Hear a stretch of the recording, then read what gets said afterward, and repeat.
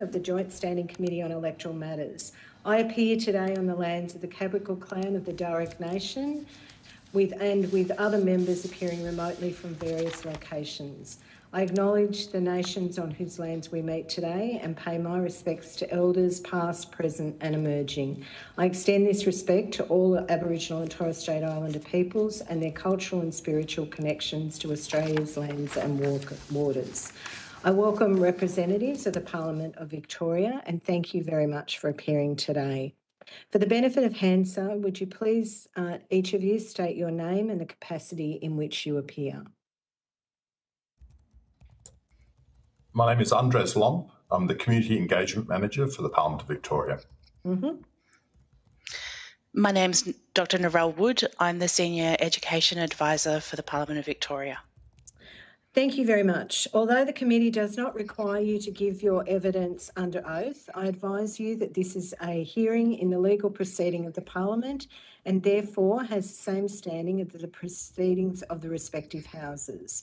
The giving of false or misleading evidence is a serious matter and may be regarded as a contempt of Parliament.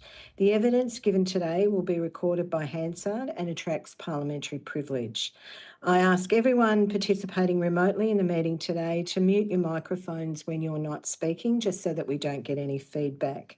Would either or both of you like to make a short opening statement? I would like to make an opening statement. First of all, I'd like to thank the committee for the opportunity to speak to you today. Our education offerings at Parliament of Victoria are split across two areas. Our Tours and Customer Service unit is responsible for student engagement through tours, role plays, face-to-face and online incursions in both metropolitan and regional areas. Our Community Engagement Unit, which Andres and I are both a part of, is responsible for teacher professional development, education resources and supplementary student experiences, such as leadership and advocacy skills and career development. Our unit also undertakes broader community engagement work beyond education. One of our main focuses across teacher professional development and education resources is to build an understanding of the work of Parliament and connect this understanding to other aspects of the civics and citizenship curriculum, either through the concepts, topics and activities we include in our teacher resources, or through partnering with a range of external organisations to develop resources and engage with teachers and pre-service teachers. The benefits we've found from this approach is that Parliament is not seen as an isolated organisational process, and that learning and engagement opportunities in civics and citizenship are available outside whatever might be offered at a school level. As such, we have a robust youth engagement program for young people from ages 18 to 30, and through programs such as youth forums, content creation for social media, young people are able to continue their engagement with Parliament, to voice their ideas and interests and learn more about our democratic system. The emphasis for all our programs is building people's understanding of democracy, Parliament's role in democracy, and therefore how Parliament works, the work of members of Parliament, and how people can be involved in the democratic system, such as through parliamentary committee processes. We're happy to answer any questions about our education programs or our broader community engagement. Thank you very much. Andres, would you like to say anything? No, thank you. Just apart from that, we do have quite an extensive community engagement program, of which civics education is one part, and there are many other aspects to it. Thank you. Would any of the other committee members like to go first, or shall I? Okay, Shane, you're up. Sorry, Shane was quicker than you, Kate. Okay, thanks very much. Look, we've had evidence in our previous hearings about the fact that whilst materials are available for teachers, that haven't always been taken up by teachers. And I'm interested to what extent teachers taking up the opportunities that we're talking about here. We have, first of all, through our newsletter that we send twice a term, we have 1,400 teachers on our list across Victoria. That gives us some really good data in terms of the reach that we're achieving, and so certainly Andres would be able to speak to some of the social media statistics around the reach and engagement there. We have, over the last 4 years, redeveloped our program and spent a lot of time promoting both our professional development and our teacher resources. And probably seeing that come to fruition in the last 6 months, where we're having teachers that we've not engaged with before reach out to us, and including university academics who are reaching out to us to ask us to run civics programs for their pre-service teachers. And we're also seeing an engagement with a whole range of teachers from schools that have never engaged with us before through our teacher professional development. We do a lot of tracking in terms of schools that are regular engagers with us in our professional development programs and our tours programs, and we can see that the attendance in some of our professional development opportunities are from schools that don't regularly engage. So I think there is starting to be a shift in the way that people are certainly accessing our resources and our programs, that they're looking for different information to supplement what might not be there in textbooks, or find more detailed content that we can offer, given that we've got access to expertise in Parliament through our procedure experts. And you talked about schools that might not otherwise engage. Is there a trend there? For example, you're seeing more people from Melbourne, or say, Wyndham or Geelong attending, or not so much in Shepparton or other, or Torquay, etc. It varies. We probably have a range of metropolitan schools, because Parliament House is metropolitan based, that have long engaged with us and have a program of civics education in their school that has been embedded, that is not driven by one particular teacher. So if a teacher leaves, the program doesn't dissolve with the teacher leaving. I would say that it is, just by pure location, reasonably metrocentric. But next week, for instance, we have 40 teachers coming for a civics conference, and I'm delighted that I think it's about a third, if not close to a half, are regional teachers. So I think that we're starting to see a shift there as well. My final question, Chair, is about reluctance to be involved in contemporary issues. I don't know, all of us as federal MPs would have heard or experienced stories and talked to teachers, and they might be that one teacher I remember I was doing a mobile office in Springfield in my electorate, and who had no concept of the different levels of government, and was talking to his class about a particular issue which was completely irrelevant to the Ipswich City Council, can I tell you, but thought that was the area that his students should concentrate on. So we'd all have those experiences. I'm just interested in what's the feedback from the teachers, and have they said, I've come away with a better understanding of the contemporary issues? And tell me, are teachers talking about the issues that actually those students want to learn about?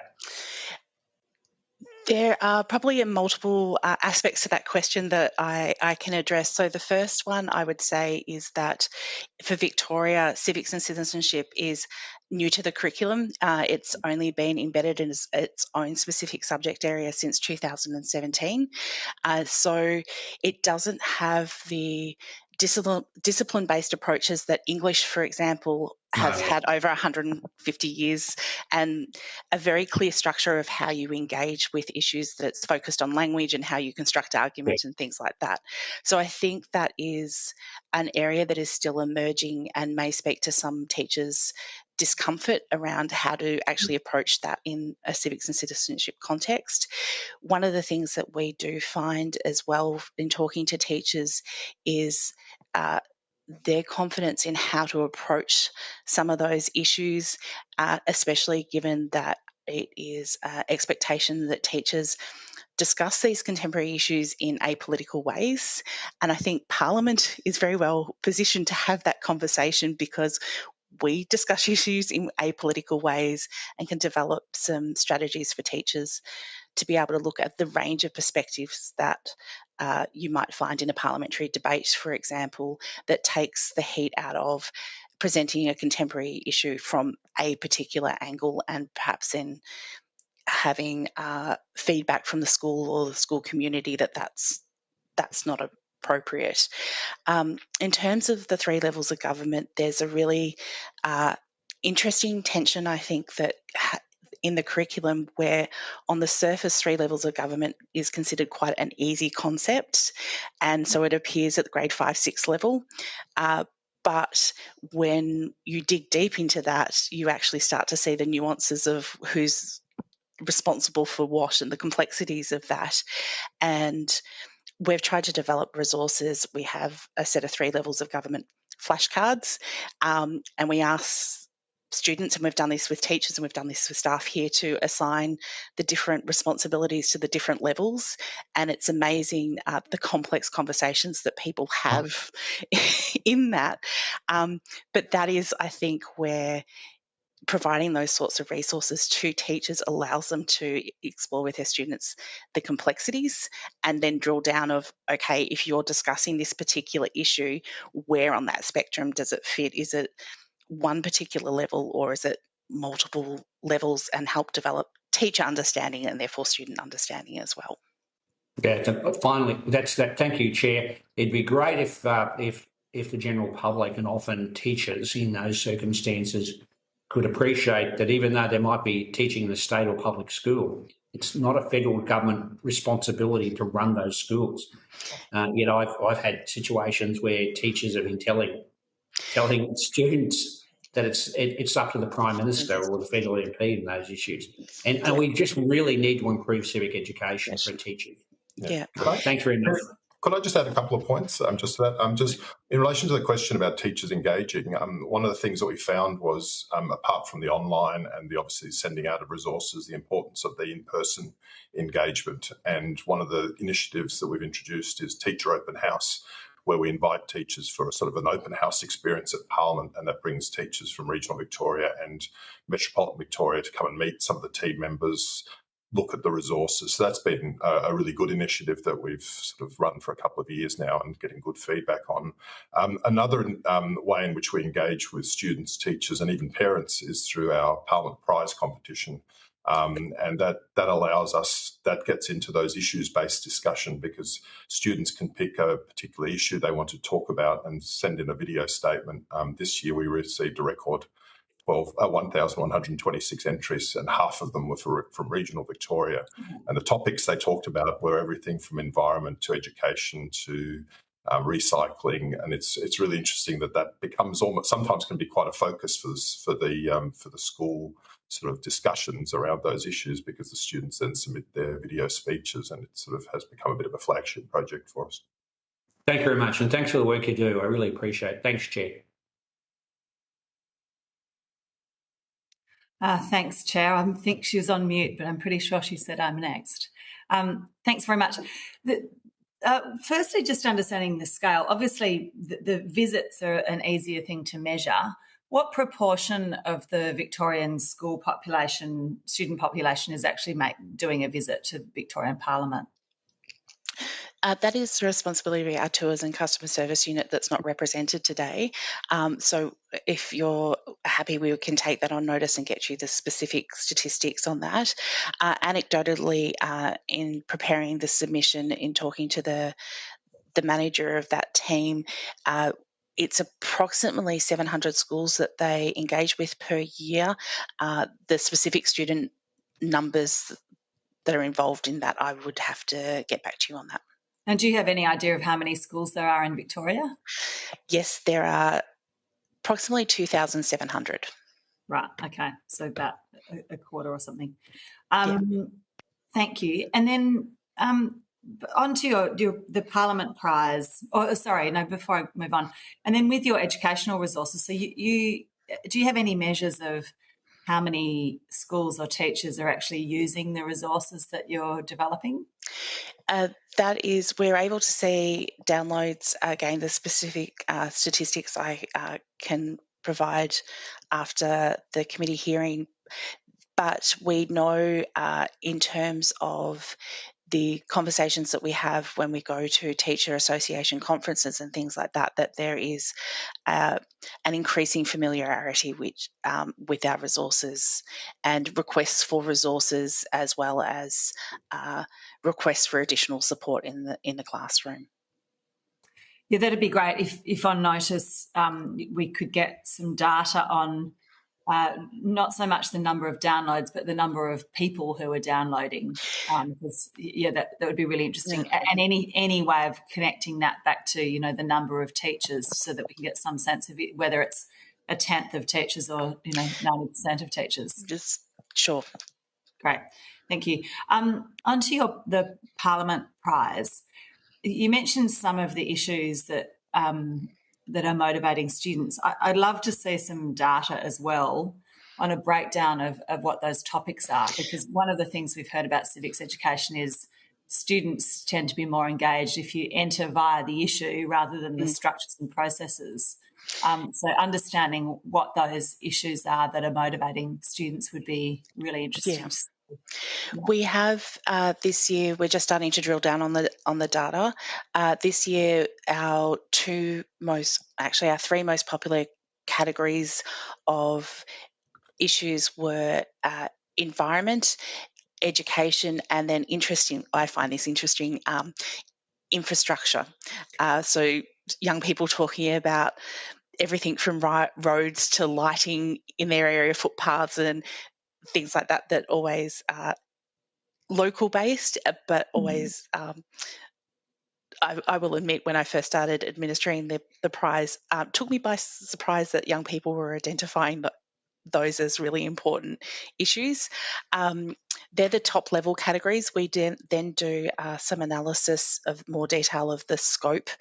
For example, in education, everything from banning homework, which is a very popular topic, through to what engaging education might look like. So we can, again, we're just starting with this year's data, but we have, I think it's about 4,500 points of data over the last 4 years.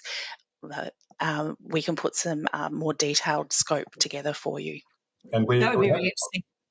We just have one lovely example of impact from a couple of years back, where one of the winners of one of the categories was talking about the fact that a level or a road crossing hadn't been built, and because it was a dispute between two local council areas, the local council saw his entry and decided to partner together and built the level crossing. So he became sort of a champion for that area, and I think they even named the crossing after him. So it's a really nice way to show that even though it's just a competition, people are starting to pay attention to, and certainly we're finding that members of Parliament, we do provide a lot of information to local members about the sorts of issues that have been raised by students in their area, and sometimes members will go out to schools to either sort of congratulate the students who were involved or discuss with them the issues. So it's having an impact beyond just a regular competition, I think. Fantastic. And so is the guidance that you provide to them, if you limit it to state issues? No, we prefer state issues, but we provide it's based on a member's statement. So as with the member statement in Parliament of Victoria, they've got scope to talk about anything that they find of importance. Most of the time it is an issue-based, but we do have young people who want to highlight the work of particular organisations in their community and particular engagement opportunities, just as members do in their member statements as well. So it's limited to 90 seconds, and the prompt is what would you say to Parliament if you were an MP? And we provide some guidance around just as members of Parliament have about things you should and shouldn't say in your member's statement. And we do teacher professional development with the teachers around embedding that into their classroom. And we know that even though we had over 1,000 entries this year, we know some schools will do it as a classroom activity and then provide students the opportunity to submit, and not all of them take up that opportunity. So it's a program that's got wider reach than what we have evidence of. Great. I get my youth advisory group to do it too, and then I say do a couple of them in Parliament, which is always fun. One comment you made was you say, looking forward, there are plenty of opportunities to engage with students and teachers around media and information literacy. I'm interested in what your thoughts are on what those opportunities are and whether Parliament of Victoria has a role in this.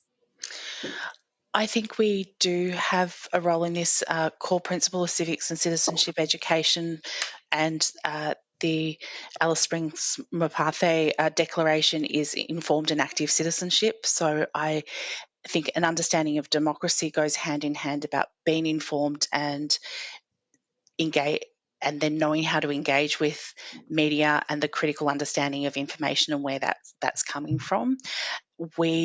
It's an area that we're, I guess, looking to move into in terms of some of our resources and things like that, because we've just spent a period of time redeveloping our foundational resources.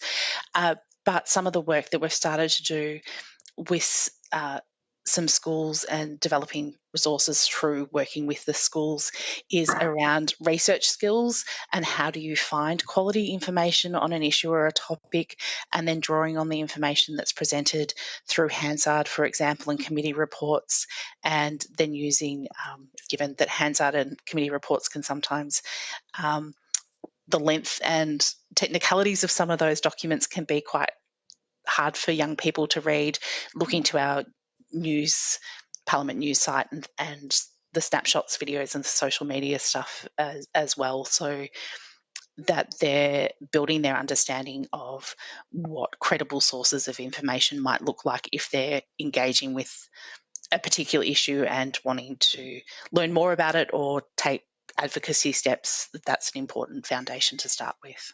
So less about media literacy and more about alternative sources of information to media.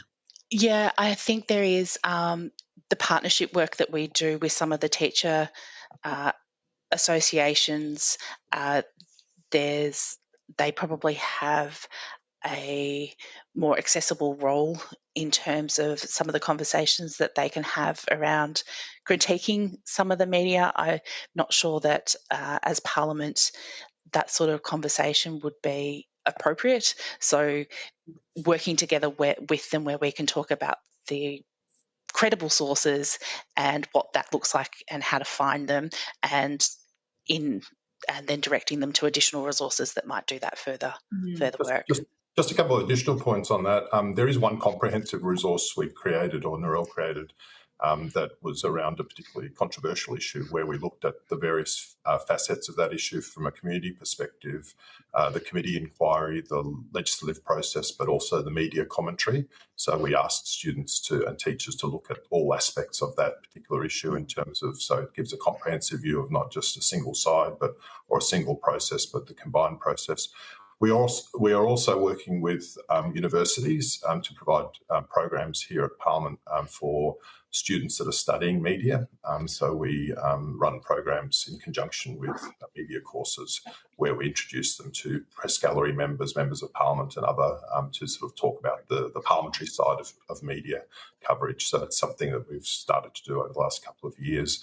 We also have a new program which we've run for the last 3 years, or two new programs. One is getting young people involved in a podcast series where they produce a podcast series on Parliament in conjunction with a group called Sin Media.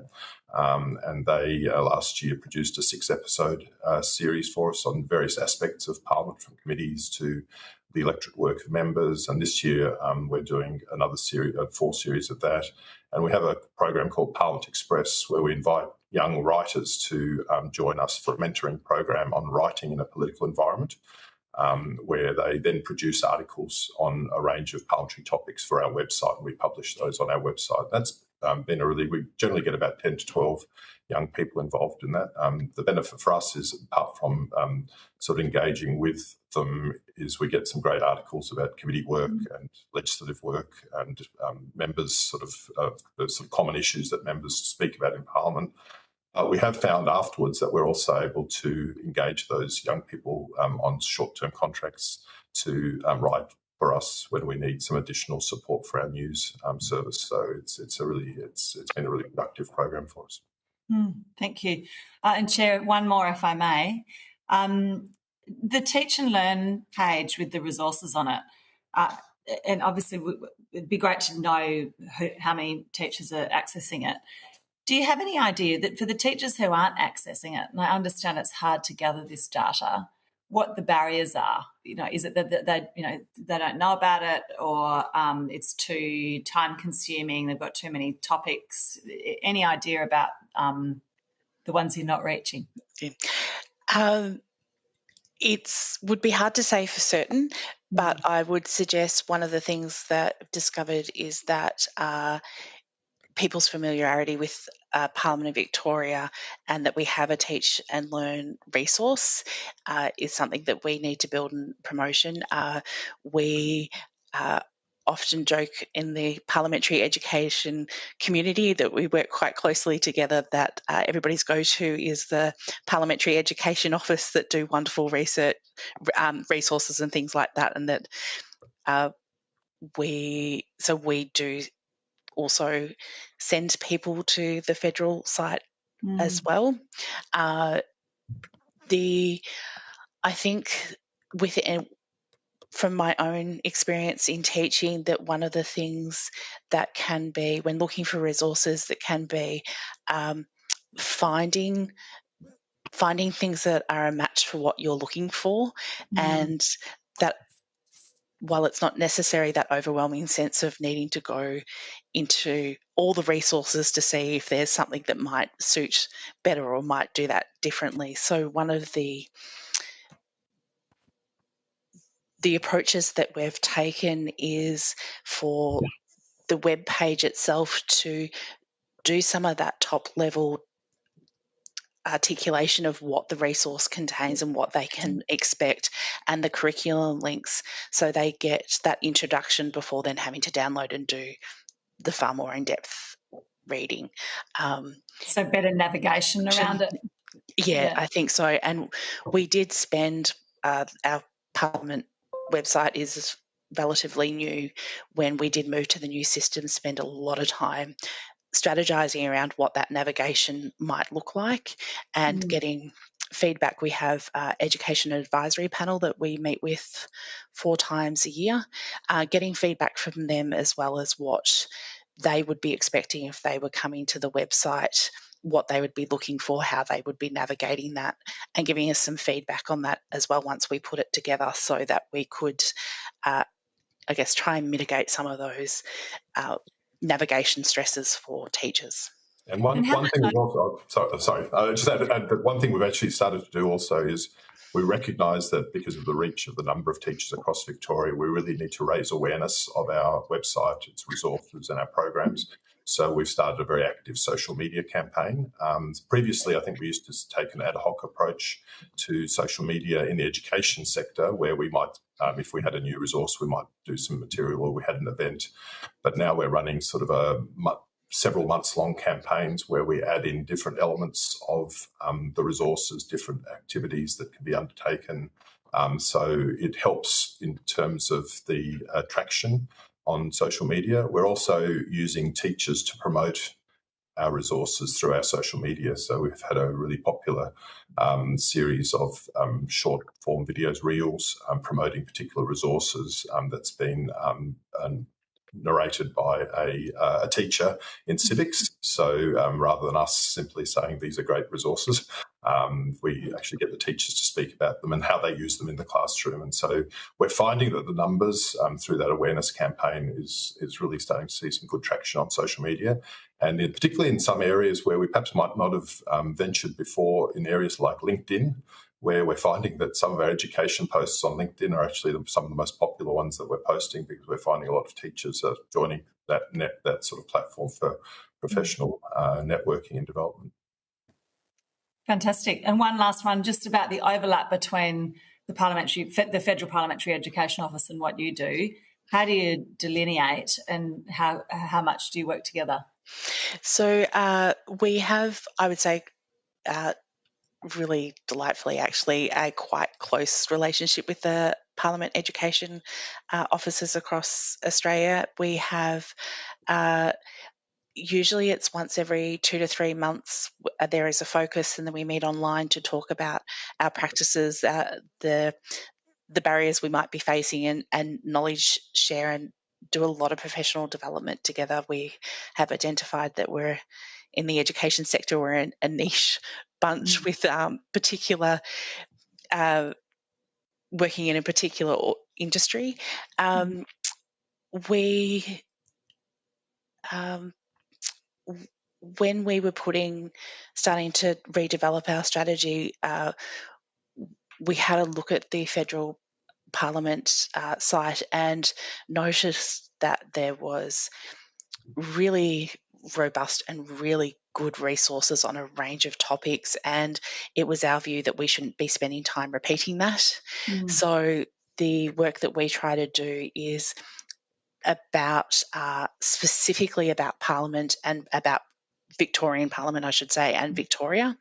And when I do student workshops or even teacher training, my disclaimer at the start is what I'm talking about is very specifically to Victorian Parliament.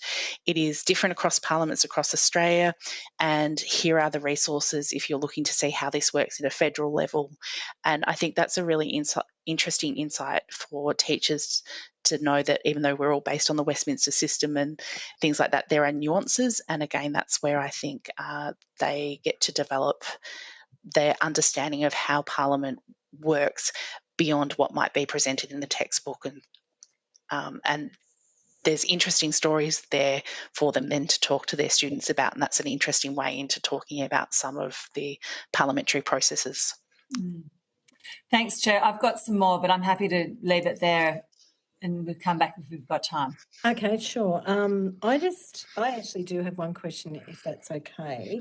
You talked about youth engagement from 18 to 30, and that was like components of social media, and that was doing really well. How do you, what is that program? What does it look like?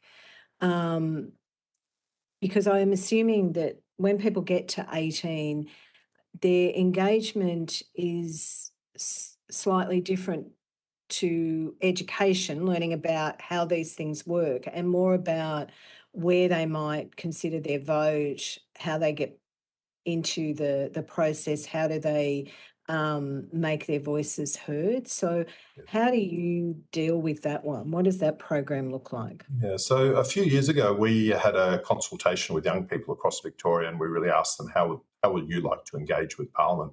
And we had sort of quite a few key principles that came out, which was come and engage with us in the places and spaces we frequent. It was an important message to us.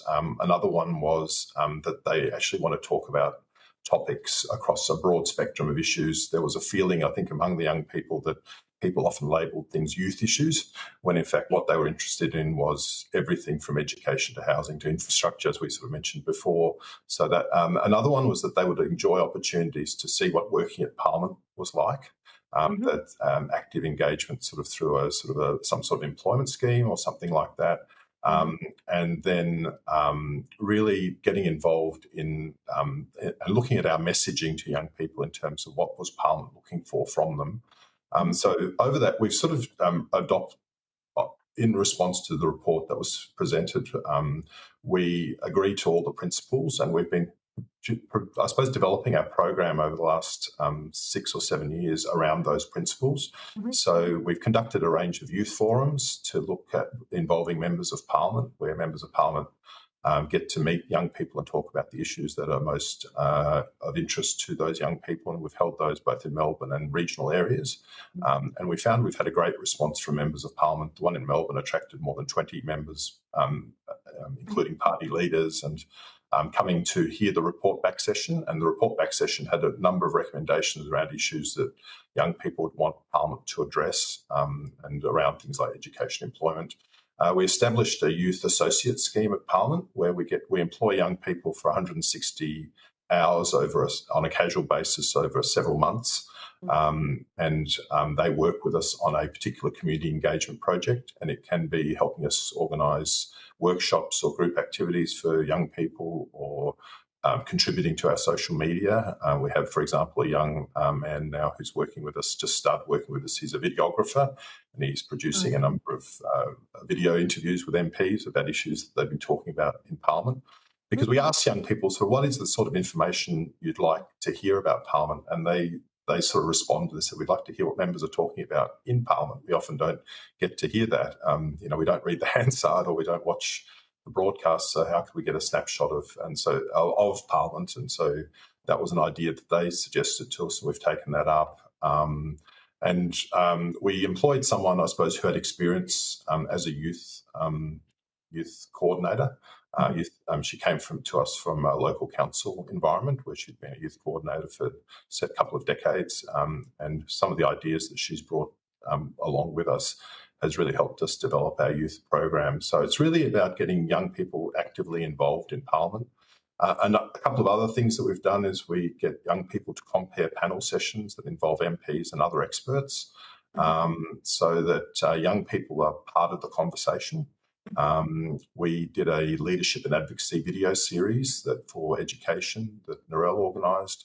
And instead of just having members of Parliament talk about Parliament and leadership and advocacy, we had 2 young people participate in that that exercise, so that when we have a video series that has both young people and members engaging with each other. So it's been quite comprehensive in terms of getting young people actively involved. Another one for committees, we've actually been working with our parliamentary committees as well. We found that they've been talking to us and saying that a lot of young people don't participate in committee inquiries. They don't sort of have the knowledge or understanding or confidence to make submissions. So we've been looking at alternative processes. I'm sure other parliaments have done the same, but things like workshops or roundtables.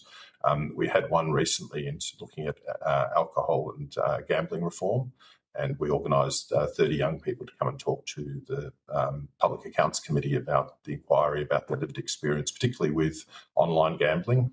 And the committee used the evidence from that roundtable in their recommendations. A really nice thing about that too was the committee chair and deputy invited the young people back for the tabling of the report, and then spent some time talking to them about what the recommendations were and how their evidence had contributed to the recommendations. So that's another important aspect that we find that young people want is information back about how their input has really made a difference.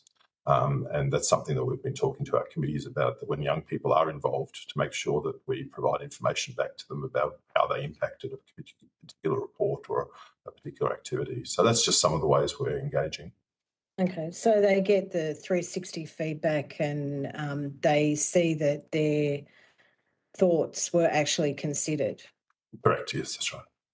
Do you pay that position, those youth associate positions, or are they part of a university degree? So sometimes university work experience can be for a subject credit.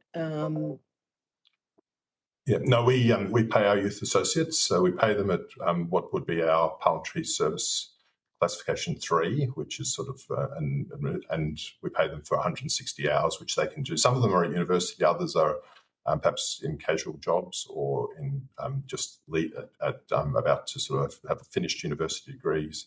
But we have also adopted a principle that if we're using young people's skills for a particular thing like content creation or comparing a panel, that we will also pay them, and we've set a rate for that.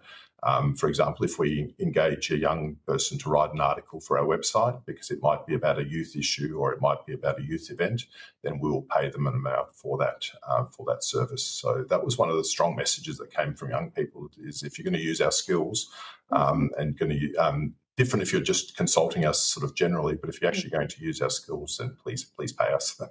And we've sort of taken up that principle. Yeah. Well, I mean, whilst they're doing that for you, they can't. They don't have another job necessarily, but it also gives them accreditation for their CVs. So, it even if they don't end up in the parliamentary area, it gives them an opportunity to say they can do other things. Correct. And we've had quite a few who have then used us as referees for jobs, because often the hardest thing is, to point to after university or after doing any sort of study that, you've got, apart from having done the research, that you've got some practical skills. So we found it. But we haven't only focused on university. We did a couple of years ago, we partnered with the Brotherhood of St. Lawrence to look at, a young, and this was a really great case example, a young man who perhaps was from a disadvantaged background, who hadn't really had many opportunities, hadn't done office work before. He came and organised a sort of an youth event for multicultural youth here at Parliament House that included a visit to Parliament, engagement with members, and then a sporting event after that. And he's now gone on to be a mentor for other young people, employed by organisations. So he's used that experience to then get work and then give back to other young people. So it's a benefit for everyone, I think. I might just add, if I may, we do have an intern program that is run through the universities, but that is run through our library team. Yep. So that is a separate focus on different aspects. Absolutely. Sure. The federal parliament has an intern scheme too. So yeah.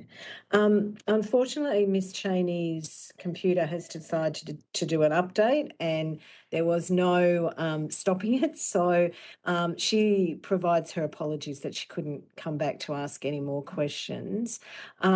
Thank you very much for your evidence today, which has been really interesting. And I mean, it's also clear that your engagement has been excellent. Like, you are actually getting people in there, young people in there, and making a difference to the way they engage. So that is really wonderful. Do you have anything that we haven't discussed that you feel you need to tell us? Or I would like to just point to one example of our engagement because it's probably a fairly different engagement opportunity. We collaborated with Science Gallery Melbourne, which is a art and science gallery, and the Australian Space Agency to develop a program called Mission Control. And it's a hypothetical situation where students are asked to respond to a committee report that has investigated what industries they would send to Mars to form Mars. Yeah. The process is that there are 12 industries that are suggested, but there's only budget to 10, and the committee recommendation is that Parliament can decide the 10. The students then go through both the lower and upper house arguing their positions on which 10 to take and which 2 to leave behind. And in the upper house, they go through a process of committee in the whole where they have to really go into the fine tuning out arguments. But the really nice thing that I like about it is that the Science Gallery then designed a design challenge for the students involving Lego and Mini Mars rovers, where they actually have to implement the decisions that Parliament made. So they get an opportunity to see that Parliament has the decisions that Parliament has to make has consequences, and then they go through a review process. And it's been a really lovely program to see by just how enthusiastic the young people are throughout the whole process of engaging with that program, and that it's one that we've been able to make accessible both through Science Gallery's incursion program, online for teachers to access for free, but also that Parliament of South Australia and the Australian Space Agency are now collaborating to run it in South Australia as well. So it's, I think, a really powerful example of the partnership, what's possible with that partnership model, and perhaps unexpected partnerships in the civics and citizenship space. Yeah, and I think that also goes across to all our engagement activities, is that we are looking, rather than just doing standalone, there's sort of 2 principles that we try and find partners to work with. So we've done multicultural programs with Eastern Community Legal Centre. We've done youth programs with an organisation called You Thrive. And the Centre for Multicultural Youth. So we find that because they've already got a cohort of young people that they're engaging with, inserting Parliament, or sort of rather than us just doing standalone programs and products, that often the partnerships will actually be more effective, because often they'll then run other programs that young people can get engaged with. We also sometimes find that we don't necessarily always have to set up programs ourselves, that sometimes just offering a panel of members or a contribution by a presentation about Parliament at an event that's already being held elsewhere in Melbourne or regional Victoria means that we don't have to put our full resources into just a few activities. We can spread our resources across a range of activities. So we're very much in favour of the sort of the partnership model. Thank you. Did you or is there evidence, did you provide evidence in your submission about the success of those programs? No, we haven't, but we're happy to Science Gallery Melbourne have done some evaluation of mission control, and I know that there have been evaluations of some of the community programs as well that we can provide. If you wouldn't mind, because I think practical examples about how these things could work could be useful for our recommendations. That would be fantastic. The discussion this morning is almost at an end for our time. Can I, on behalf of the committee and myself, thank you so much for the information you've provided this morning. It's been really, really interesting. And so I want to thank you so much for your attendance today and for sharing the information with the committee. If you've been asked to provide any additional information, can you forward it to the Secretariat by Friday, the 23rd of August? I hope you have a really lovely afternoon. Thank you so much. Thank you. Thank you. Okay. We have the next session that we are up to is with representatives of the Y. It looks like we have all of you online. So if you're okay, we will start the next part of this hearing. I now welcome representatives of the Y. Thank you all for appearing before us today. For the benefit of Hansard, can I get each of you to state your name and the capacity in which you appear? Maybe Jared, you're top of my screen, you can go first. Thank you, Chair. Sorry, I was just working out how to unmute on WebEx.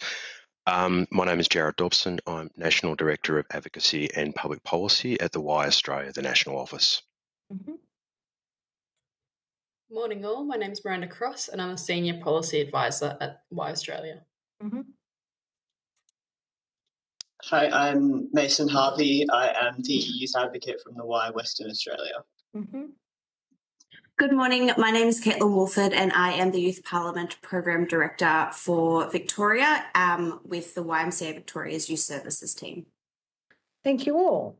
Although the committee does not require you to give evidence under oath, I advise you that this hearing is a legal proceeding of the Parliament and therefore has the same standing as proceedings of the respective houses.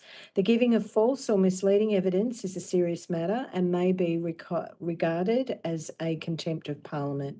The evidence given today will be recorded by Hansard and attracts parliamentary privilege. Would any of you like to start with a short opening statement before members' questions? Thank you, Chair. I've prepared a short one on behalf of the group here before you today. Good morning. I've introduced myself. I'll just take a moment to acknowledge the traditional custodians of the land I'm joining from today, which is the Wurundjeri people of the Kulin Nation, and pay my respects to elders past, present and emerging. We are here today representing the Y, part of the global YMCA movement, and we're a not-for-profit operating in more than 680 communities across Australia, delivering a wide range of services. And our vision is to create a better world with and for young people.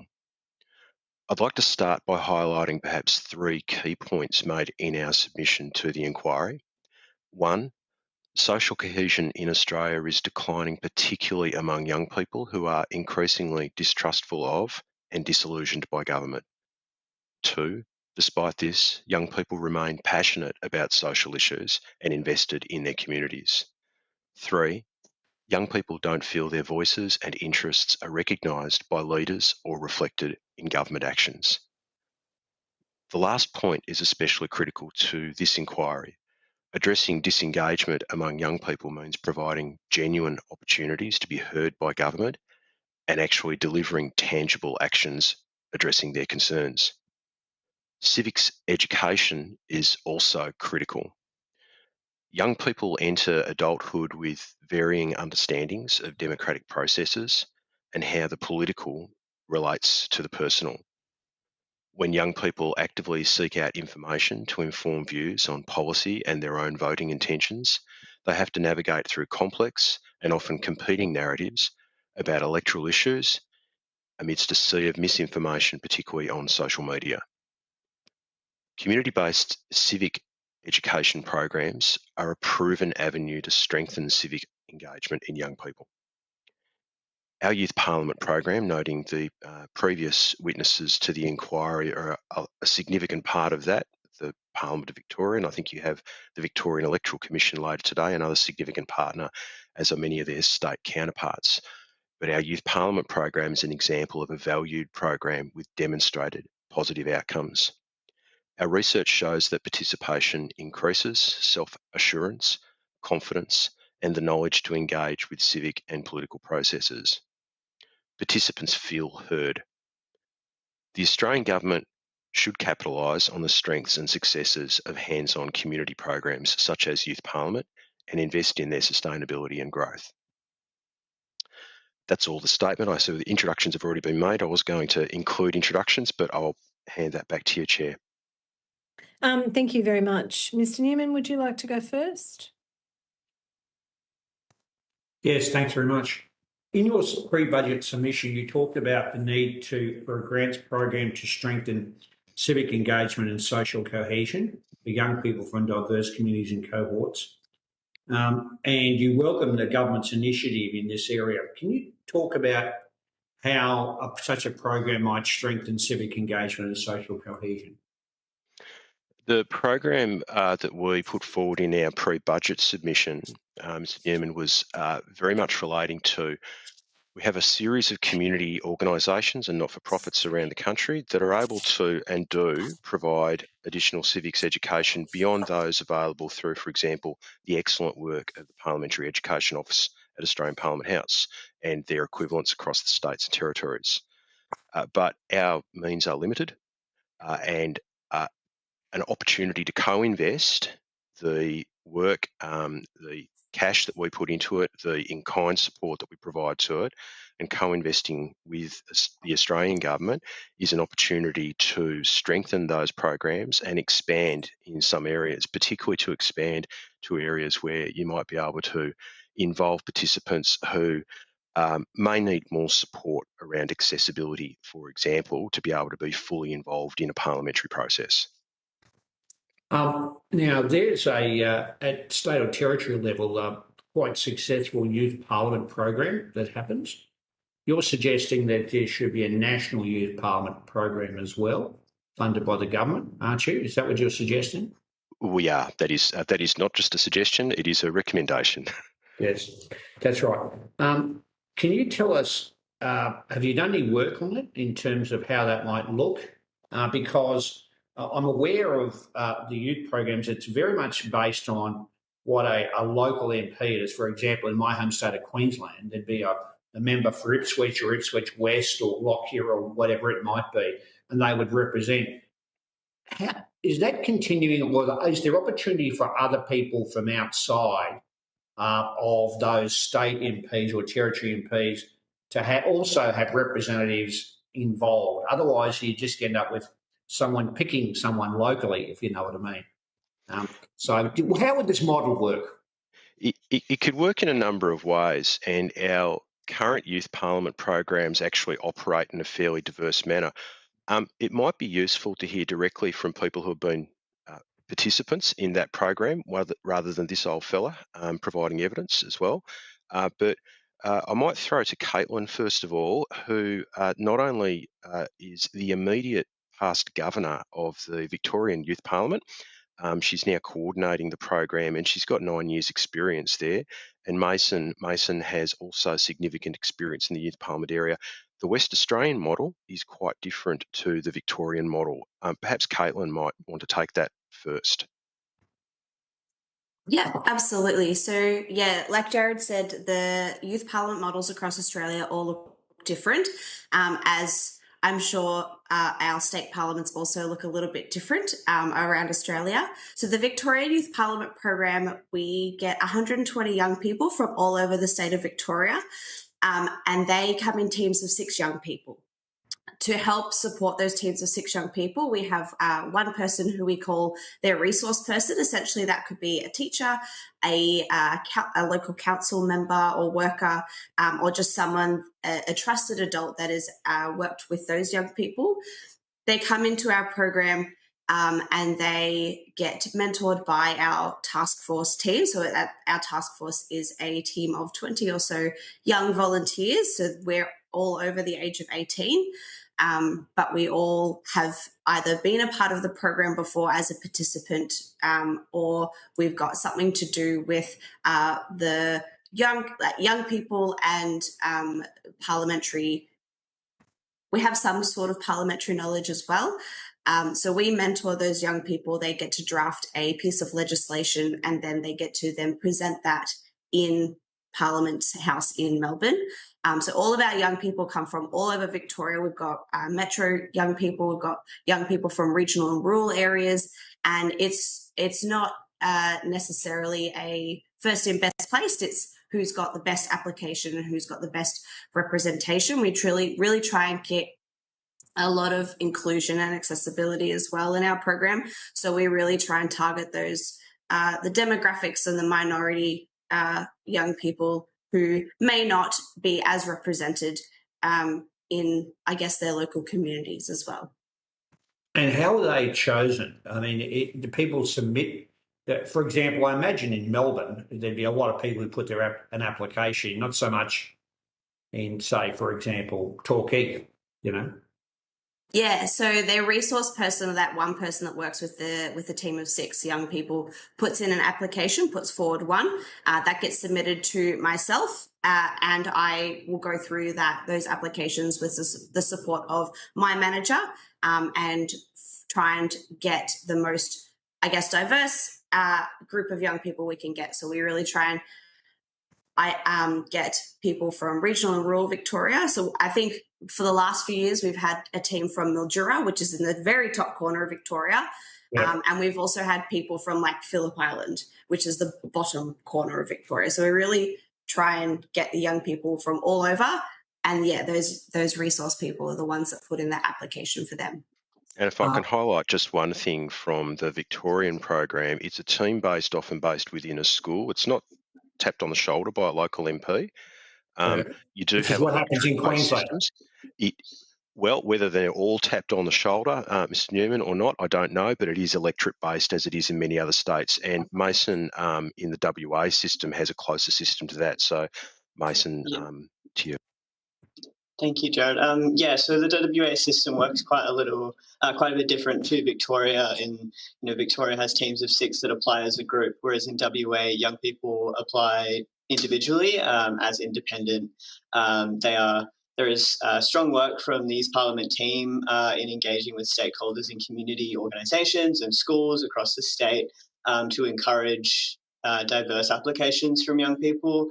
There was a strong effort earlier this year which resulted in a record number of regional young people being a part of the program in WA this year. In WA, there is a direct, as a youth parliamentarian, you do represent an electorate, and work is done to ensure that young people within those local electorates are representing those electorates. But in order to ensure that more people get the opportunity to participate in these programs, and the opportunity is available to people who typically aren't able to engage, is done as well. So it's a slightly diverse way of engaging young people across our youth parliament programs, but there is a strong emphasis on ensuring that it's accessible to all. And what's the age? What's the age group? What's the age cohort? Yeah, across the country, our youth parliament age cohort is 15 to 25. Okay. And that varies significantly from state to state. So some go to school students, specifically Year 11s, Year 12s. South Australia runs a separate program, very young, I think from memory 14 to 16. And other states tend to have school, university or post-school participants predominantly. And it changes a lot. It changes what we put through to the pre-budget submission, Mr. Newman. So for that was based on under 18s. So what needed to be factored into that and the cost of that was having guardians accompanying minors on the big trip to Canberra. Okay. Now, is there opportunity, and I'll finish on this note, is there opportunity in your, I can remember doing youth parliament when I was a young person. I was at university at the time, but I recall my religious nomination actually being allowed to appoint 2 people. And I represented it. But what I noticed is that when I attended youth parliament, all of a sudden everyone seemed to coalesce into different organisations. I caucus with the progressives, and the other guy from the religious nomination was a conservative, and I noticed that that's what happened. Can you, Mason? I'm interested in Caitlin. I'm interested in your experience and what happened there in your case. And is there opportunity for appointment for, say, organisations like, for example, Ipswich Community Youth Service to appoint someone, or Catholic Youth Justice to appoint someone? I'm just interested. Otherwise, we'll get a situation where God bless myself or Kate or Anne, but we'll appoint someone. I'm looking for a breadth here. Yeah, absolutely. I myself participated as a youth parliamentarian in the program back in 2020, and my experience in that, I found that it was similar to yours, in that the program itself is non-partisan. You are organised by the task force into the government and the opposition. And regardless of kind of where you come from, your political affiliations outside of the program, the organisations that you might represent, depending on how you are engaged into youth parliament between each state, is almost not really a part of youth parliament. There's a strong work by the task force and the WISE staff to ensure that youth parliament is a place for people of diverse backgrounds and affiliations to come together and learn from each other and collaborate with each other. In WA, at least, because the applications to youth parliament come from independent young people, you are pulling together a group of up to 10 young people to collaborate on a bill, and those 10 young people can come from all walks of life, and it is the role of task force to bring those young people together and foster a sense of community and collaboration, so that people are able to learn and produce great work because of the virtue that everybody is so diverse and has their own experiences and are not tied to kind of representing an organisation that might support their application, but have the opportunity to participate because of them. And my final question, Chair, is would this be funded if we did this national approach, Jared, through the Department of Education federally, or are we looking at, say, the Special Minister of State, or how would this be funded? Which area would you be looking at? We'd be happy with any tap turned on, Mr. Newman, regardless of where it comes from. I guess that's the usual answer. I will say that we had detailed conversations with the Speaker of the House. The Speaker is extremely interested in this and a passionate supporter of ensuring greater education around parliamentary processes for young people specifically. I know he has a great schools program that he's also kicked off, but also Minister Ali. So wherever the manna might fall from, Mr. Newman, we would be happy to support that and be able to invest it into a program. We'll look for the honey and locust as well, by the way. Thank you. Ms. Chaney, do you have any questions for our participants? Thank you very much. I'm interested in your digital platform, Why Not, that's received a couple of hundred submissions. And how do you ensure that a platform like Why Not is promoting informed debate and discussion, and how do you monitor it? Thank you. As have the privilege to sit as the chief editor of Why Not, and have been a part of the platform for the last few years. Being virtue of being a digital platform, Why Not has its submissions open year round, and young people can submit their work independently or through kind of targeted engagement.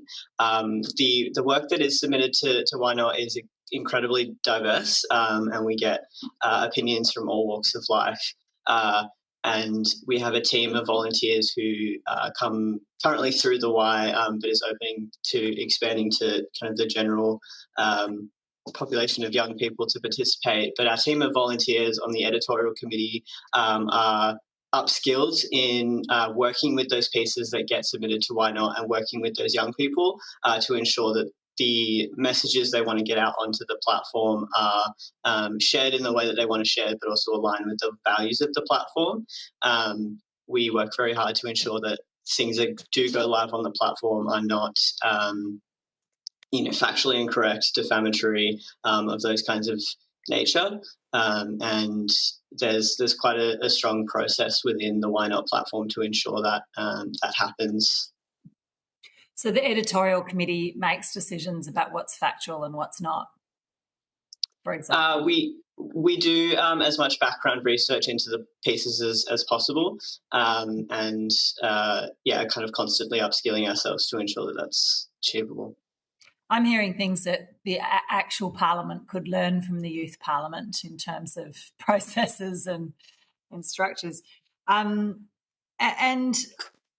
what are your plans for growing Why Not? Like, it sounds like a fantastic thing. What does it need, or how do you see it developing?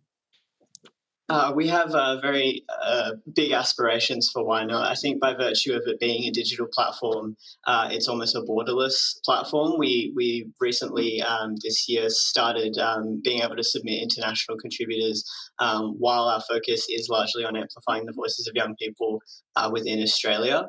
In terms of expansion, we'd love to offer the opportunity for all young people to engage in a platform like this. We do as much work as we can within the Y in using our community programs to engage young people from all across the country, including in remote locations. We often don't have the capacity to do that to an incredibly large scale. Resourcing is probably needed to increase that engagement and offer the opportunity on a wider scale. I think it also relates to our Youth Parliament program and several other programs and platforms outside of the Y, that a lot of the incredible work of amplifying youth voices and engaging young people in civic education and engagement is done almost on a volunteer-run basis, and is reliant on almost the goodwill of a great number of very passionate people. And this is incredible and amazing to see that there are so many people that are willing to give their time to these causes, to engage young people in debate and discussion, and in the democratic process. But it's not necessarily the most sustainable model of running things. So resourcing to increase funding to ensure these programs can be sustainable is absolutely what is needed. And what happens to the ideas that go into Why Not? Do you send them to parliamentarians, or, how do you elevate them? Yeah, we're looking at several ways to do that. Why Not contributors, we pull those thoughts together often and compile them back to our states-based Y organisations to inform any advocacy or information that might help them. The Why Not platform had a series run of young people contributing their ideas to the social media, use of social media for young people, discussions that are happening at a federal level, and those thoughts were contributed to the Y's submission into that conversation. And we are constantly exploring how we can continue to elevate those voices and get them in front of the right people. Ms. Cheney, as the National Policy Unit for Miranda and myself, we have been really, really grateful for the opportunity to use Why Not's thoughts and views to provide some direct input on young people's views into the submissions that we're making and our policy making.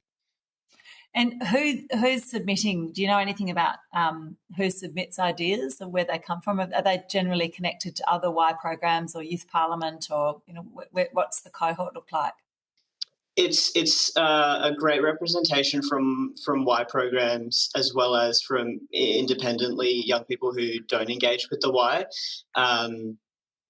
We have quite a diverse group, and we can absolutely pull the data that we received from last year and share that with you in terms of the demographics of young people that do engage. We have a fairly diverse age range between, we publish currently the ages of 16 up to age 30, predominantly getting engagement from young people in their late teens to early 20s to mid 20s is the age range that we do have We have a strong representation of LGBTQIA+ identifying individuals contributing to the platform, and are working to engage our regional and remote young people as well. We do get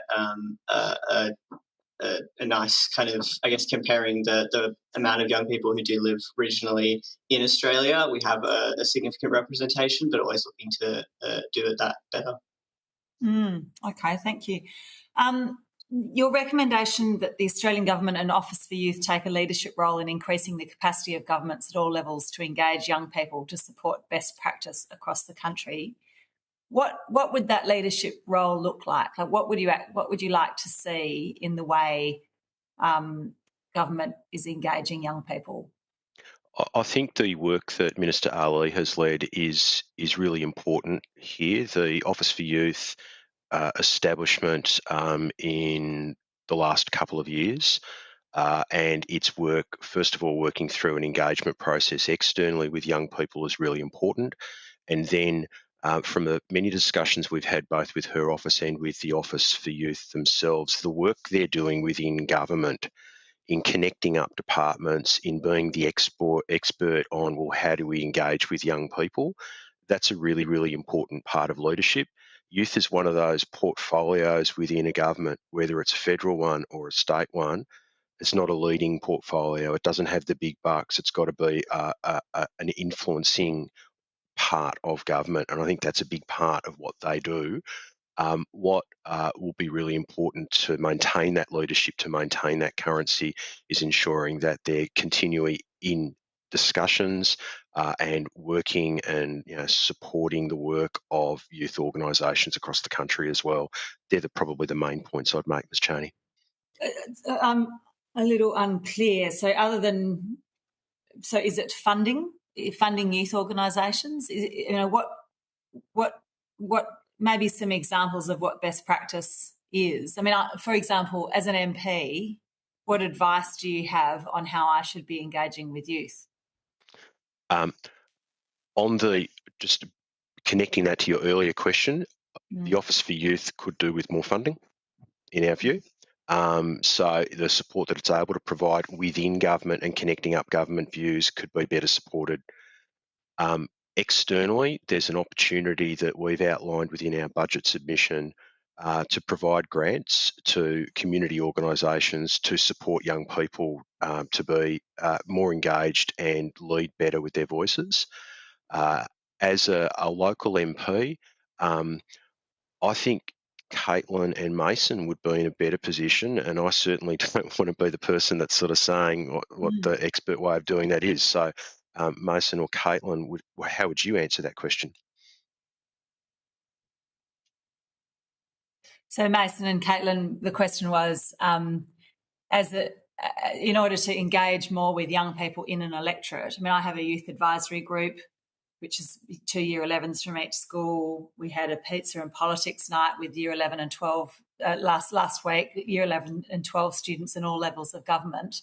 What are other ways that you think MPs should be engaging with young people in their electorates to build that civic education and build opportunities for engagement?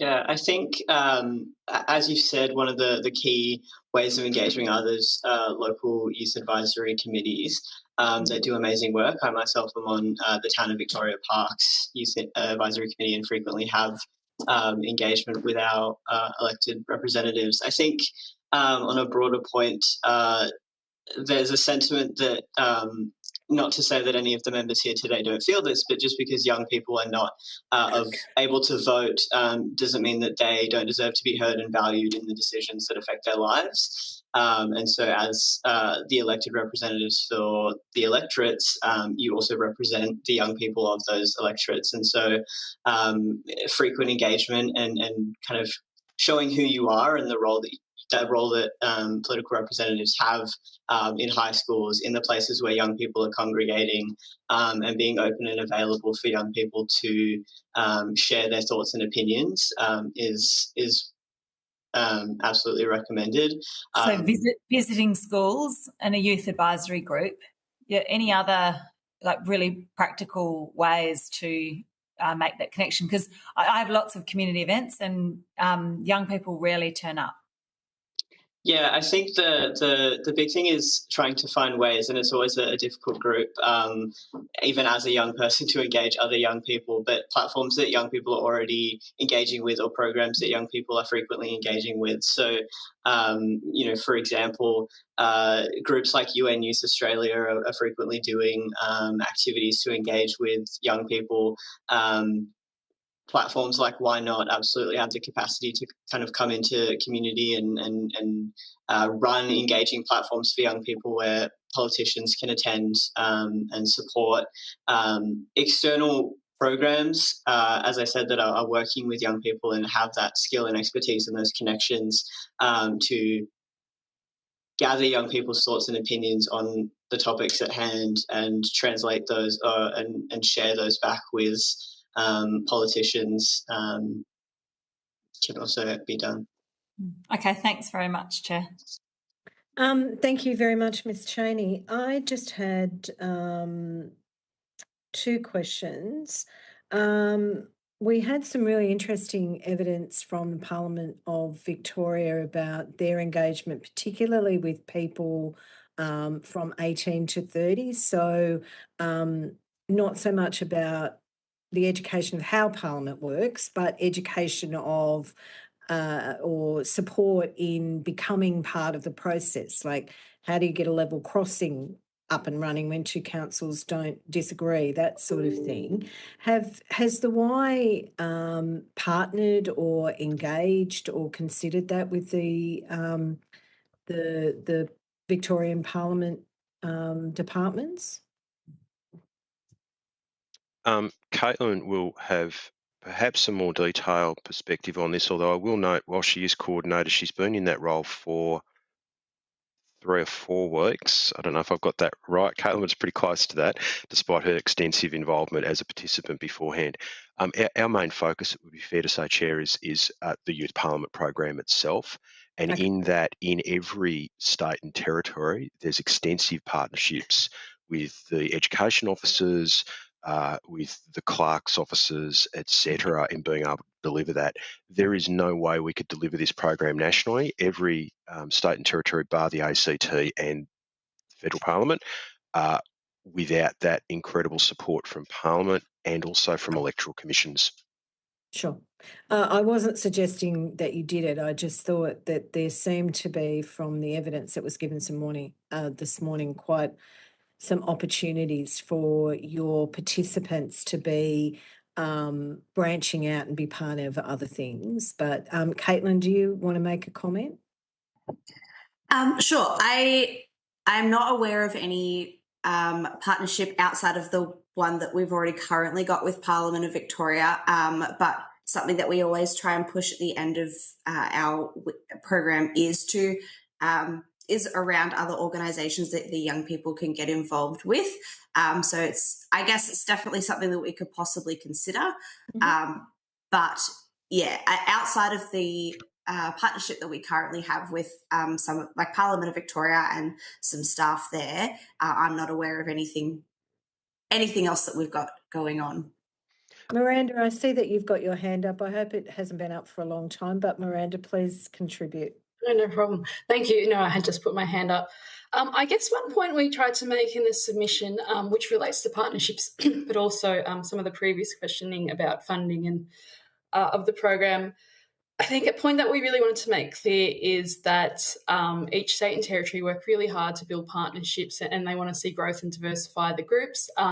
And they also have to work really hard year on end to secure funding for the program and its longevity. It's incredibly it takes a lot of resourcing to do that, and there are big aspirations to grow Youth Parliament and to continue the advocacy post-program, but the reality is, with the resourcing that we're working within at the moment, that can create some real barriers for the staffing to be able to do that. So they're incredibly passionate people working in the Youth Parliament, but the reality is, with the resourcing that is available, and particularly on the ad hoc nature that we have to keep seeking new funding each year on end, particularly in some states, it just does limit those opportunities for growth. So that's, I guess, we did put forward the proposal for a National Youth Parliament, but also, I guess, the the states and other community groups and MPs themselves in some instances are, I guess, doing the heavy lifting of supporting community-based programs like ourselves. So I guess we also put forward the opportunity for a grants program from a federal level to also support that work and ensure that community programs like ours and others that are really valued by the community and can offer support for young people, I guess, beyond some of the more time-limited programs, are retained in the community. And I would add that last year, the lack of resources sometimes imposes a requirement to innovate. And earlier this year, what we did is we took 2 representatives from each of the youth parliament programs from across the country to Canberra in March. No one else had claimed the name Youth National Cabinet, so we did. And we met with a range of ministers and with MPs across the course of a couple of days there, and that was a brilliant opportunity to extend the understanding of people who had worked within youth parliament environments, put them in Canberra, expose them to what's it like to do a pitch to a minister, what's it like to sit down and talk through with a ministerial advisor on their issues and their day-to-day work. And what's the opportunity to discuss with a broad range of MPs from across the aisle, including some really great support from independents and some of the minor parties with that as well. Okay. This question you may need to take on notice, so don't feel that you need to answer it here and now. It's fine. I'm interested to know how many students engage with your programs and how many do you have to turn away? Now, you may not keep that data, and perhaps the turn away part of the question may be more a gut feeling, like, we're not going to audit your response, but I just wondered, and I also wondered, like, do you get, or are you able to engage people from diverse backgrounds, Aboriginal and Torres Strait Islanders? Do they willingly come to the program? Any information you had around that? Sure, I can actually answer the first part of your question without notice. So we have between 450 and 500 participants annually across all the programs, the 7 programs that we've got. Mm-hmm. We are gathering data right as we speak on some of the turn away numbers. Mm-hmm. I might throw to Caitlin and Mason in a moment. They may have some specifics about Victoria and WA there that will help you. We can certainly follow up with that information. Last year, in the submission we made to the Office for Youth Engagement process, it should be referenced within the submission that we made this time around and easily found. We can follow that up. We noted the diversity of the group coming through is high. So we have more people identifying with disability than the general population. The same would be from First Nations participants, certainly the same. It's quite strong with female participation and from the queer community as well. So there's a strong level of diversity across that area. It can be a misapprehension that it is private school kids in blazers that are turning up to this. That is not my experience that witnessing at a all, CERT. I know, but I have heard that, unfortunately. It can be, but that is not my experience at all. And so sitting in the Adelaide Parliament last year, hearing from a kid who was talking about their experience in public housing and homelessness, you realise that there is a very, very wide range of people that we're able to pull in. But Caitlin, Mason, would you add to any of that? I would.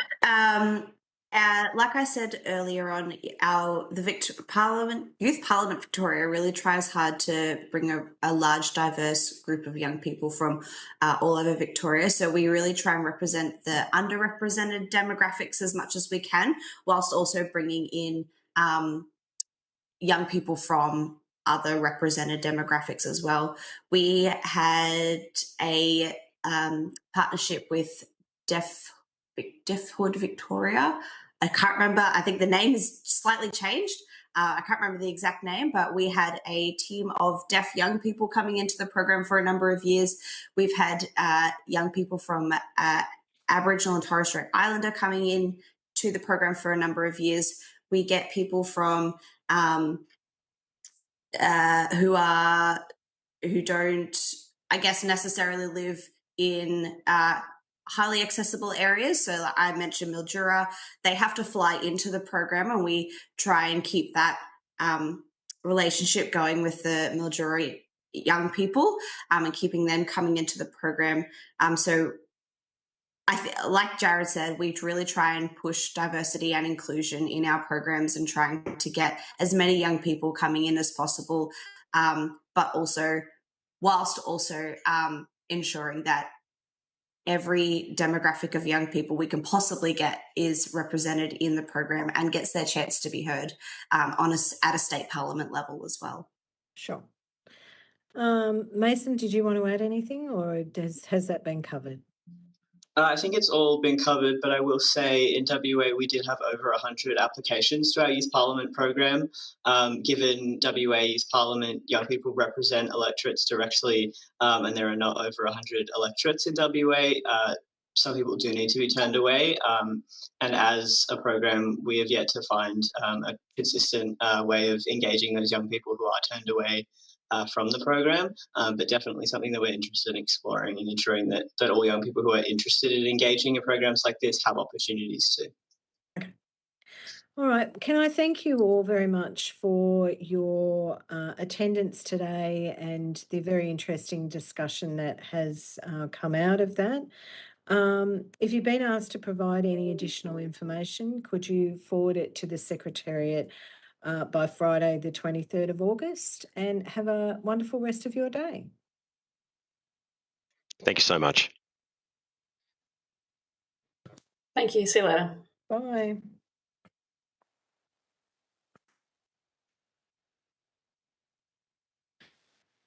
Right.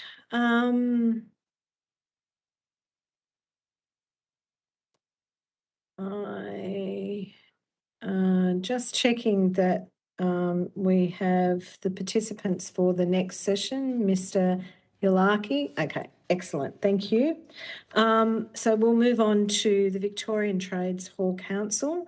I welcome representatives of the Victorian Trades Hall Council and thank you very much for joining us today. For the benefit of Hansard, can I ask you to state your name and the capacity in which you appear? Luke Lakari, Secretary of the Victorian Trades Hall Council. Tian Crowther, Politics and Research for the Victorian Trades Hall Council. Thank you very much. Although the committee does not require you to give evidence under oath, I advise you that this hearing is a legal proceeding of the Parliament and therefore has the same standing as the proceedings of the respective houses. The giving of false or misleading evidence is a serious matter and may be regarded as a contempt of the Parliament. The evidence given today will be recorded by Hansard and attracts parliamentary privilege. Would both or either of you like to make a short opening statement? Yeah, I'll make a very short opening statement if that pleases the committee.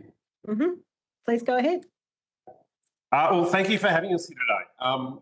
We are the Victorian Trades Hall Council. We represent 40-odd unions in the state of Victoria, approximately 500,000 union members.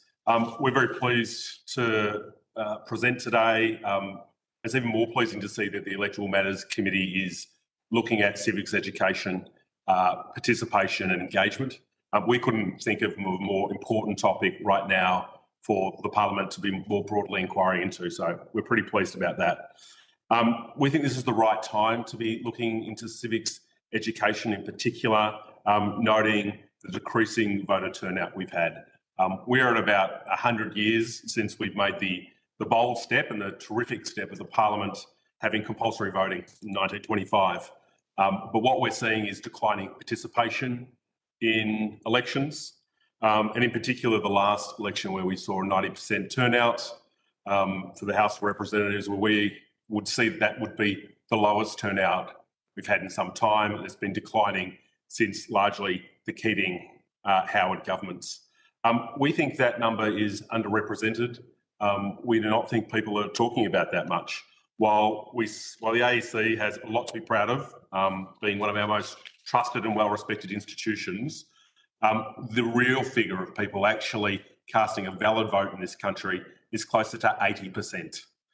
It is a figure that is not spoken about enough, which means 1 in 5 Australians, their vote, their voice isn't being counted or being regarded.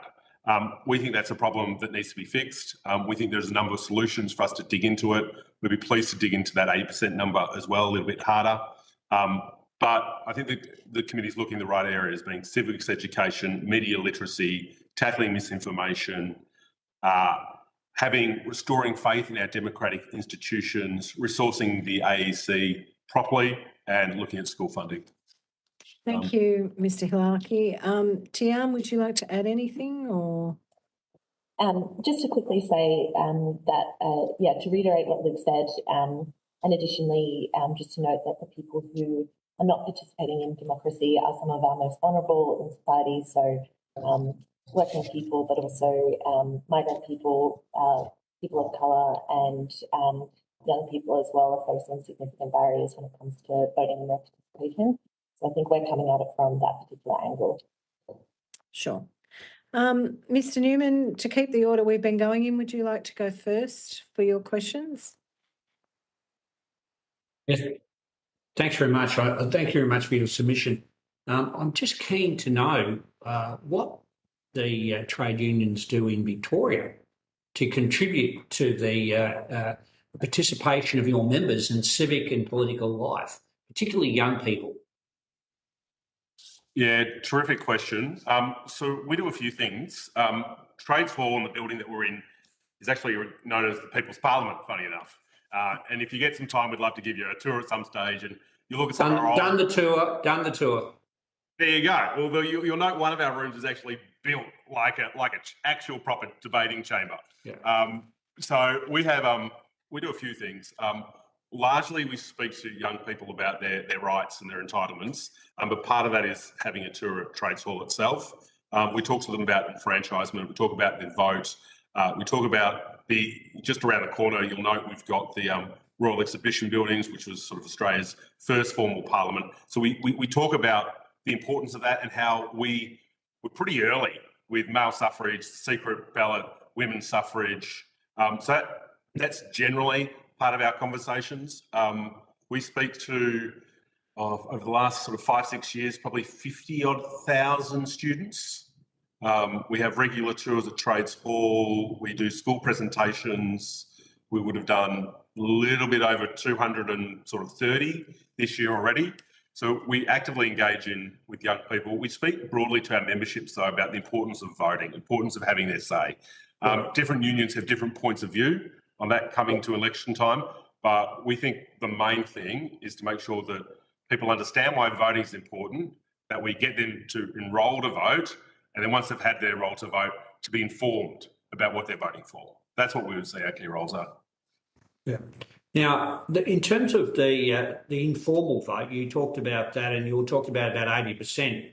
We'd have a situation where across the country there's different forms of voting, whether it's optional preferential, compulsory preferential, a really quite combination. We had that experience here in if I can give you one illustration, in a by-election in Ipswich West where we had 3 methods by which people were voting. If you lived in Brassel, for example, in Ipswich, you could have voted optional preferential, compulsory preferential, and then a weird system where you voted 1 or 2 for a councillor in a 2-person division. You didn't vote 1 and 2. You're informal.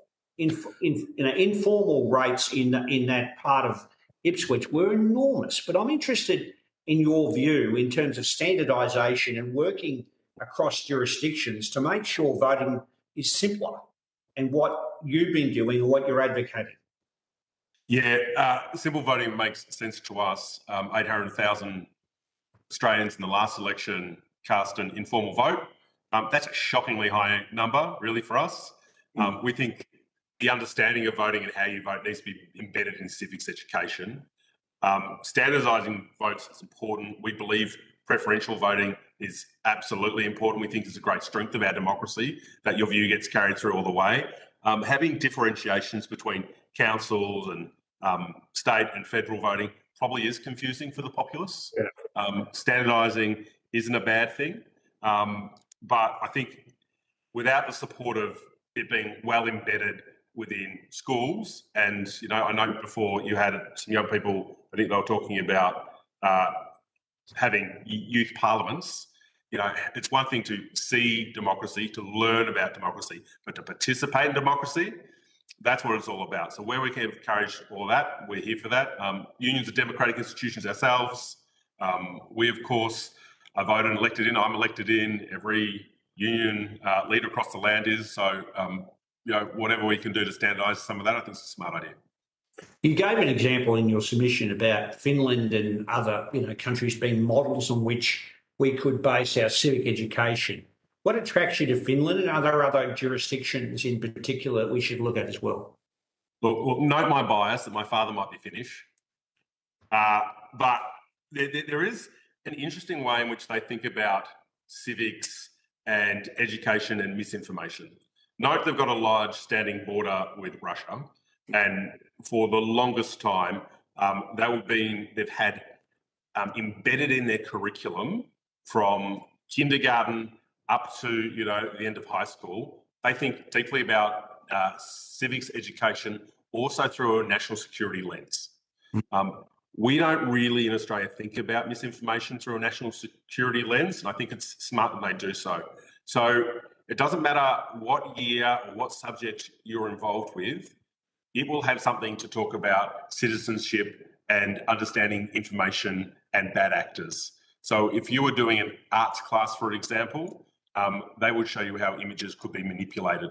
If you were doing history, you would look at propaganda.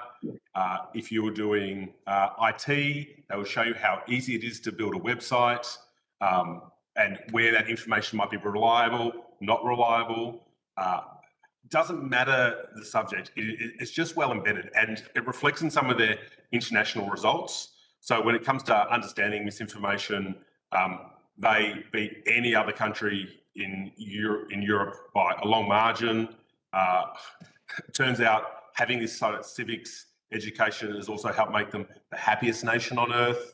So they are well equipped to deal with things that are around them, but it's given them a real sense of participation is important. So that's why we like how they think about it. They don't think about it in terms of we're going to talk about the Victorian or the Australian Parliament once and it's dealt with. No. It's much more than that. So I think there's some examples there where we could learn. Yeah, I thought that was interesting. The chair and I were in Sweden at the time, and when Sweden and Finland, as a part of a parliamentary delegation, Anne led it, I was a participant, when they were making that big decision to switch into NATO. And one thing I noticed in Sweden, and the feedback we got also was in Finland, is that the general population accepted that democratic decision without much problem. And it was done in a security lens, as you say, Luke. But what really struck me was how young people accepted that decision as well, which really was a demonstration of the participation and understanding of political decisions in those two countries. A major change. I mean, Sweden hadn't had a war for hundreds of years. And, yet the public seemed to accept it, which sort of backs up what you were saying. The greater understanding of political implications because of civic education. I think that's a really good point you've made. Mm-hmm. And I just think, if you think of Finland, and I'm glad you went for a delegation to these Nordic countries, because I think we've got a lot to learn from them. They understand there's a real threat on their border. Like, they went through World War II with a large invasion from Russia. They resisted it. They were one of the few democratic countries not to have their capital sacked. They've kept compulsory military service for young people. In any country in Europe or Nordic regions, they are the country most willing to defend their nation. And it is a bit of a national security lens from where they are, but it's all based in civics education. Yeah. Now, for Australia, that might look and feel a little bit different because where we're located in the world, but what it speaks to is we're willing to participate. And it's not just participating just in your democracy, but it's participation in civil life.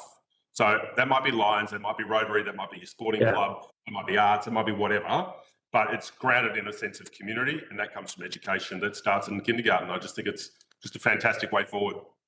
The point that the Chair and I were making, I'd been to Sweden before, but the point I made on many occasions was how different it had been. That Sweden was a proudly neutral country, and the Scandinavian countries were. We've often talked about Finlandisation as an issue back in the 40s, 50s and 60s and onwards in the 70s. But these countries accepted, their young people accepted that major decision.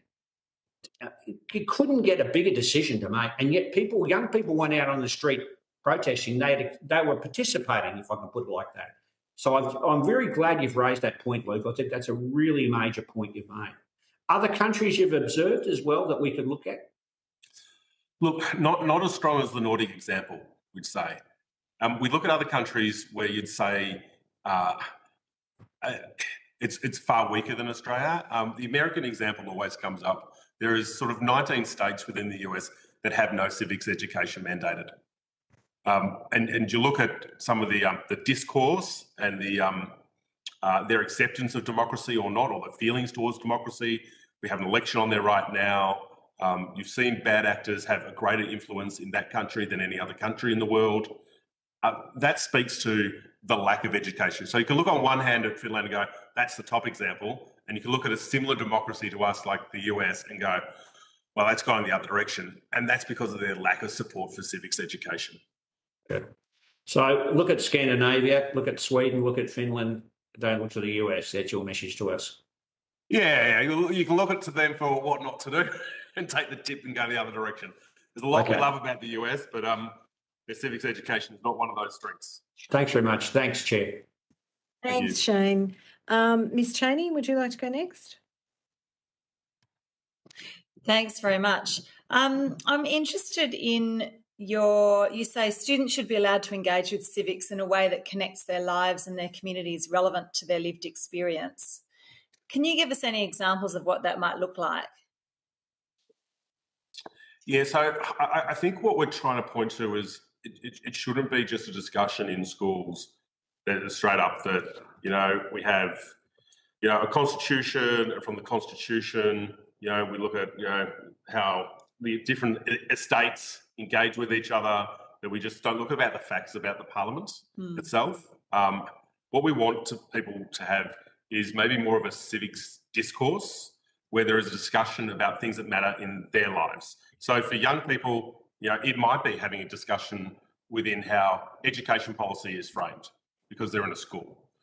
It could be about how they engage in sort of their community and their community groups and how things are funded and how things are not funded. I remember when I think my first political awakening was in school when we had a particular government in the state of Victoria that made a decision to merge my school with another school. At the same time, my local charity that I was volunteering for respite care for disabled kids, they got defunded by the government. The house I was living in got bulldozed by the government.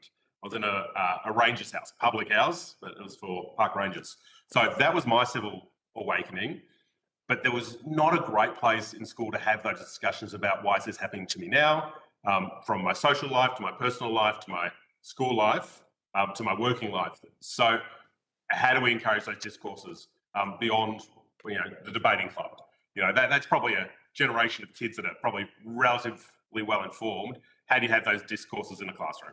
Yeah, and one of the things we've heard is that young people tend to have more interest in approaching civics education through issues rather than through structures. But then we've also heard that teachers are very nervous about taking that approach because of the need to be impartial. How can we better equip teachers to talk about policy in a way that respects the importance of impartiality and non-partisanship? Yeah, and look, let me say from the top, I'm not an education expert, so I don't want to give anyone a bum steer on this. But I think the kids are right in this space. Like the kids know they want to debate the issues. I think for us, when we talk about schools, what they can deliver is based on the funding that they receive. For Victoria, we are underfunded. from where we'd like to be. So that's part of the debate. Equipping teachers, I'm not an education expert. I don't know if Tian, if you've got anything you want to add. No, I'd just echo that point about the funding model with in Victoria. Obviously, one of our affiliates or some of our affiliates are the Teachers Union, and they speak all the time about burnt out teachers who don't have the capacity to sort of really give the kids or the students the care that they would want. But I think the other element of it, particularly when it comes to young people, but I think this is also across the board, is the issue of misinformation and disinformation online. I'm really concerned about young people being exposed to some of these bad actors online and then seeing that as the way to treat other people, or that's the facts. And then teachers are inherently starting from, I suppose, a backwards point, having to not only combat out and out lies, but also then try and teach a sort of civil discussion. So I think any kind of help that we can give to teachers would actually be to regulate mis and disinformation online, where so many young people exist in those spaces. So regulating misinformation would actually make the teacher's job easier. Much more than easier. Like if you were born after 1997, 50% of those people get their news from social media, from these sort of online sources. If you looked at the largest news source online, it is the Murdoch media space. That's an issue for teachers that are going to classrooms. If you talk to any teacher these days who are teaching teenage boys, they have to deal with the issues of Andrew Tate. Yeah. And the type of like that's very hard for both the women in the class and for the teachers. There is a space for us to get something done here. Yeah, and then last week at my youth advisory thing, two young women told me that their parents won't let them watch the news because it's too depressing.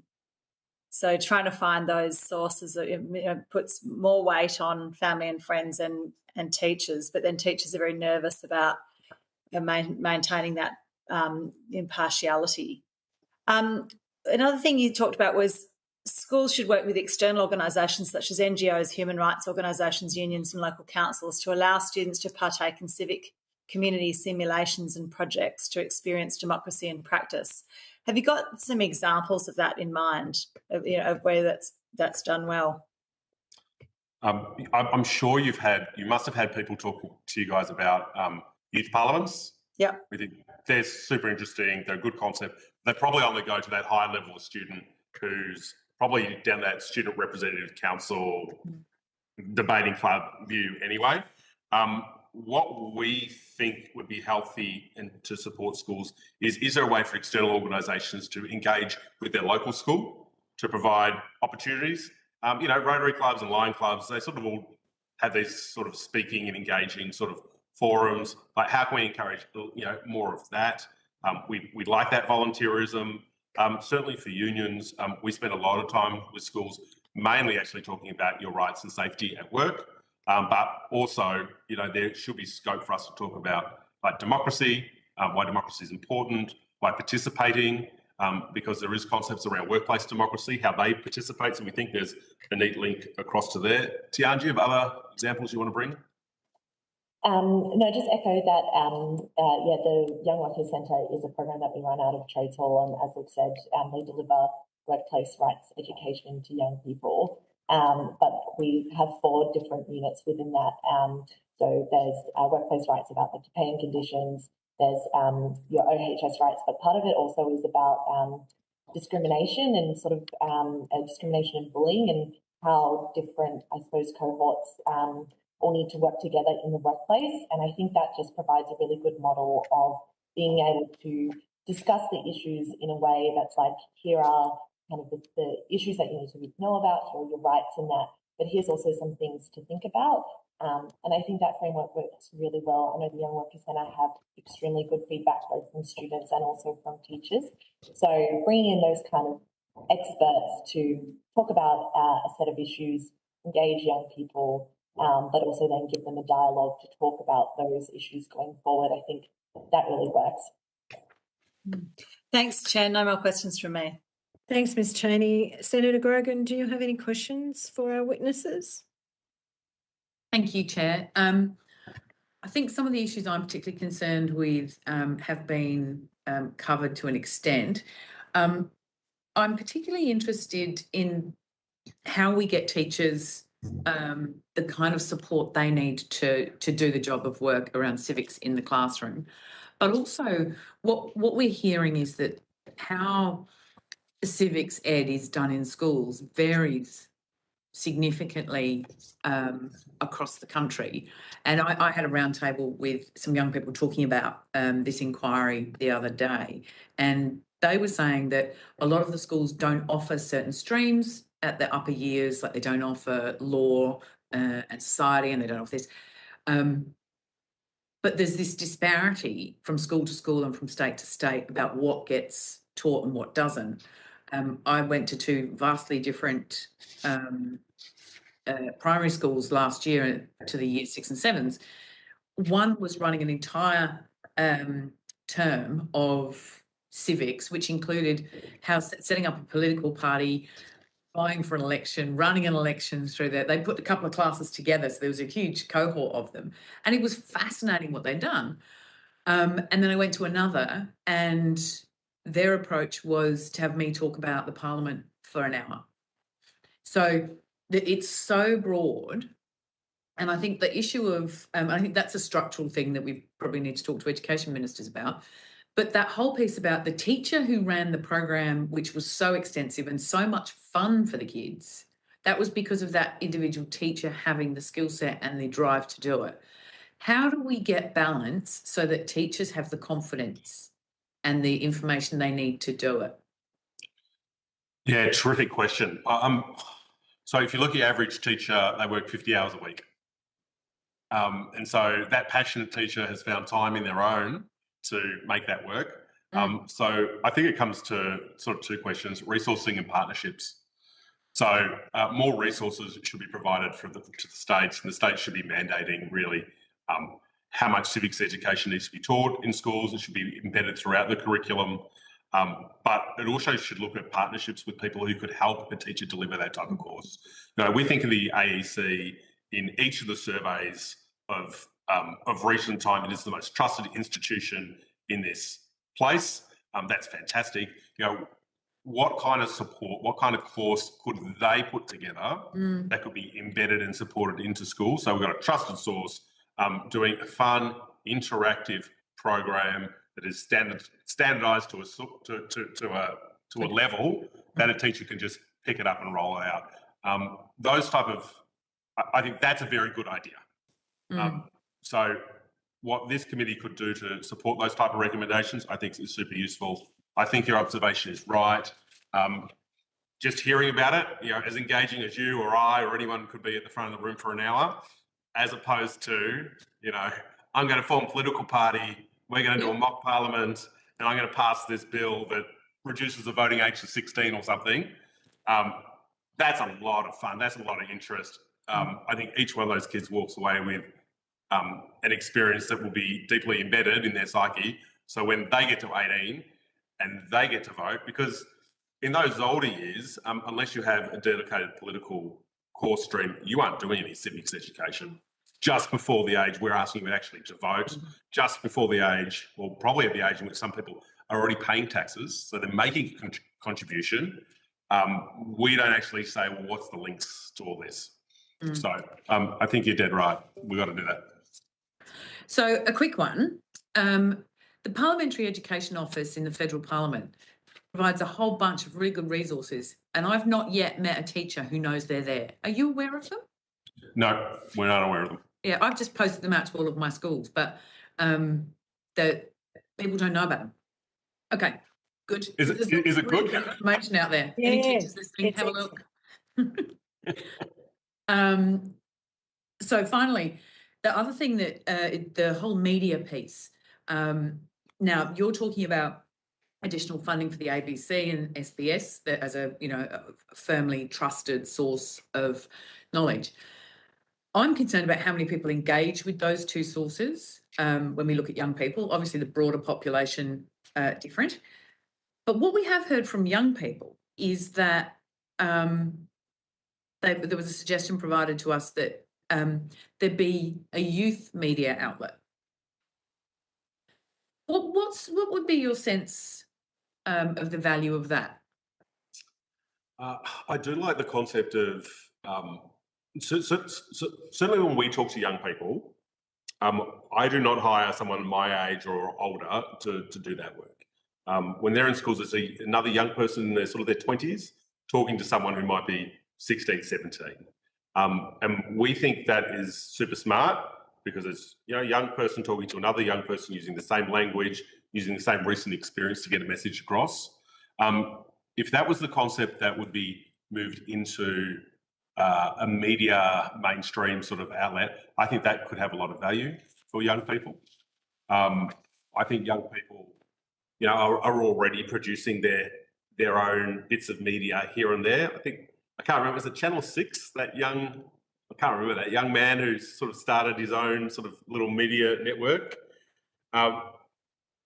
Having more streams of information out there can only be better for tackling misinformation.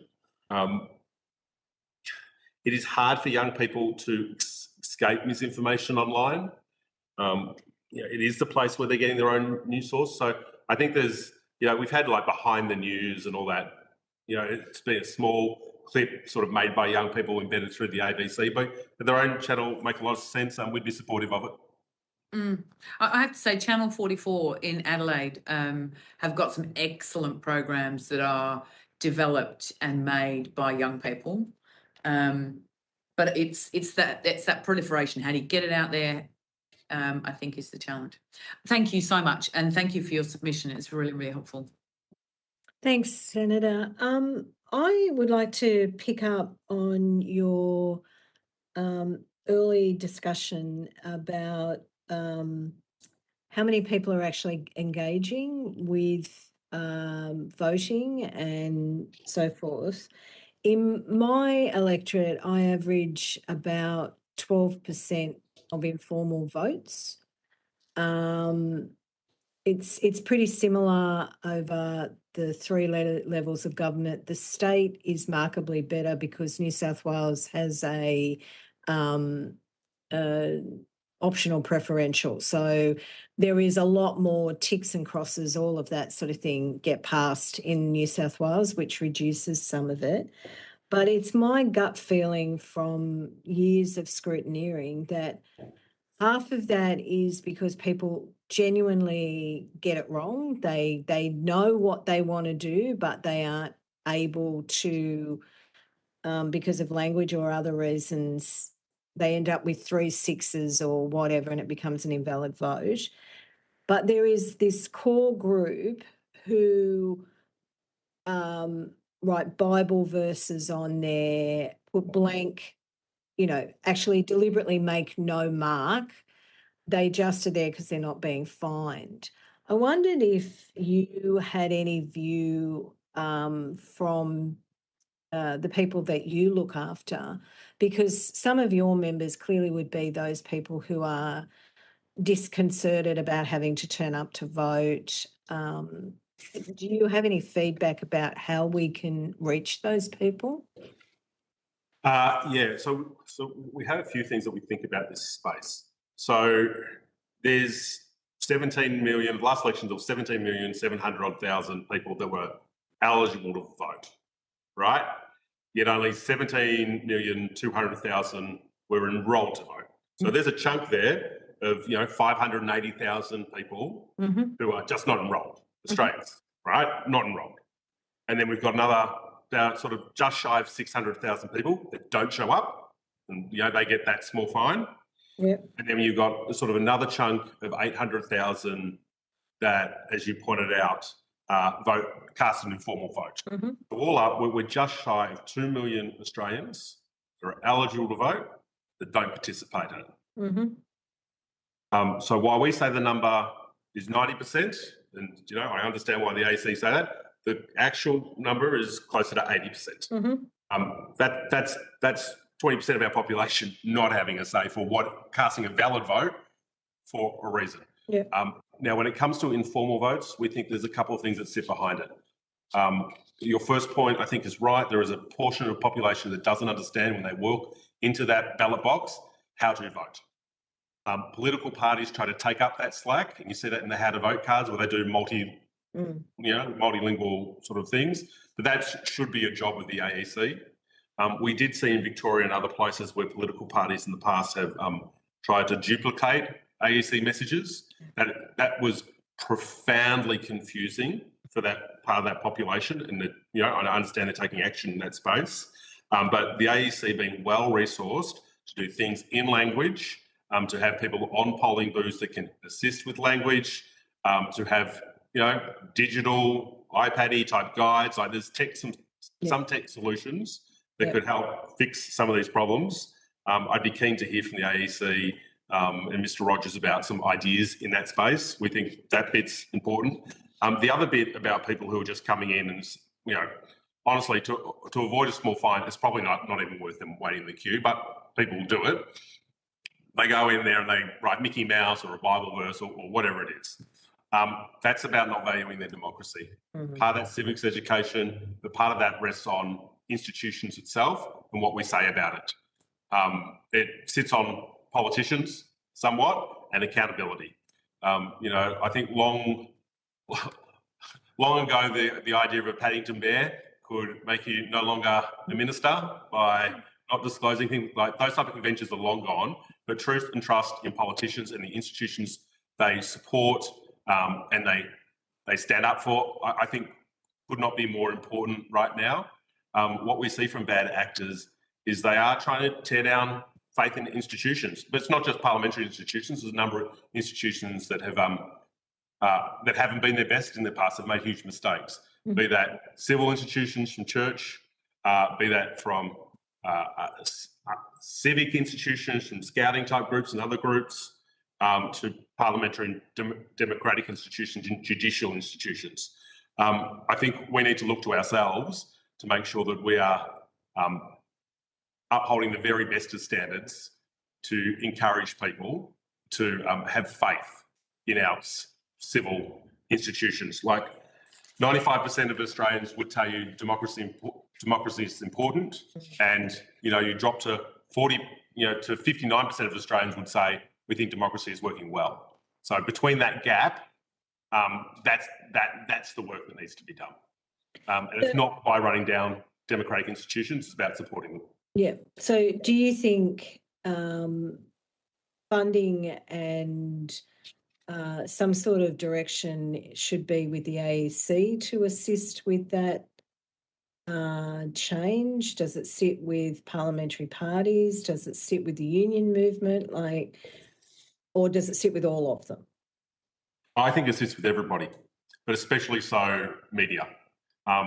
There is a job we should be doing about misinformation in this space that is running down democracies, that is hurting our civil institutions, and that bad actors are in that space. We need to acknowledge that, but I think it's beholden on everybody who benefits from democracy to, like, it's participation sport. We all need to get involved. We all need to promote it. But we need to make sure that people who are leading these institutions are their very best selves and give people a reason to get behind them. Okay. I think that exhausts all our questions for today. Thank you so much for your attendance today and sharing all the information. I found it particularly interesting, and it was from a different perspective. So really, really appreciate it. If you've been asked to provide any additional information, please forward it to the Secretariat by Friday, the 23rd of July. We are now going to suspend the hearing and take a short break until 11:30 a.m. And thank you again for your participation. No, thank you. Appreciate it.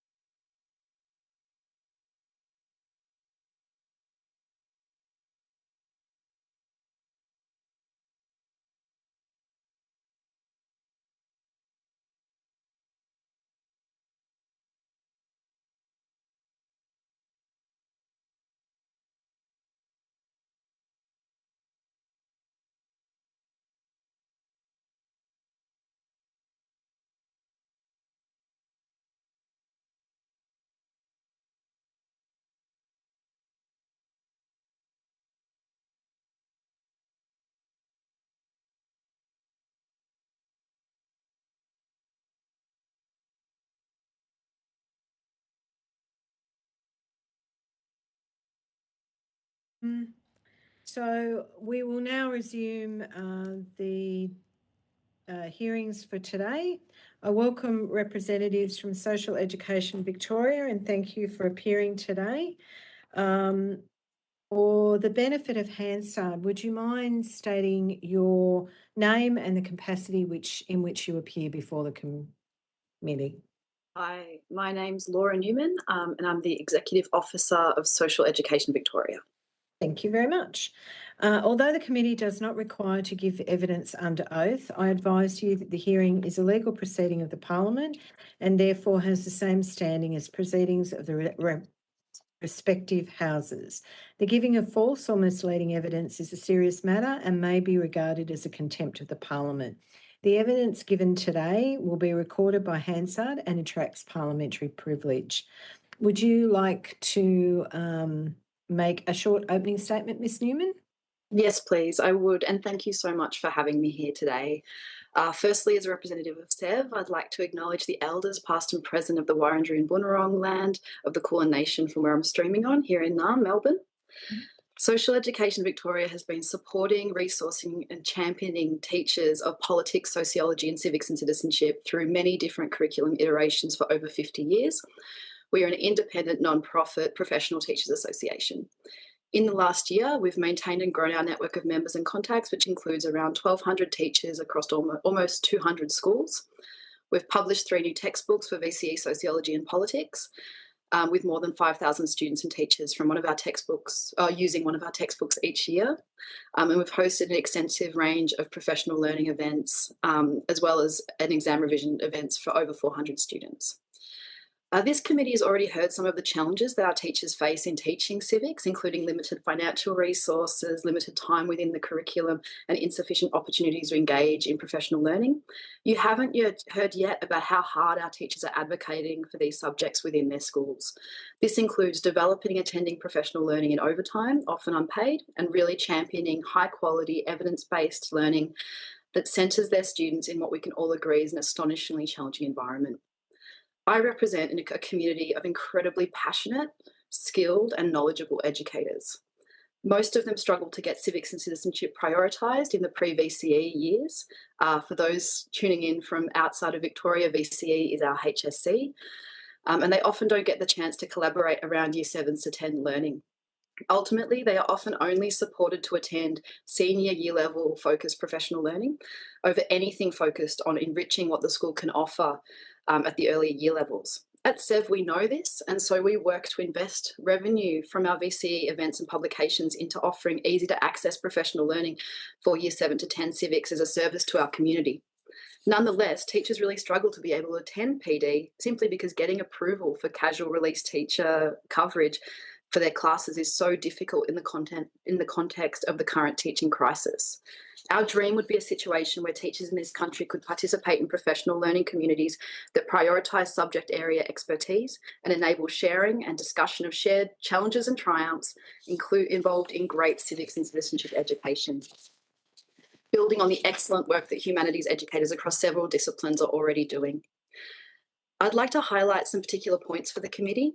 Schools are really complex ecosystems. This inquiry has focused on teachers' skills and knowledge or perceived lack of skills, knowledge and confidence. School leadership, timetables, external pressures and resourcing could have been highlighted more. It is hard to teach civics if it isn't in the timetable. It's hard to improve a dull civics program when the school leadership isn't prioritising it and nobody's able to get a replacement teacher to allow them to attend PD. It is hard to collaborate as a learning area or faculty when you have one 45-minute meeting every term.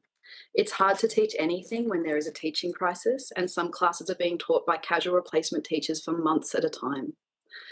Thoughtful curriculum and great resources, and there are extraordinarily good resources available. And I know Narelle Wood from Parliament Victoria was on this morning just highlighting some of the resources that are like incredible resources for teachers that are available. They're really difficult to incorporate when there isn't time to plan adequately for the implementation.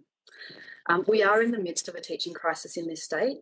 If we aren't retaining staff at schools, then continuous learning, improving and generalising best practice really is very difficult. Understanding all of this, Seb would like to reinforce the recommendation that the federal government work in partnership with state and territory governments to ensure that all schools in Australia are funded to at least 100% of the minimum resources standard.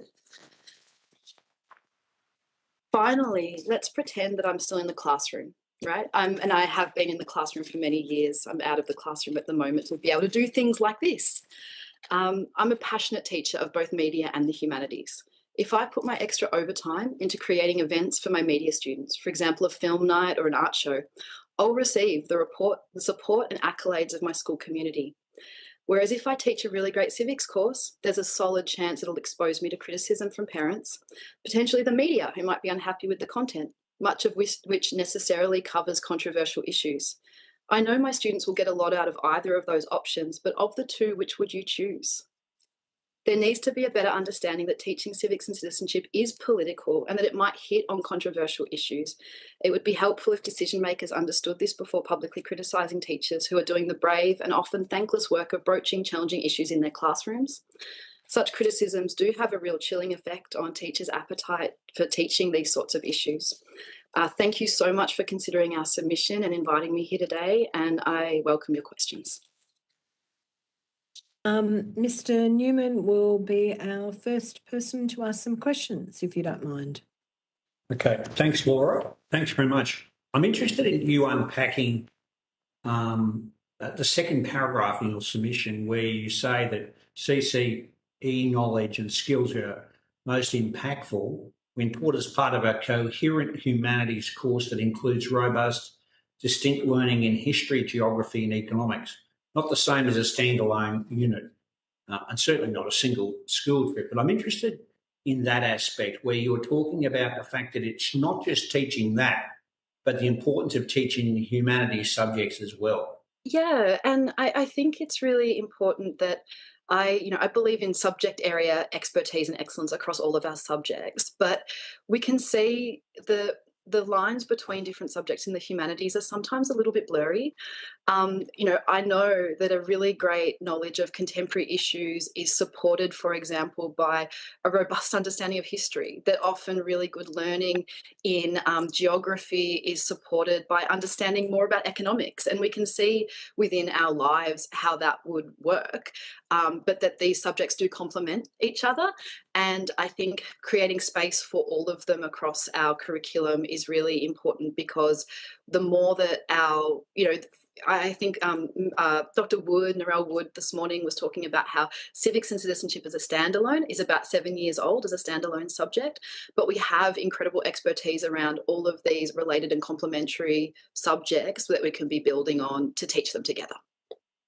So if we went down the road of just a straight out CCE standalone subject, it would be deficient in terms of teaching, for example, issues about censorship, abortion, voluntary assisted dying, the history of the wars, the history of Australia, the depression, temporary issues, climate change. Yeah, so I think in terms of curriculum design, there's really great examples, which we know of, integrated subjects where you might be teaching them together, really great examples of standalone subjects, really great examples of electives in these areas. I think it's just more about understanding where it fits in the learning program of the school, right? So understanding that you don't necessarily have to be doing that within the same subject, but, across a year level or across, the levels that we look at in the curriculum, that students have the opportunity to engage in all of those things because they do connect. And that's around having sort of learning area or faculty time to be able to plan, to be like, okay, so great, our year 7 history class is doing this, what's our geography class doing and how do they connect? And so can be done really well integrated, can be really done well standalone, but you need to think about what those sequences look like for students. And finally, are there enough social studies, humanities teachers being educated? You know how sometimes there's discussions about how many male teachers are in primary school and how many science teachers, and there seems to be an emphasis on trade training and science and maths. Yeah. Are we training enough people who teach history, geography, economics? We're training a lot of teachers. We're losing an extraordinary amount of teachers and we're not retaining teachers. At the moment, around 30%, 37% from the 2020, I don't know if you know the AITSL research, so that's the Australian Institute of Teaching and School Leadership. So they do really great research on teacher accomplishment. Their 2020 research said that 37% of Victorian humanities classes were being taught by somebody who was teaching out of field. So that was being taught by somebody who didn't have a background in the humanities. And, you know, within the education, you know, especially, you know, secondary schools are organised across, you know, different subject areas, and we're very prepared, honestly, to be able to learn to teach a new subject. And there's a certain amount of that would go on, but we also know that having the chance to collaborate, having the chance to access professional learning, even if you're just introducing a new curriculum, even if you're just teaching across a different year level, is really, really helpful. In terms of initial teacher education, there is that will often respond to demand. So I've actually prepared a couple of notes around that. So a 2-year program can't really create an accomplished teacher. This takes years of experience, support, and ongoing learning. The question of initial teacher education and its connection to civics expertise is a really, really important question. But in our experience, there are some really fantastic teaching grads hitting our schools, ready to continue their learning. So I visit most of the Metro Melbourne universities, and they provide pre-service teachers with politics or sociology specialisations options, as well as really excellent years 7 to 10 methods. So 7 to 10 humanities method.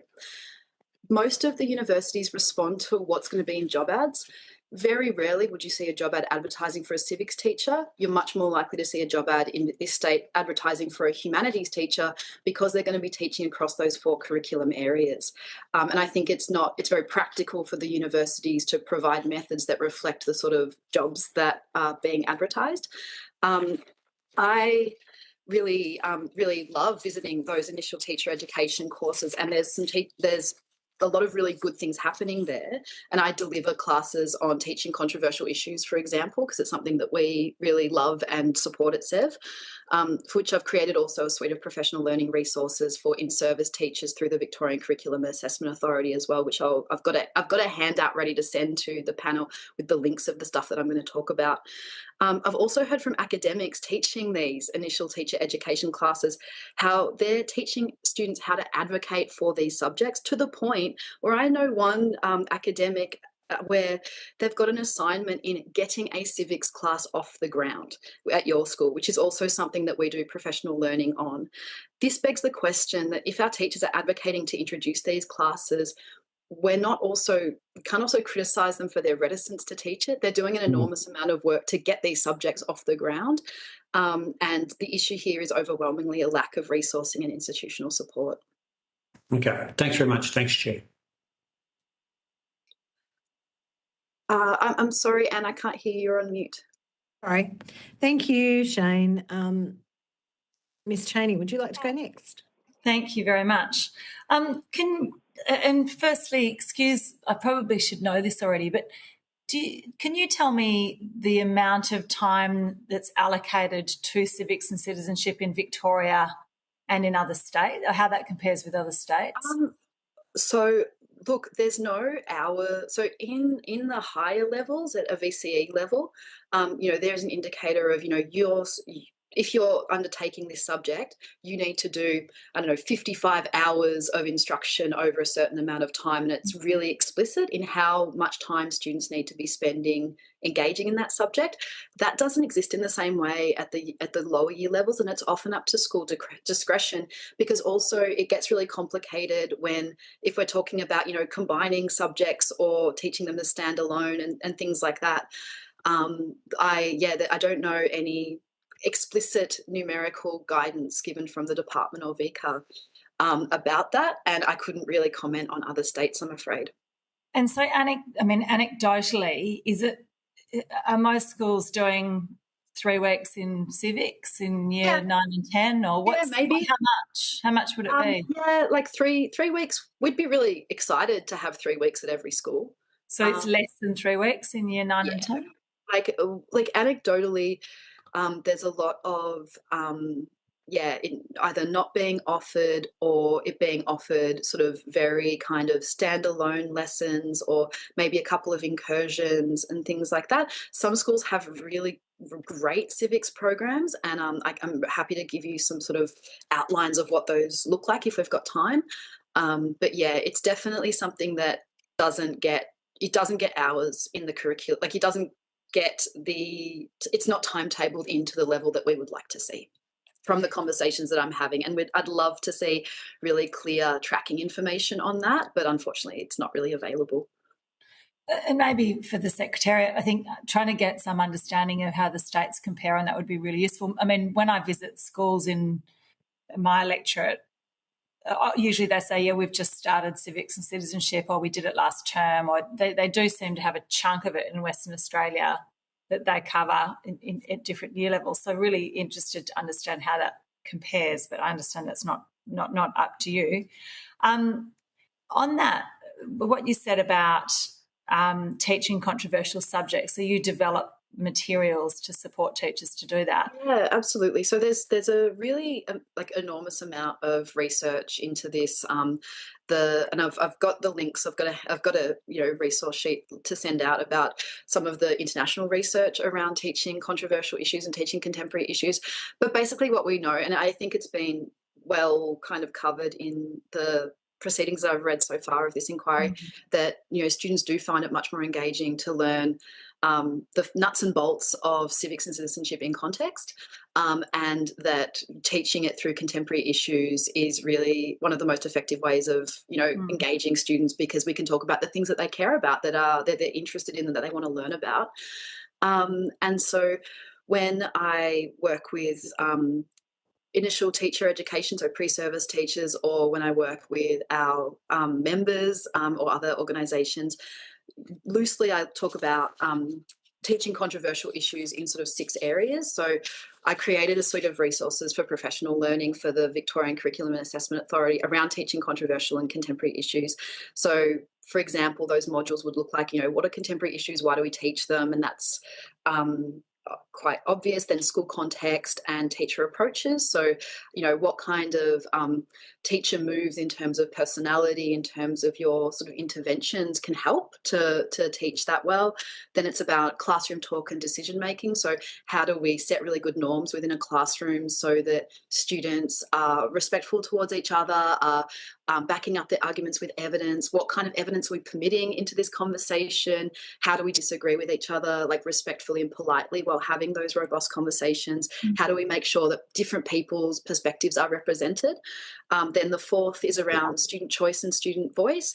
The next module would be how to implement curriculum using contemporary issues. And then the last would be around critical media literacy. So those resources are kind of, there's a literature review section, there's a faculty meeting, kind of this is how teachers could engage in this professional learning. But we also do it as standalone PD as well.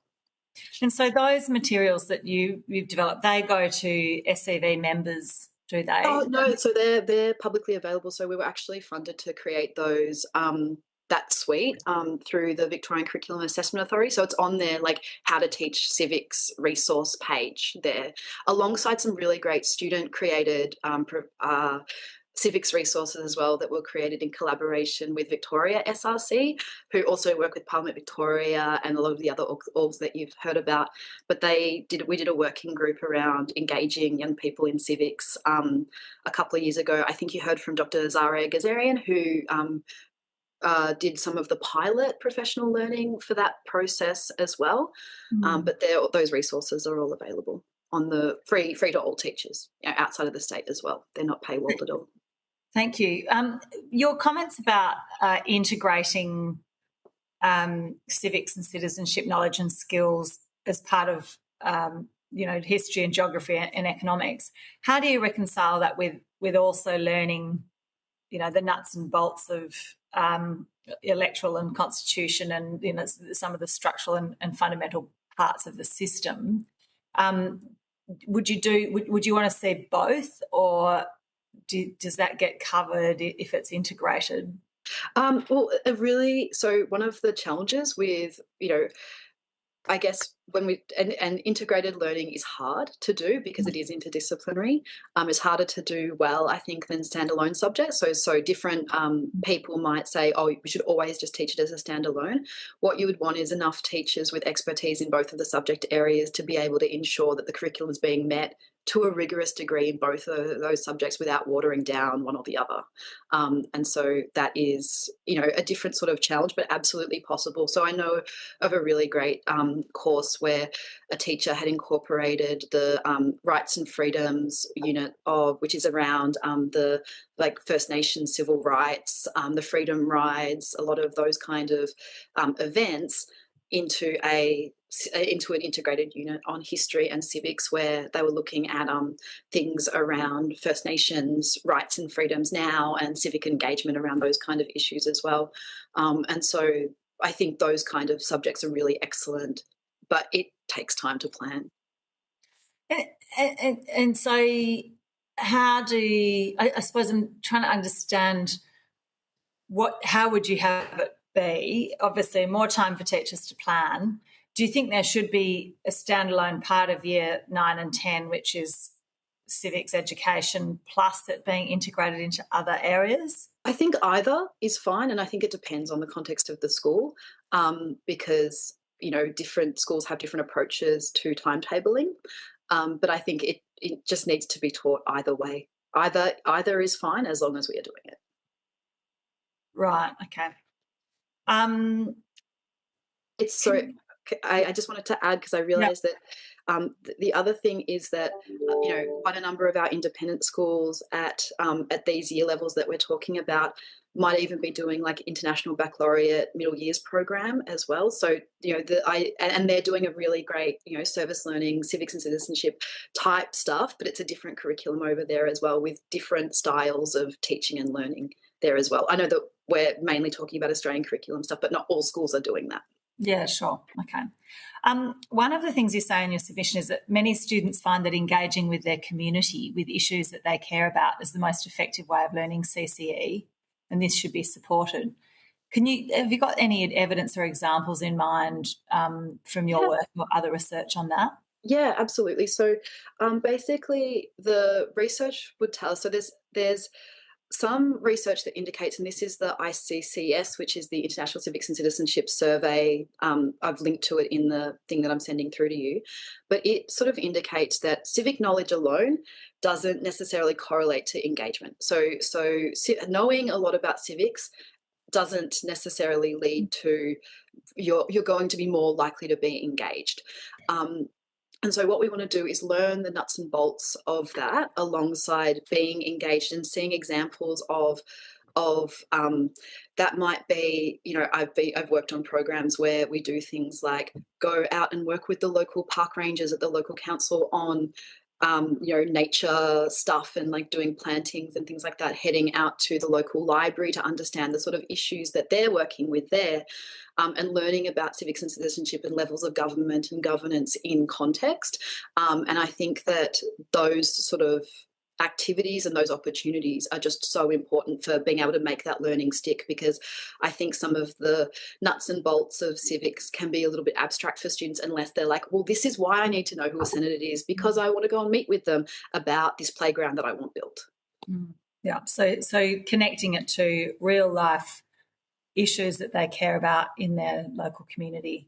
And also issues that they care about globally as well. I think that, one of the things that we do find is, we've got a lot of VCE teachers teaching politics to highly engaged students who are learning about, the Australia's foreign policy in regards to China, and they're fascinated by it, but they can see how it affects them because it's being linked to their own personal experiences in whatever ways our teachers are doing it, whether it's like, do you like crayfish? This is what is important about trade. Right. Yeah, that's pretty interesting. Another thing you said, CCA, which features open classroom environments accompanied by civic deliberation, has been shown to be the most effective approach for students from diverse backgrounds. Can you talk a little bit about sure.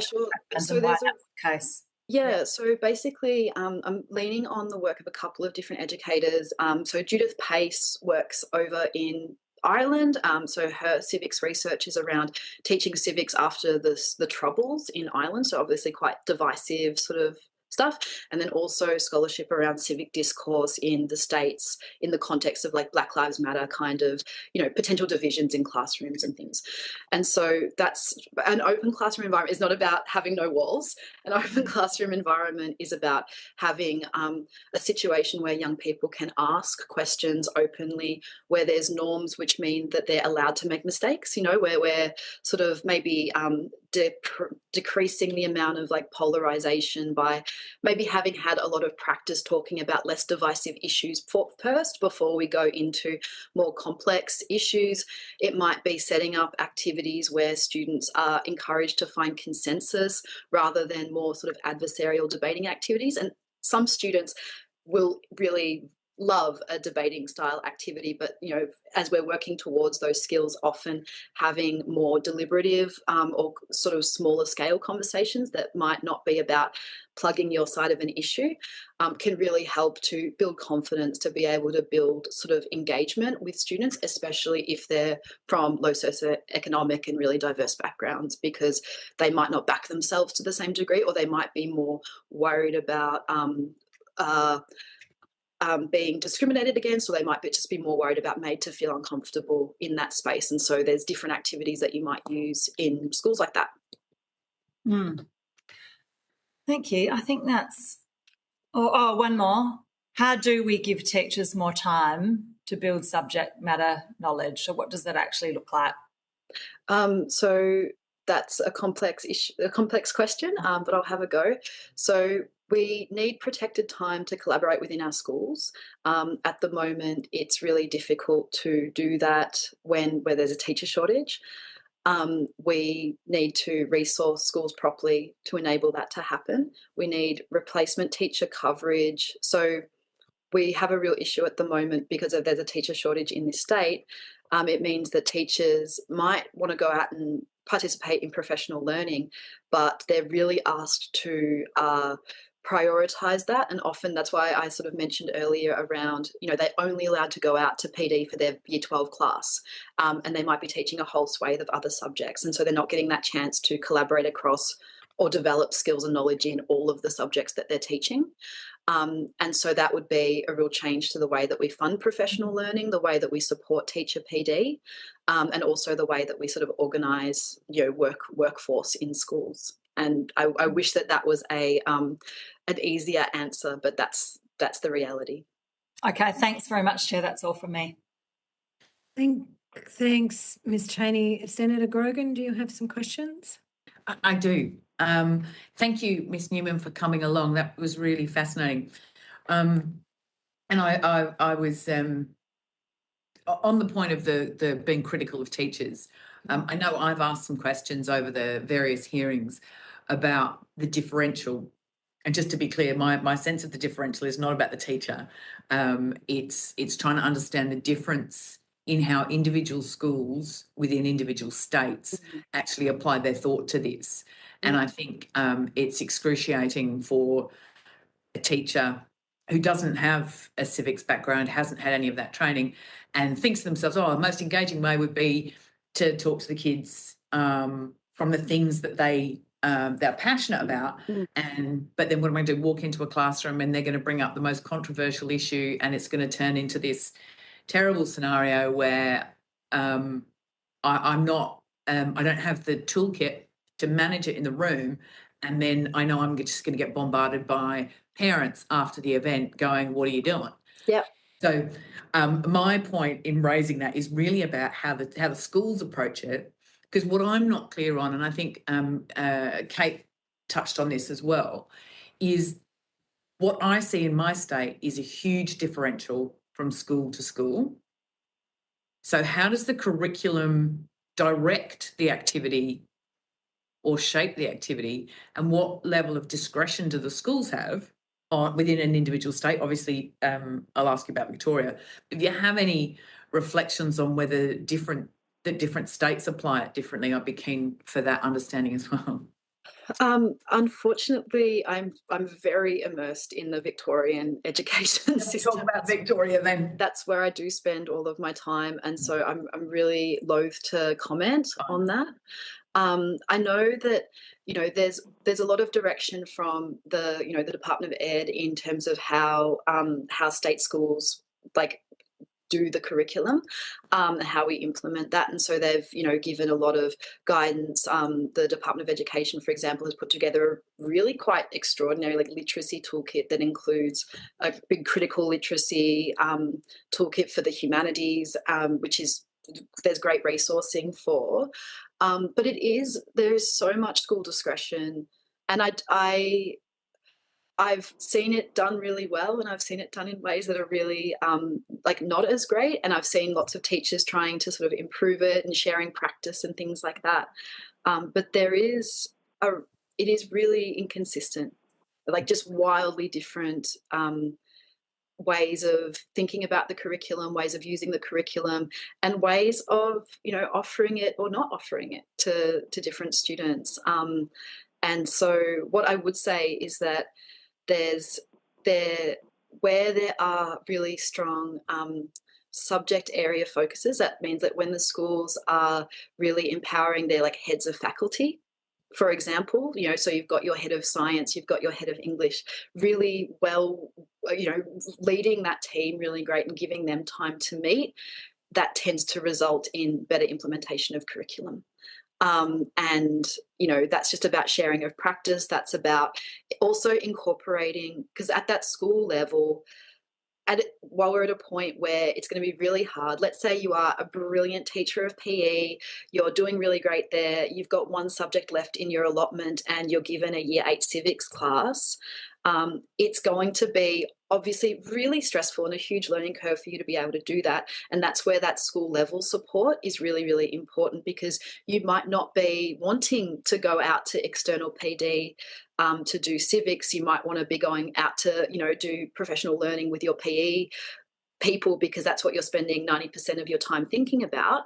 But to be able to, at a school level, be able to support professional learning or get other organisations in to support that professional learning, and giving teachers time to actually develop that expertise when they're out of field, knowing that the reality of timetabling means that we're going to be teaching random classes sometimes, because that's just the nature of the timetable and the profession. And the thing is that we're always supporting teachers who are new to the subjects. That's part of, we run welcome workshops every year for teachers who are brand new to teaching these subjects. We have ongoing learning for them, and all of the subject associations do. It's the nature of the trade. And so the capacity of teachers to develop expertise in new subjects is really phenomenal, but they need to get given support to do that. Mm. So on your sort of timetabling piece, so that PE teacher, for example, might get year 8 civics for, this year, and then next year it might be, the science teacher. Or that teacher might then be teaching biology next year. Yeah. And so it's really about having, and we've created a lot of sort of on-demand professional learning for teachers who are new to our VCE subjects. And we're starting to sort of make that for the civics and citizenship curriculum, but we're sort of focusing on the curriculum version 9 that's being implemented in 2026. So we're sort of making stuff to prepare for that at the moment. But we have a heap of, so you've been given, year 11 sociology, so you've been given year 8 civics.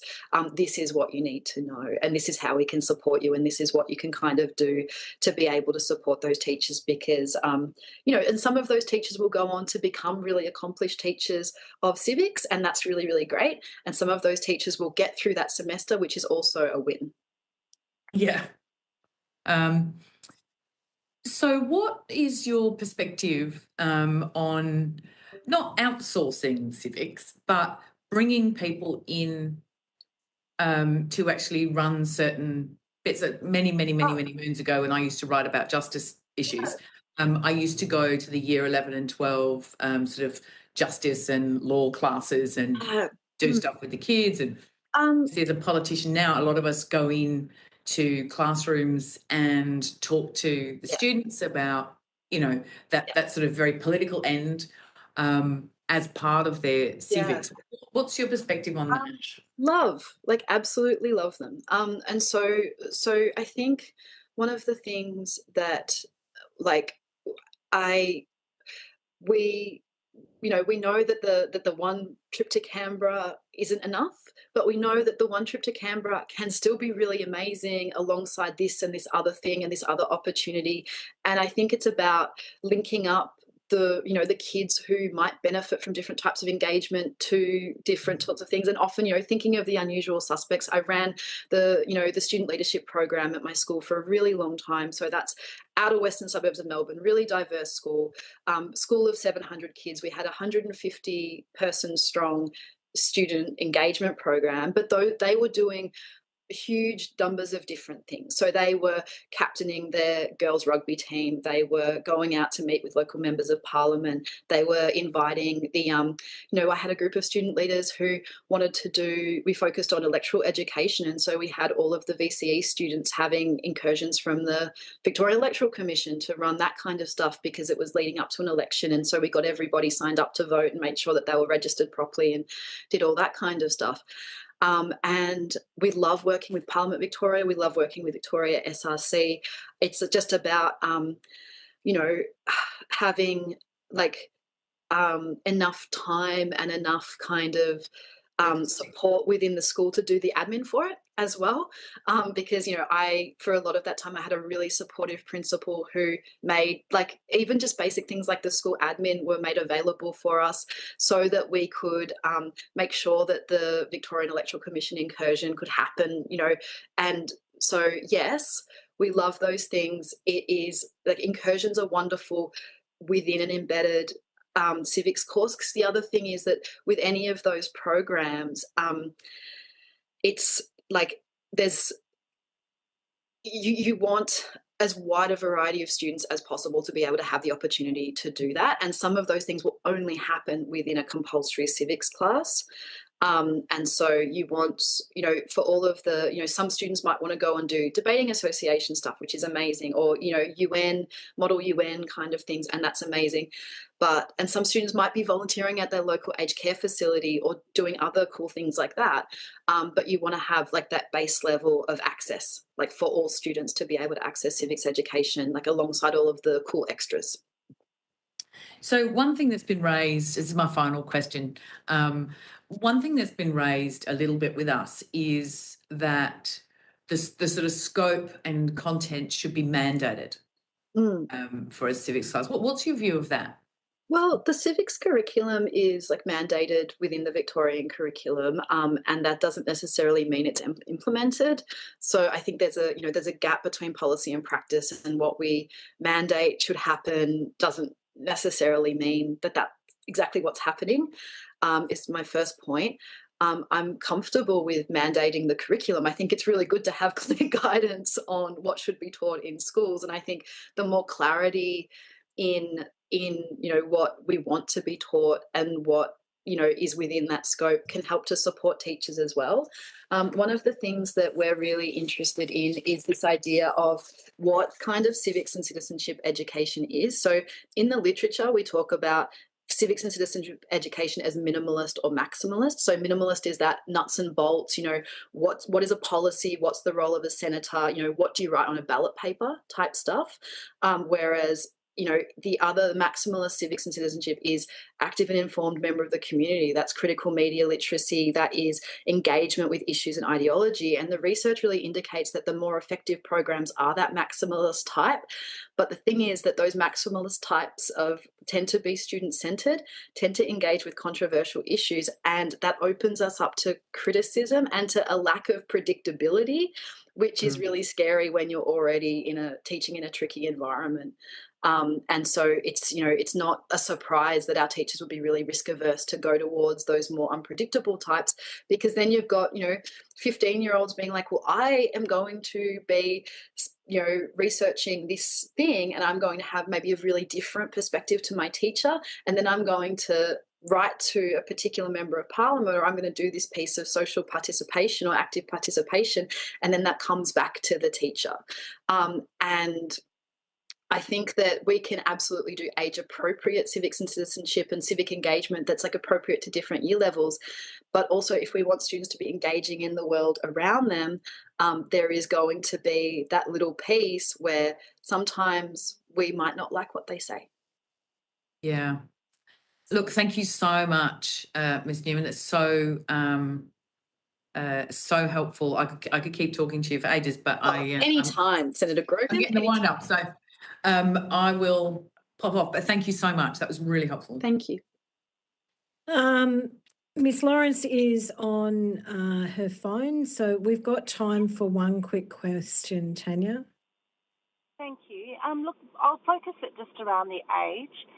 So in Western Australia, we've got some fantastic resources, particularly driven through our Constitutional Centre and no doubt the curriculum too, but all very much target up to perhaps Year 9, Year 10.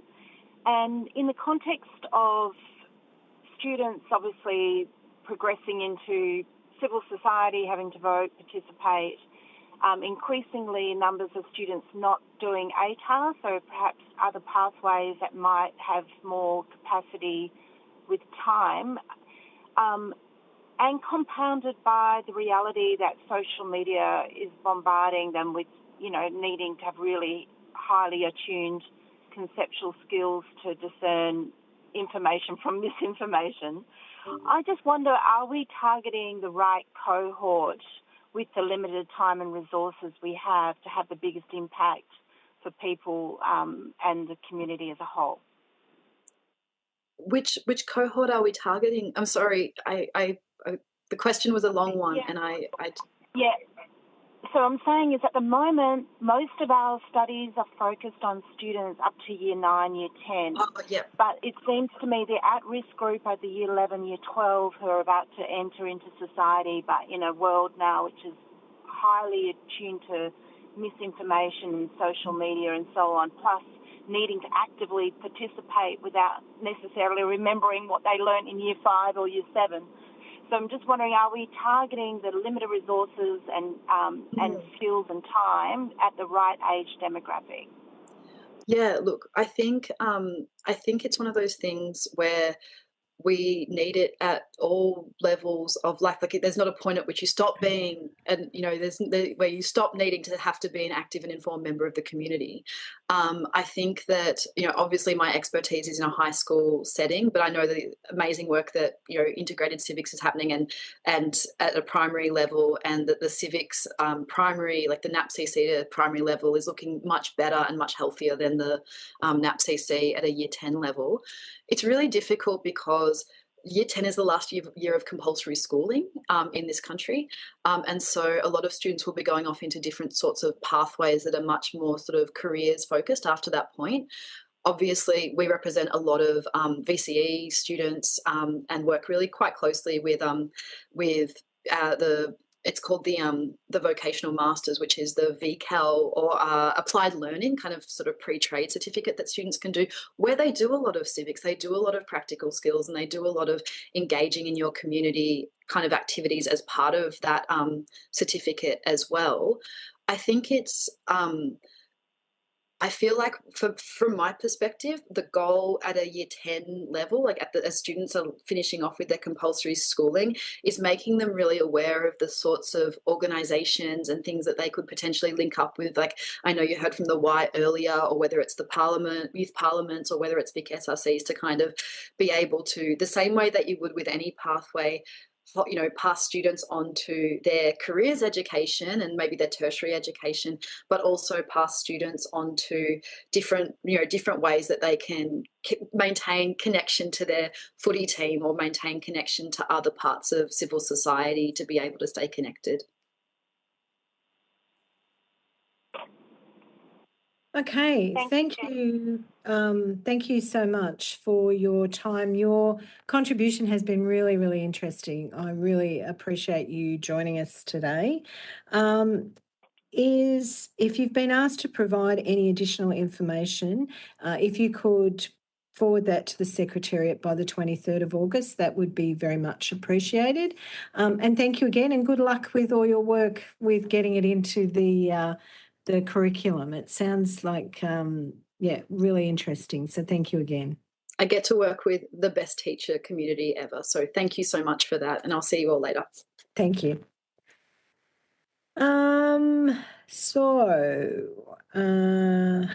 We move on to the Victorian Electoral Commission. All of the participants seem to be with us.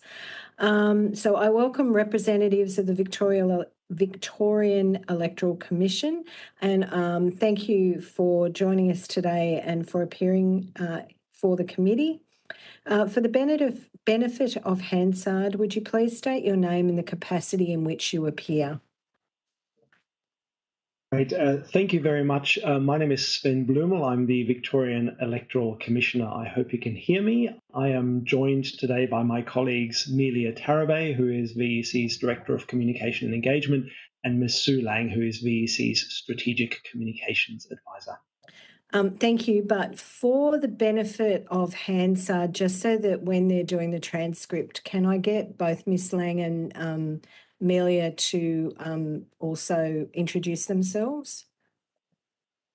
Certainly, I'm happy to go next. My name is Sue Lang. I'm the Strategic Communication Advisor for the VEC, and I have been in Melia's role for the past 19 years. And she's a terrific addition to our team to keep the flame going as I retire. Oh, congratulations. Melia? Thanks, Sue. It's lovely. My name is Melia Tarabay. I'm the new Director of Communications at the VEC. Thanks. It just helps Hansard if they're able to pick your different voices, that's all, but I appreciate that very much. Although the committee doesn't require you to give evidence under oath, I advise you that this hearing is a legal proceeding of the Parliament and therefore has the same standing as the proceedings of the respective houses. The giving of false or misleading evidence is a serious matter and may be regarded as a contempt of the Parliament. The evidence given today will be recorded by Hansard and attracts parliamentary privilege. Would anybody like to make an opening statement before we go to questions? Yes, thank you, Acting Chair. I would like to. I'll keep it very brief. Firstly, thank you to you and to the committee for the invitation to appear before you today. I hope that we'll be able to offer some input that will be valuable for your deliberations. Now, I'd like to make 3 points. The first point is entirely obvious, but I believe it always bears repeating, and that is the importance of a strong democracy underpinned by a robust electoral system. It's core to our way of life. Now, it's easy to forget that we can take for granted the kind of democracy that is denied to others around the world. And for this to continue to have legitimacy, it must not only be trustworthy, but it must also feel accessible to all parts of the community. Now, second, I believe that a crucial element of a trusted and accessible electoral system is that all members of the community, not even just voters, understand how it works. For voters themselves, that also has to include a really practical understanding of their rights and how they can go about exercising them effectively. Then finally, an educated and engaged electorate is perhaps the single most important defence that we have to the ever-growing threat of mis- and disinformation. There are other defences, such as regulation and technology, but all of these have significant limits, and we're seeing that around the world. An electorate that is well-informed and even savvy about electoral and political processes will be much, much harder to mislead.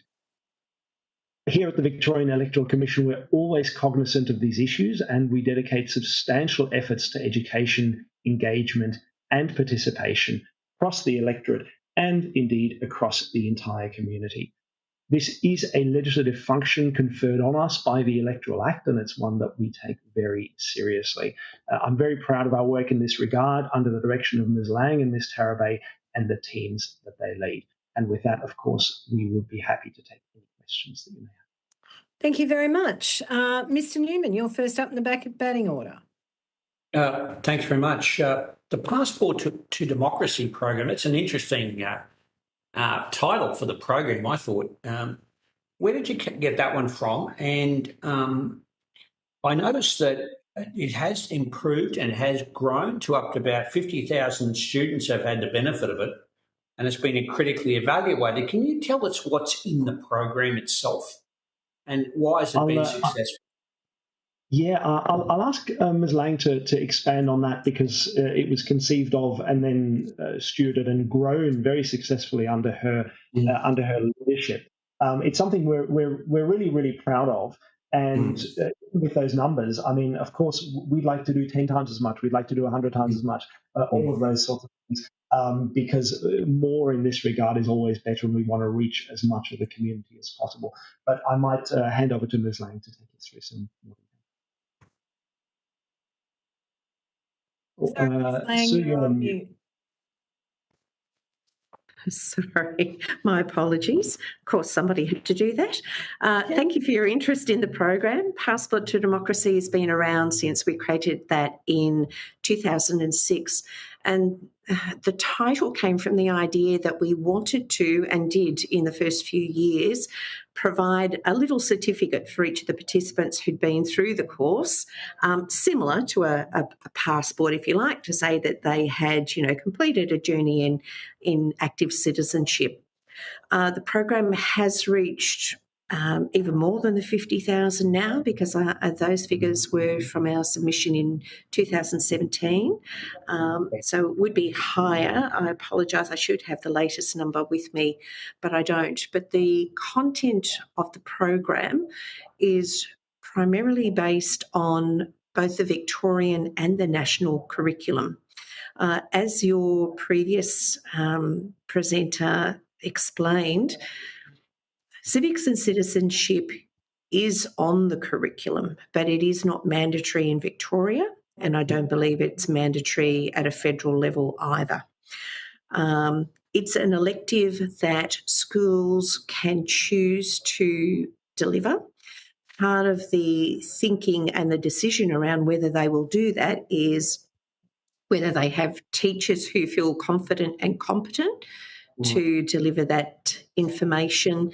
And we find, and have found over all the years since when we've been delivering it, that there are two primary reasons where teachers may feel less inclined to want to step up and deliver that. The first is a general lack of confidence about being able to deliver a preferential count. And the second is, as your previous presenter also mentioned, the concern of teachers that where you start talking about active citizenship, obviously then different topics need to come up to talk about, how a person might take action on a subject that's important to them. Our program very much talks about the processes and tactics that you can use to be an active citizenship, and obviously then it's up to the students to decide what topic is of interest to them.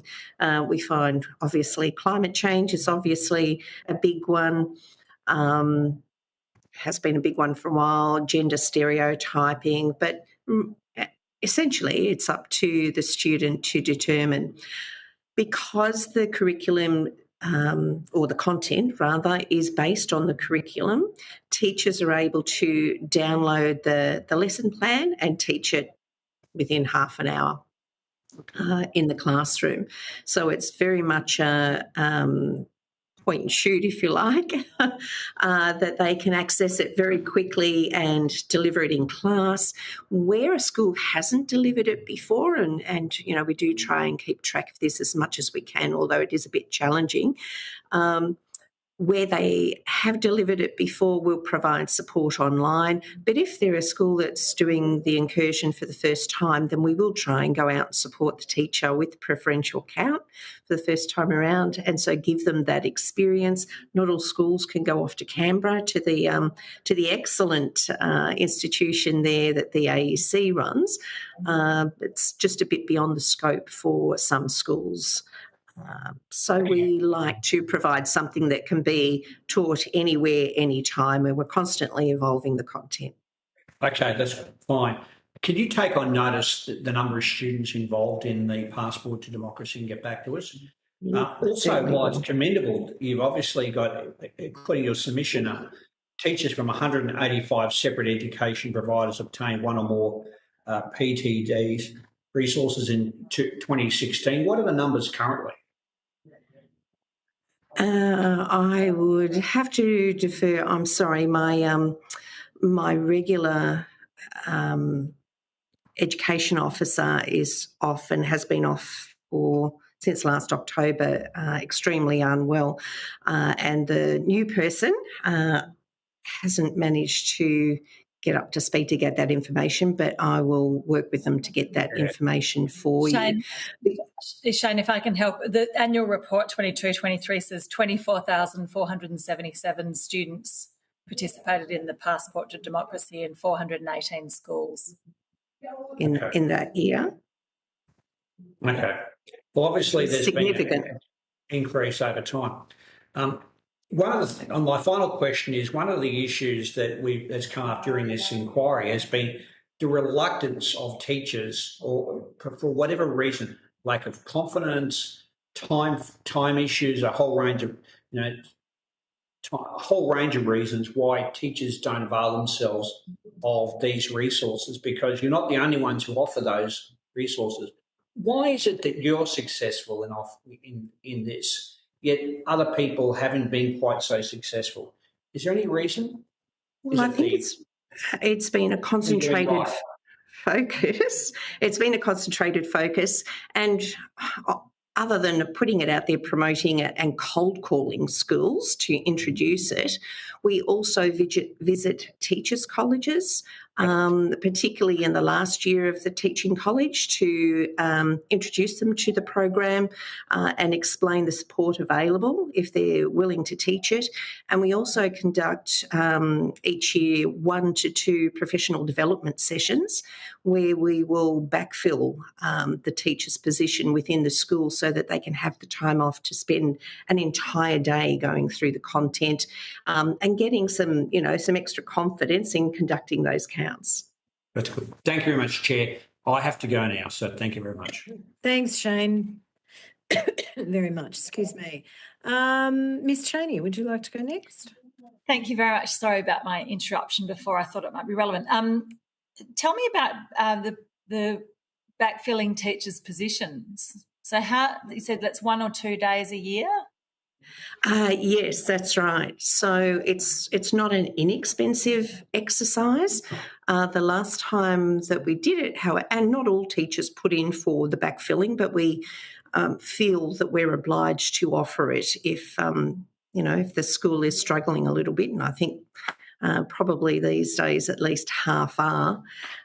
So what we do is then provide a payment to the school for the cost of having I forgot what they call them now. I've been so long out of school. An emergency teacher, is it? Relief. To come in for the day? Yeah, a relief teacher. Relief teacher, thank you. So how many teachers do that program and take that up? And obviously it's a voluntary opt-in program. We aim to get around 40 each time. We do get, because it's a free course, we provide that free of charge. We do get a lot of dropouts at the last minute. So I think the last one that we held, it was closer to 32. But again, I will double check all the figures for you. Twice a year? Yes. And about half of those take up the cost of the relief teacher payment? Yes, that's correct. That would address one of the barriers, wouldn't it? That's good. And sorry, just to understand a bit more about the Passport to Democracy program, how you think about and measure success on that. And sorry, I think you covered this earlier, but I missed it. Just to clarify, how and when it's delivered. Yes, we try and deliver that all year round, obviously during the school year across the 4 terms.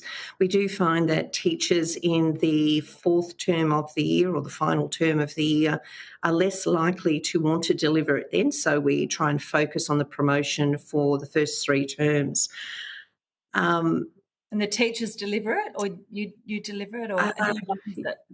Yes, and that's why it's a little bit hard, because once we've introduced the school, we are not sure whether they're continuing to deliver it on each year. That's our assumption, because we keep getting them calling back to ask us for a return visit, because the teachers will always prefer to have one of our people coming into the classroom rather than the teacher teaching it. But because we have constraints on resourcing, and because teachers have been so incredibly good over the COVID period in being able to deliver teaching online, we've gone to a primarily online model, unless the school is doing it for the first time, in which case we always try and support it with a physical incursion. So first time you go to the classroom, and then after that, either you expect the teachers to teach it, or you do come in and deliver it online to students.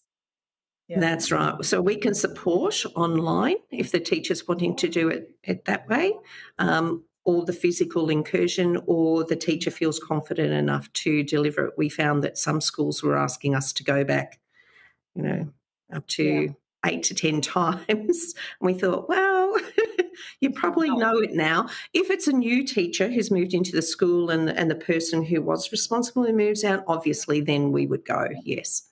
And how do you think about and measure success of that? Well, that's a very good question. We did have an independent evaluation of the program conducted, which I believe is in the submission there. It's really the feedback from the teachers, because it's a bit harder to get the feedback direct from the students. So we have surveyed the teachers after the delivery session. Most of them have felt that the session was well designed and well delivered. Well delivered if we've delivered it, obviously. But they've also suggested that they found that the students were quite engaged in the content, because, it's always a concern, our kids going to think it's a bit naff or a bit boring, but we're conscious at the same time of seeing people who are leaving school and saying, well, I haven't had any exposure to the concept of enrolling and voting, and I'm not sure how to do it. When they have the first opportunity to go to a polling place and actually vote. There are a couple of other things that... Oh, sorry. No, you go. I was just going to say there are a few other things that we also do to complement the program in schools, and that is to have trained democracy ambassadors that work with peer leaders within the community. So they go out, that we train them up, and they go out and it's a peer-to-peer information session. So we target those to non-English speaking community backgrounds, people living with disability, particularly specialist schools where students have the capability and desire to want to enrol and vote. And have some experience of that. Aboriginal communities, did I say people living with disability? I feel like people experiencing homelessness or people who are in prison. And the prison program is something that we've recently worked with Corrections Victoria to try a pilot within several prisons in Victoria. Small pilot, but it's very encouraging, and we're hoping that that we're able to continue to deliver that through all prisons, because it's a good engagement piece, particularly as the prisoner is approaching their release date. Thank you. And can you just talk a little bit about your Be the Change program? Being the Change is focused on the active citizenship. So that's taking agency to have effect on an issue or a topic that's close to their heart, either within their local community or on a broader stage. And how much has that? Is it popular? Do people use it? What feedback have you had about it? Well, we have had feedback that it is engaging content, but when we've been looking at the design of the program over the last couple of years and thinking about where our effort is best expended, we're thinking the teachers are the way into the schools and where we should focus their efforts. But we would also like to see, as your previous presenter suggested, the inclusion of civics and citizenship as a mandatory topic within the school curriculum, particularly that's secondary school curriculum. Primary schools are very interested and very engaged, and we do get lots of requests from primary schools. However, again, with constraints on resources, we will do the primary schools if we have capacity at the time that they ask. The focus obviously has to be on those people from year 10 onwards who are going to be voters sooner rather than later. Thank you very much. Thanks, Chair. That's all from me. Thank you very much. Senator Grogan. Oh, can I just, when you provide the numbers of students that you've touched with this program, if you have an idea about how many are not part of the program, that don't reach out or are not part, that would be helpful to see who's missing out or who could also be touched. That would be helpful, if that's okay. Senator Grogan, sorry to jump on you. All good, thank you. Thanks for coming along, really appreciate it. I've just got two questions. Your 17th birthday card is similar to a thing that gets done here in South Australia where kids get, the young people, when they turn 18, I think, they get a text message where they can just click on a link and sign up there and then.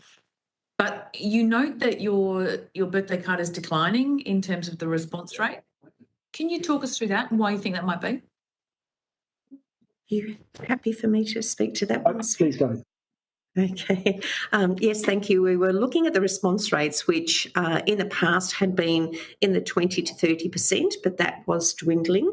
And our enrolment team did suggest that we do away with mailing out the birthday card. However, what we have observed since then is a significant drop in the number of people who are doing a provisional enrolment form, that is enrolling when they're 17 so that they're on the roll automatically when they turn 18. So that gives us pause to think, well, if the card in its format was not quite doing the job, and this is what the team are dealing with at the moment, how might we do a similar thing but in a digital fashion that's going to be engaging for young people?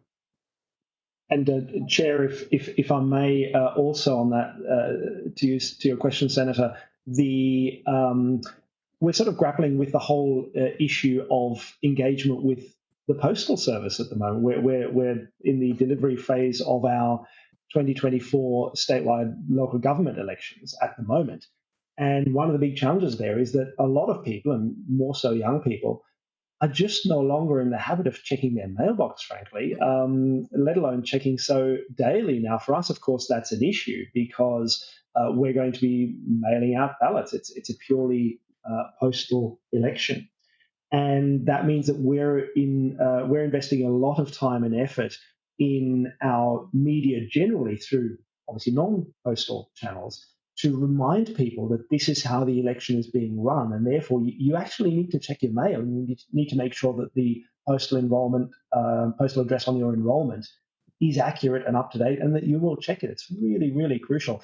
But what we're seeing there is a very similar issue to the one that Ms. Lang mentioned there, is that particularly for younger people, it's not necessarily a lack of interest that this shows. It's a different way that they navigate their lives and their communications and their communities. And we're now very much looking at that in terms of, well, how do we reach them? Another point that I think we made in our submission several years ago to our state Electoral Matters Committee, which we sent to your committee for information, is that there's sometimes a bit of a misconception that younger people are not engaged in these sorts of issues, or this wasn't in the report, but maybe that prisoners aren't engaged, or all of those sorts of things. What we find is that they often are very, very engaged and they really do care. They just do it in a very different manner. And so we have to go to where they are paying attention rather than expecting them to change their lives to pay attention to us. And we're doing a lot of work in that. Great, thank you. And issue we've been seeing quite a lot in a number of areas, but just that whole sense of the postal service no longer being the way that people engage, in the same way the sort of nightly news or the standard newspapers. This is not where people are going. And it's not just the young people. It's also older people, which kind of brings me to what my next question was what sort of strategies for engaging older people? Not old people per se, but, you know, people who are over 20 or whatever. How we've talked a lot through this inquiry about young people, because obviously that's the core capture and development piece. But what about post that, people who haven't actually had much of a sort of civics education or engagement? What strategies do you have for those? Yeah, I think I'll ask Ms. Lang to sort of elaborate on this, but we are still finding, though, I think it's right to say, pretty high levels of effective engagement at the older cohorts, which doesn't mean that, of course, we should ignore them. Absolutely not. And we do certain things in that space. But if we look at the sort of the different age cohorts, their levels of enrolment, their levels of turnout, they do tend to be fairly healthy at the older end of the age cohort than the younger end, where we struggle for the reasons that we've just discussed. But I'll ask Ms. Lang to expand on. Thank you, Sven. And it's true that people who are over the age of 60 are very good in terms of their participation rate. What we have seen over the last dozen years in particular is that the later transition to adult milestones is really impacting the voting age or participation rate for people right up until the age of 40 now. Which is a little bit of a concern, but through the research that we've conducted, and we're seeing that this is also happening internationally, not just in Australia also, but it's that the economy, it's harder for young people now to buy a home, they're getting married later, they're having children later. So all of those things that in the past have typically turned a person's mind to, oh, well, I'm more interested in what the different parties have to, or candidates have to offer me in my particular area now based on, my interests and, the education in my area for my kids, etc. So that's something that that is concerning, and we're keeping an eye on that. A lot of people say that in terms of those who are not voting, that they've just forgotten. So that's why we have our voter alert election reminder go out in Victoria to prepare, to let people know there's an election coming, then to let them know for a state election, for instance, that early voting is about to commence and where they can find more information, and then a final reminder on election day itself to try and help people to remember, because the sentiment is very positive still about compulsory voting and having compulsory voting, even amongst the non-voters, which surprised us a little bit, because we thought, these people are probably thinking, it's not that important. But we asked them that directly, and they said it is important, and we would have if we had have just remembered in time. Great. Thank you very much. Really appreciate it. Thanks, Chair. Hello, Tanya. Would you have any questions? Thank you, and lovely to finally see everyone. I'm usually on the telephone, so and particularly you, Sven. I haven't seen you for a couple of decades, so it's awesome to see. I'm just interested to understand, based on the engagement, because obviously you got a really huge sample to draw from in that, insights to bear to this inquiry. What are the key changes that you're seeing in issues that you feel that the education system, and that, if we adopt a model like was suggested yesterday around having a national citizenship and civics education centre, what are the key areas and issues? And I've been, asking questions around, the influx of misinformation on social media and how to, navigate that, and the skills needed to understand the challenges associated with discerning truth. But I'd be interested, based on the cohort that you interface with, what do you see as the key issues that we need to direct our education and focus around? Yeah, look, if I may start with a couple, and I'll ask Ms. Lang and Ms. Tarabay to add their perspectives, of course. But there's a couple of different things, and in no particular order. One of the issues that we're seeing is the issue of informality, and we've actually done a lot of research on informal voting in Victoria because we'd like to know what's behind it. And I'm sure this has been mentioned by others, but there are the deliberate informality ones, which are usually, fairly colourful, shall we say, or angry, or whatever that might be. Clearly, the person has intended not to cast a valid vote. But then there is a substantial cohort as well that you can tell from looking at it. And I have myself, with our researchers, gone through and looked through batches of ballot papers after an election to see this. Is there is clearly an intention to express a view, to express even a preference. They want to participate and they have an idea of this person or this party is who I want to vote for, but they just don't quite get it right for various reasons that I won't go into detail. I'm sure you're familiar with them. So that's an issue. How do I make sure that my vote counts?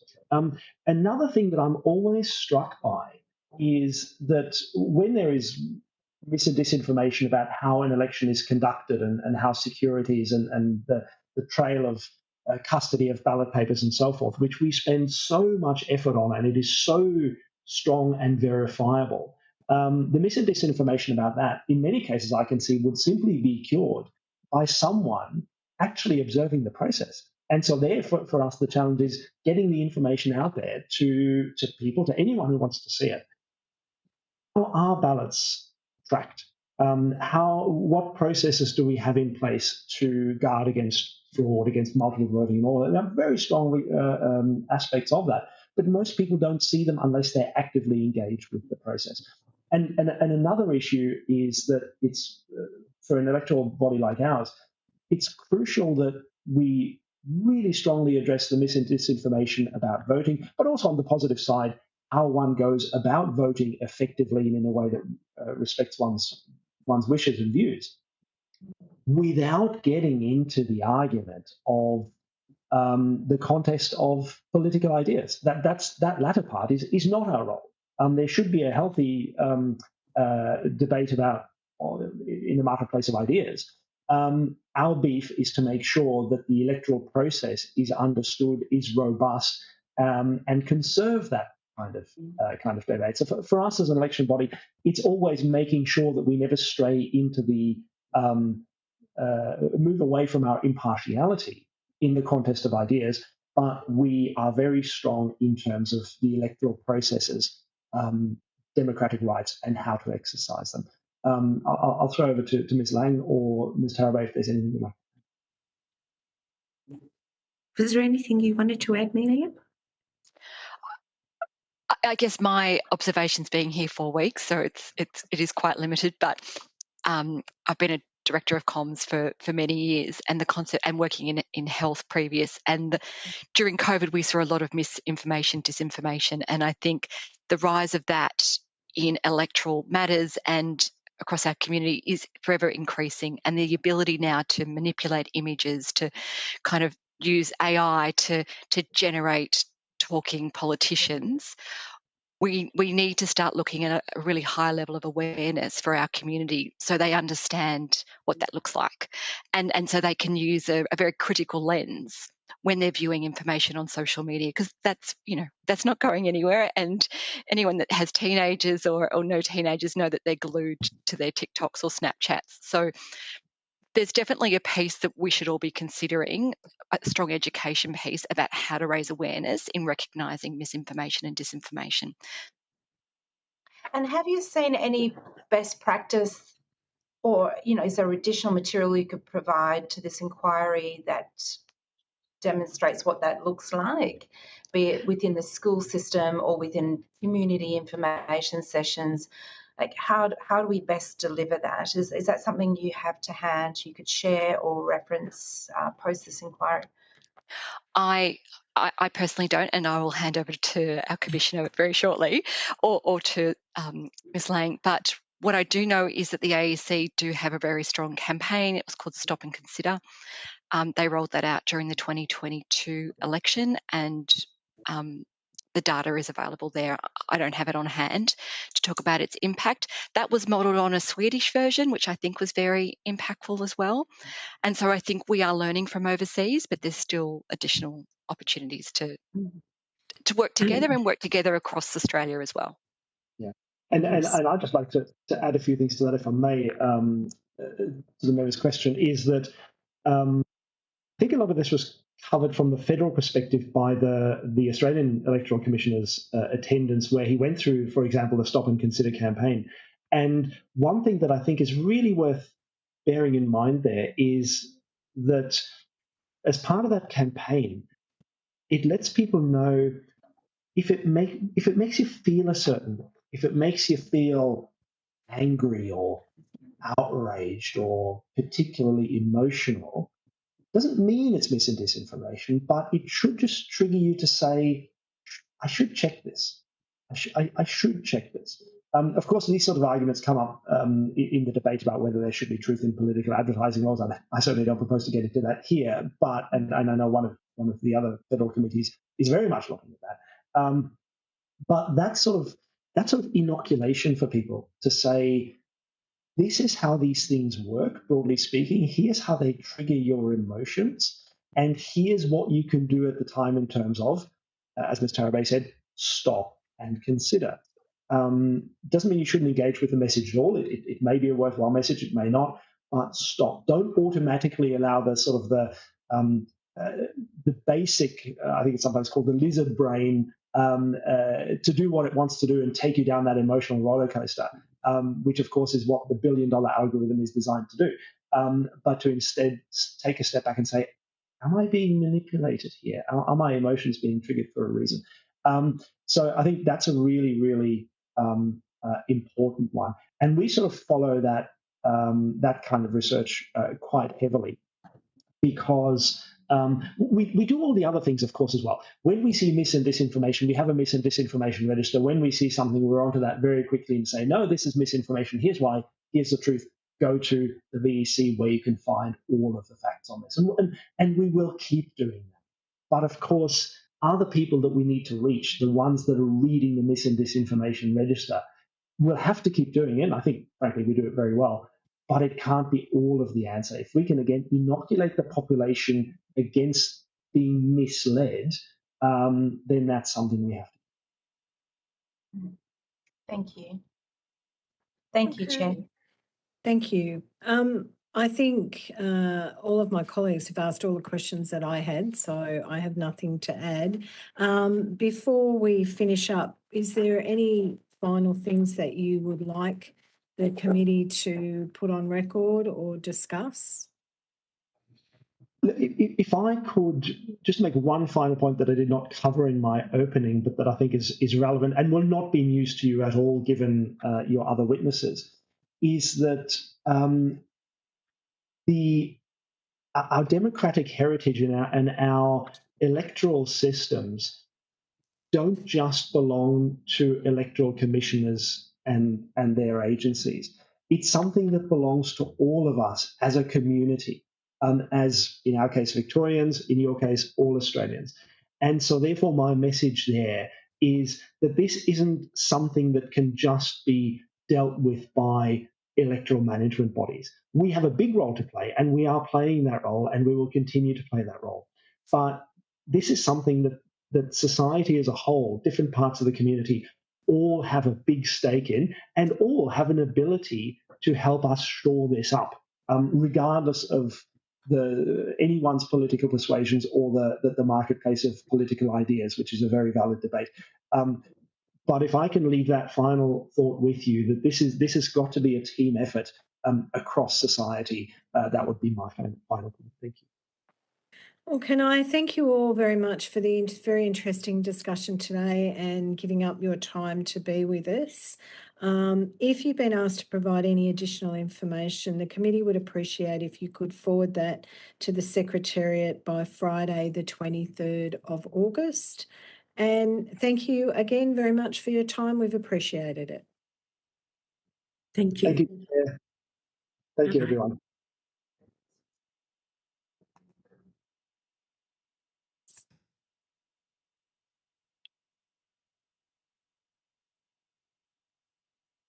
I might just suspend momentarily while we are waiting for witnesses for the next the next section. Thanks, Anne.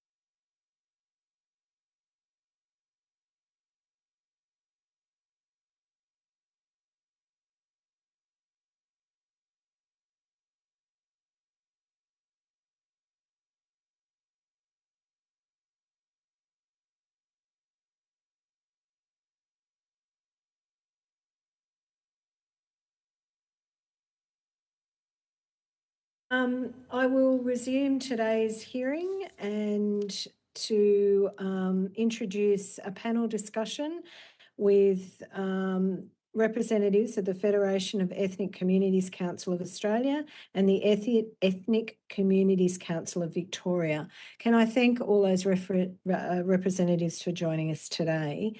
For the benefit of Hansard, would you please state your name and the capacity in which you appear? Hello, my name is Padma Priya Muralidharan. I work as a Senior Policy and Projects Officer at the Federation. Thank you. Good afternoon. I am Marianne Baquero Geronimo, Chief Executive Officer of the Federation of Ethnic Communities Councils of Australia. Thank you. I'm James Horton. I'm a Senior Policy Advisor at the Ethnic Communities Council of Victoria.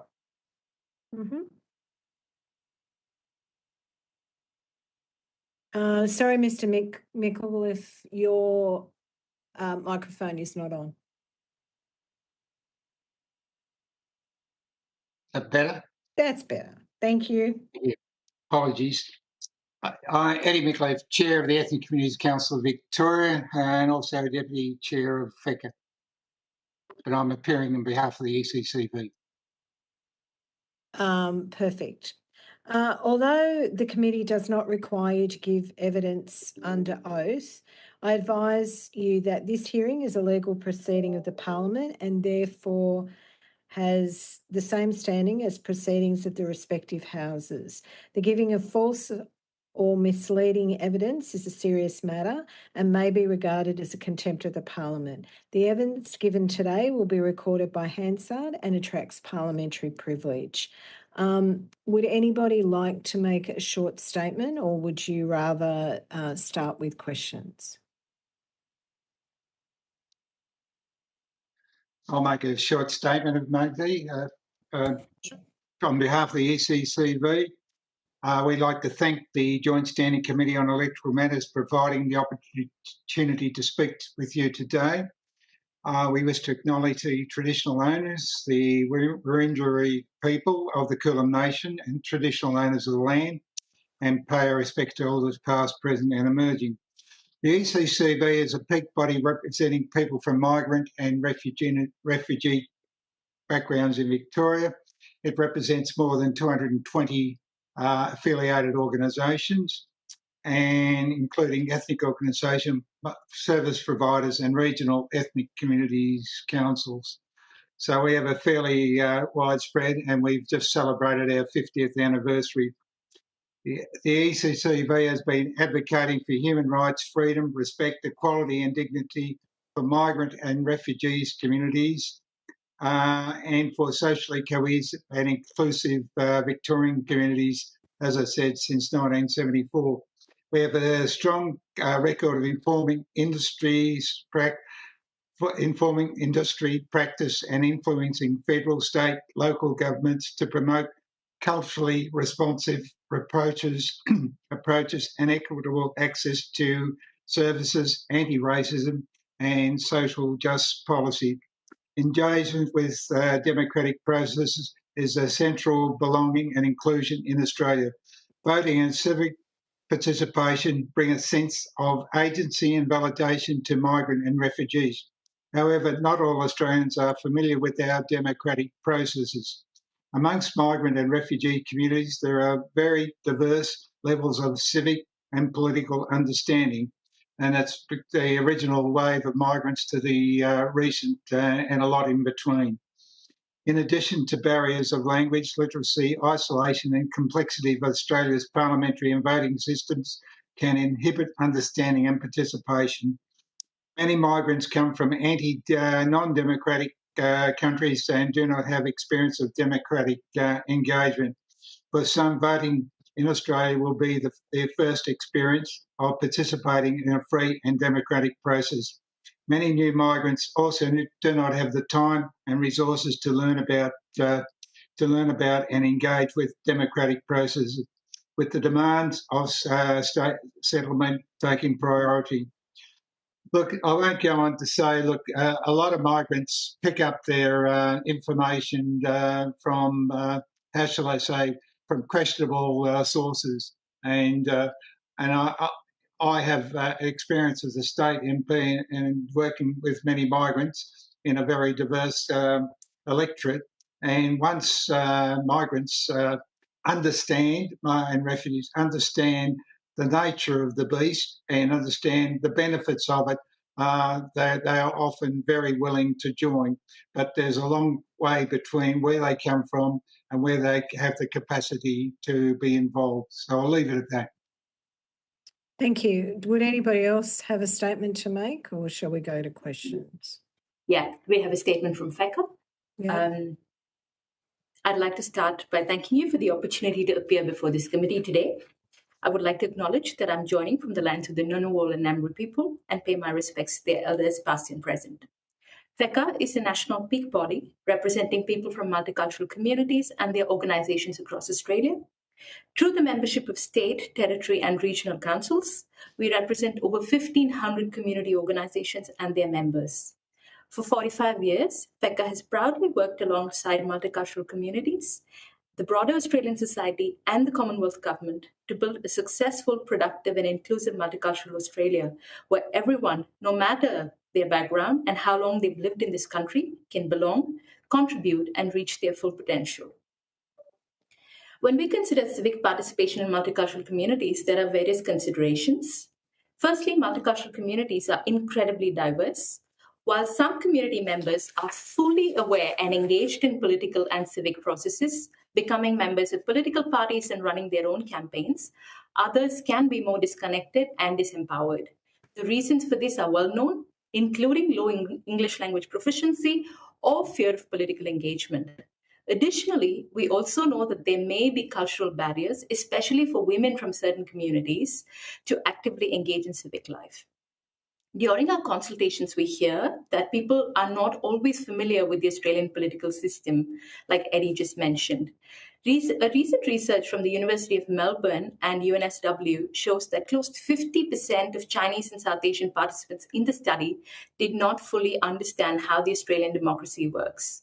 Also, migrants might come from democratic regimes, but with presidential systems and are not familiar with how parliamentary system works. There are many avenues to improve this understanding and overall civic engagement by multicultural communities. The AEC is doing a commendable job creating translated materials and piloting projects, including the multicultural community electoral participation offices. However, as we have been advocating for a long time, translations by themselves are not enough. It is important to co-design materials with trusted community leaders to ensure information is communicated in the most culturally appropriate manner. The timing in which civic education is offered also matters. In a migrant's journey, for example, there are critical moments when civics education, if delivered correctly, can really stick. One such moment is when citizenship is granted. This moment is a big opportunity to celebrate being a member of our democracy and to build an understanding of how the Australian democracy actually works. Simple primers or online courses that teach new citizens about the workings of Australian democracy, their rights and obligations as citizens will be very empowering and motivating to a new citizen. Lastly, we know many young people from multicultural backgrounds are responsible for their families to navigate the Australian system. They know English and play the role of interpreters in their families. Imparting civics education to young people is crucial as this will form the basis of their family's knowledge. In this case, how do we use social media with all its imperfections in an effective way? We know everyone, not just young people, go online for information, and there they're faced with mis and disinformation. In this context, it is important to provide high quality information in languages presented in a simple and appropriate manner. Thank you. Okay, thank you. Senator Chaney, do you have any questions for the witnesses? I'm not a senator, but Oh, sorry. It's all right. I'm reading. Yeah. I was Okay. like, who's she talking to? Sorry, it's my Zoom. I'm reading two boxes at once. I do apologise. No problem. Thank you very much. I'm really interested to hear your views on a strengths-based approach. You talk about the importance of using a strengths-based approach to tap into the rich experience of multicultural Australia and adopt a range of approaches and processes. Can you talk about how some practical examples of how you think this would deliver different types of programs or things that are more likely to be effective? Yeah, I'm happy to answer that question. So a strengths-based approach really comes from, seeing that the rich experiences that migrants have, the languages they speak, the worldview that they have, and the experience that they've had in getting to Australia is actually that diversity is a source of our strength. And one of the ways that, and FECA has been advocating this for a long time, is to really engage multicultural community members and trusted leaders to tap into those strengths, to really understand and understand where the gaps are as well. And for this, we believe that co-design is really, really important. And when we look at a strengths-based approach, we speak to people and include them in the process. That really makes sure that whatever we're creating is fit for purpose. So, for example, it would be framing things as you've probably seen, a range of political systems, not just democracy. You bring those experiences to understand how this is different to what you've come from. Absolutely. And so framing it so that it's not so that people don't feel like they should know stuff that they don't, or that a comparative approach would that be useful? Absolutely, because like we said, they may be coming from presidential systems, not necessarily parliamentary systems. And there are people migrants who've been very active in their host countries and bring that same enthusiasm to Australia. So the willingness is there, the desire to learn and participate is there. How do we present it in a manner that is relevant to them and they can understand? Yeah. And when it comes to civics education, what sort of engagement approaches have you found successful in getting people interested and engaged in learning more about civics who come from a CALD background? Sorry, go ahead, Padma. Yeah, I'll add to whatever you say. Okay, cool. I was going to say there are two things that I would like to speak to. We know that there are a number of state-based interventions, like in Victoria, the VEC runs programs called Young Girls. Which is really bringing them to the parliament, showing them really this is what it is. This is democracy in action, and also perhaps in some way sparking the ability for them to dream that one day they can be politicians themselves, right? When they walk the corridors of power, when they meet politicians and they see what this looks like in action. So that is a successful program. But the other answer as well is that there is very little data in this space for us to know what works and what doesn't work, right? We don't know what the gaps in communities are. The study that I referred to in the opening is perhaps one of the few studies that really that looks at what the civics participation and engagement in multicultural communities. But there is very, very little evidence for what is out there, what is working. Just to add to that, sorry, Eddie mentioned earlier about, migrants really not having the time because of work, family commitment, and so on. It also is important to kind of weave this kind of education into the lives of people. You make programs that are not separate to, their daily lives. For example, in health, all conversations in health have to be connected with conversations with what's happening in the community. All these issues are not separate to a person, because one person could have, several issues or concerns, but having that opportunity to present civic education not as a separate topic itself in the community when we're looking at mature potential voters, it's really about embedding it in their own kind of affairs in the community. So it makes it natural. It makes it a very kind of natural conversation. And Marianne, what are some examples of where those opportunities exist? You mentioned health, but it'd be great to understand, more specifically, what are those contact points that present an opportunity to, build people's civics understanding? Right. So in health in particular, and I'm just referring to some initiatives by FECA where we fund organizations in the community. We provide small grants. They can talk about, health and wellness or well-being issues. Civic education is very much a part of that. They don't have to limit their conversation on, what is, what is the COVID-19, for example. They can expand those conversations in areas about how they can, participate in community work, in civic activities, and so on. So it makes it more embedded into their conversation. There are a lot of these opportunities on the ground. That's just one example. Sorry, Eddie. Yeah, that's right. Look, FECA's speaking on behalf of the whole of Australia. The states vary very, very, very differently from state to state. I attended as state member hundreds of citizenship ceremonies over nearly 20 years. And look, giving them the information about how welcome they are, how supported they are, making them feel as though it'd be great for you to be involved. That's the initial, an invitation needs to be in the first place. Secondly, then there are other organisations such as local government, community health centres and so on that run sort of programs like health literacy, and health literacy contains civic education program.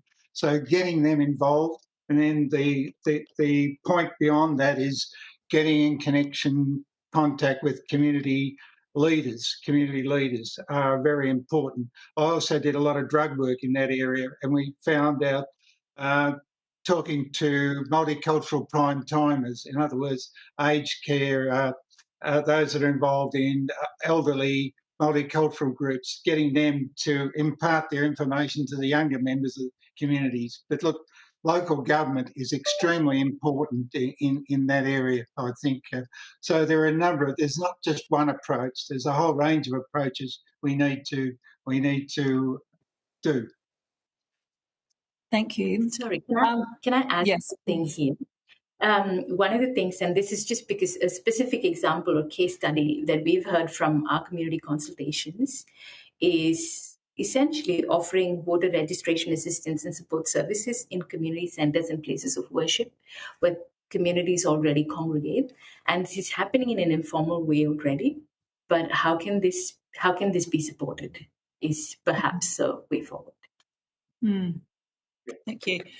One of the barriers that you've identified is fear of government due to past trauma in people, in people's previous country.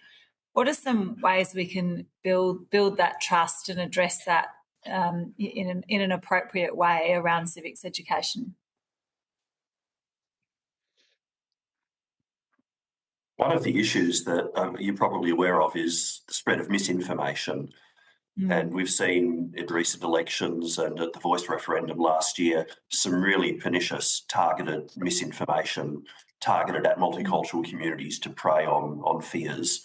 And that can be very hard to stop and to stop it spreading, because once things sort of get into the social media ecosystem, they spread very quickly, and they can really create fear in people about democratic engagement and about what voting means, and be used against them. So it can be very hard to get ahead of that sort of misinformation. But I think some sort of awareness campaign or something, so that people are aware that misinformation is out there, and to promote the idea of looking at the sources of where they're getting their information from. People often get their information through peers, through friends and family, maybe something shared on social media or through WhatsApp or something like that. Getting people to actually think about where this information is coming from. So some sort of awareness campaign to encourage people to look for the sources of their information, to perhaps be able to be aware of and thinking about what misinformation there might be, to spot it, and to think about where that information is actually coming from. So identify misinformation, because that's going to be a real problem and probably get worse as technology develops and deep fakes and things like that become more common over the coming years. I think teaching migrant and refugee communities to be aware of that would be a really important step. Thank you. That's all from me, Chair. Thanks, Ms. Cheney. Just a last point. In Victoria, there's what's called the Multi-Faith Advisory Group, where all the religious leaders and some civic leaders meet together. And the points that James made are very important. So when leadership can come out and cut off or head off some of the misinformation that comes out and gives some appropriate advice and support to the various communities to stop them being sort of taken in by these conspiracies and so on. Sure. Thank you. Senator Grogan? Thank you, Chair. Thanks very much for coming along and thanks for your submission. A lot of what I was interested in has been covered in the questions so far. I just have one particular question relating to one element of the FECA submission, where you talk about political parties discriminating against people in multicultural communities. And I'm keen to unpack that a little bit because it is something myself and a couple of colleagues have been talking about. How do we get more representation, which means for us, how do we get people to join our political parties in the first place to actually start that process of building them through that structure? And the engagement in general in sort of politics is often the first issue. The first point is how their experience they've had from maybe coming from a non-democratic country. So I'm keen to unpack that a little and try and understand how we engage people more broadly at the sort of the entry level of either independent structures or political party structures. And I'm happy for anyone to. Yes. Sorry, Eddie, you go. You go. Okay, thank you. I just wanted to say that there are a couple of studies that show that this is specifically to the experiences of young people, and we think that is central because young people do two things, right? One is that they provide knowledge to their families.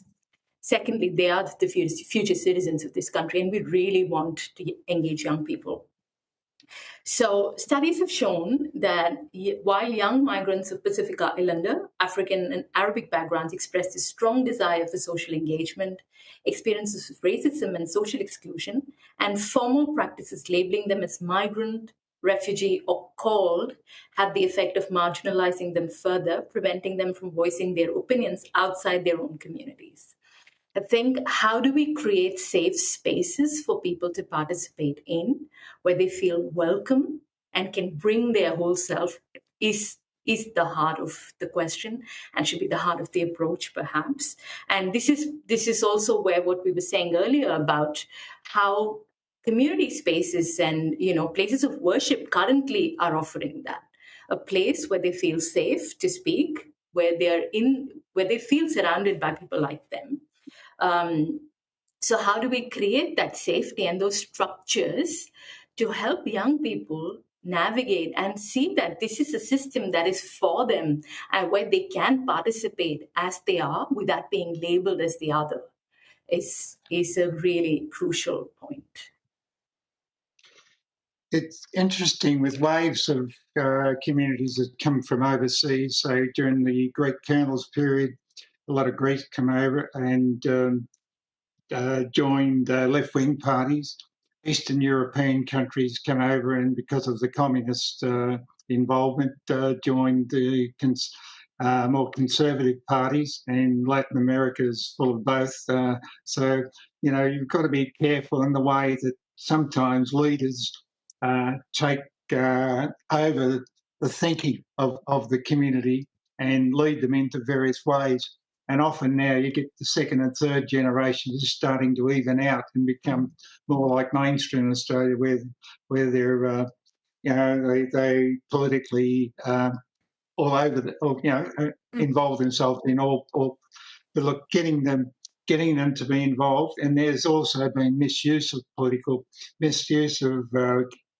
ethnic communities, and I did a paper back in 1998 called Branch Stacking and its impact on multiculturalism. And I was warning the ALP, then I was an ALP politician, of the misuse of communities and community leaders in getting their communities involved in politics. So we've got to come in. We've got to get them to understand it's not to support a certain person, a certain ideology. It's to get your community involved in the process. And I think we have that broader approach. I think people will develop, and then their own particular bent will show through at that stage. But it is an important issue. Mm. And down here in Victoria, there's a couple of programs that I think are very good at encouraging newer members of the community to get engaged in politics. There's the VEC holds one called Active Citizenship Workshops for Community Leaders, which is about building up their political literacy and teaching them to have the capacity to make positive changes and influence in politics. And particularly for women at the moment, the Victorian Local Governance Association runs a program called Local Women Leading Change.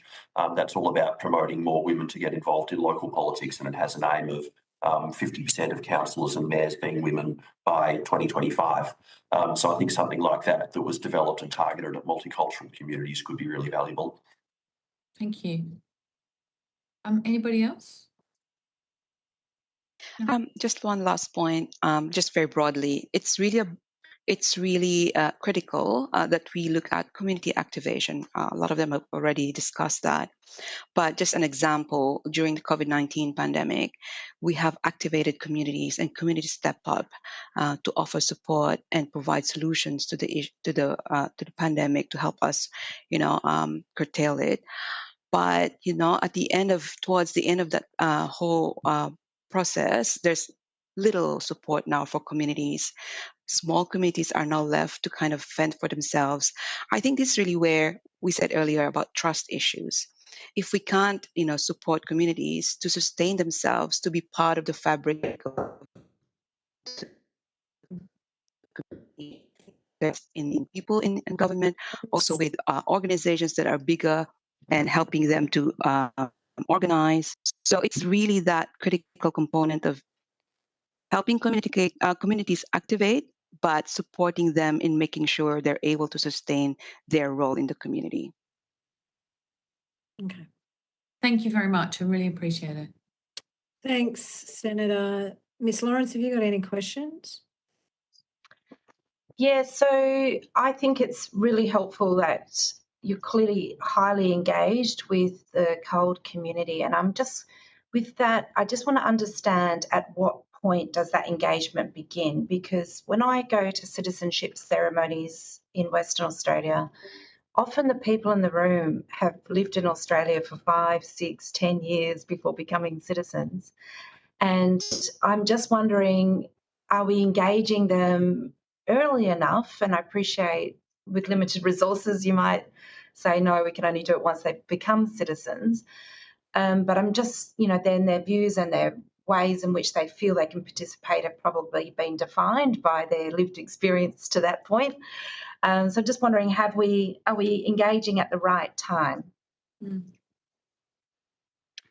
Tanya, I've been to a number of citizenship ceremonies where British migrants have been here for 40 or 50 years and never became citizens.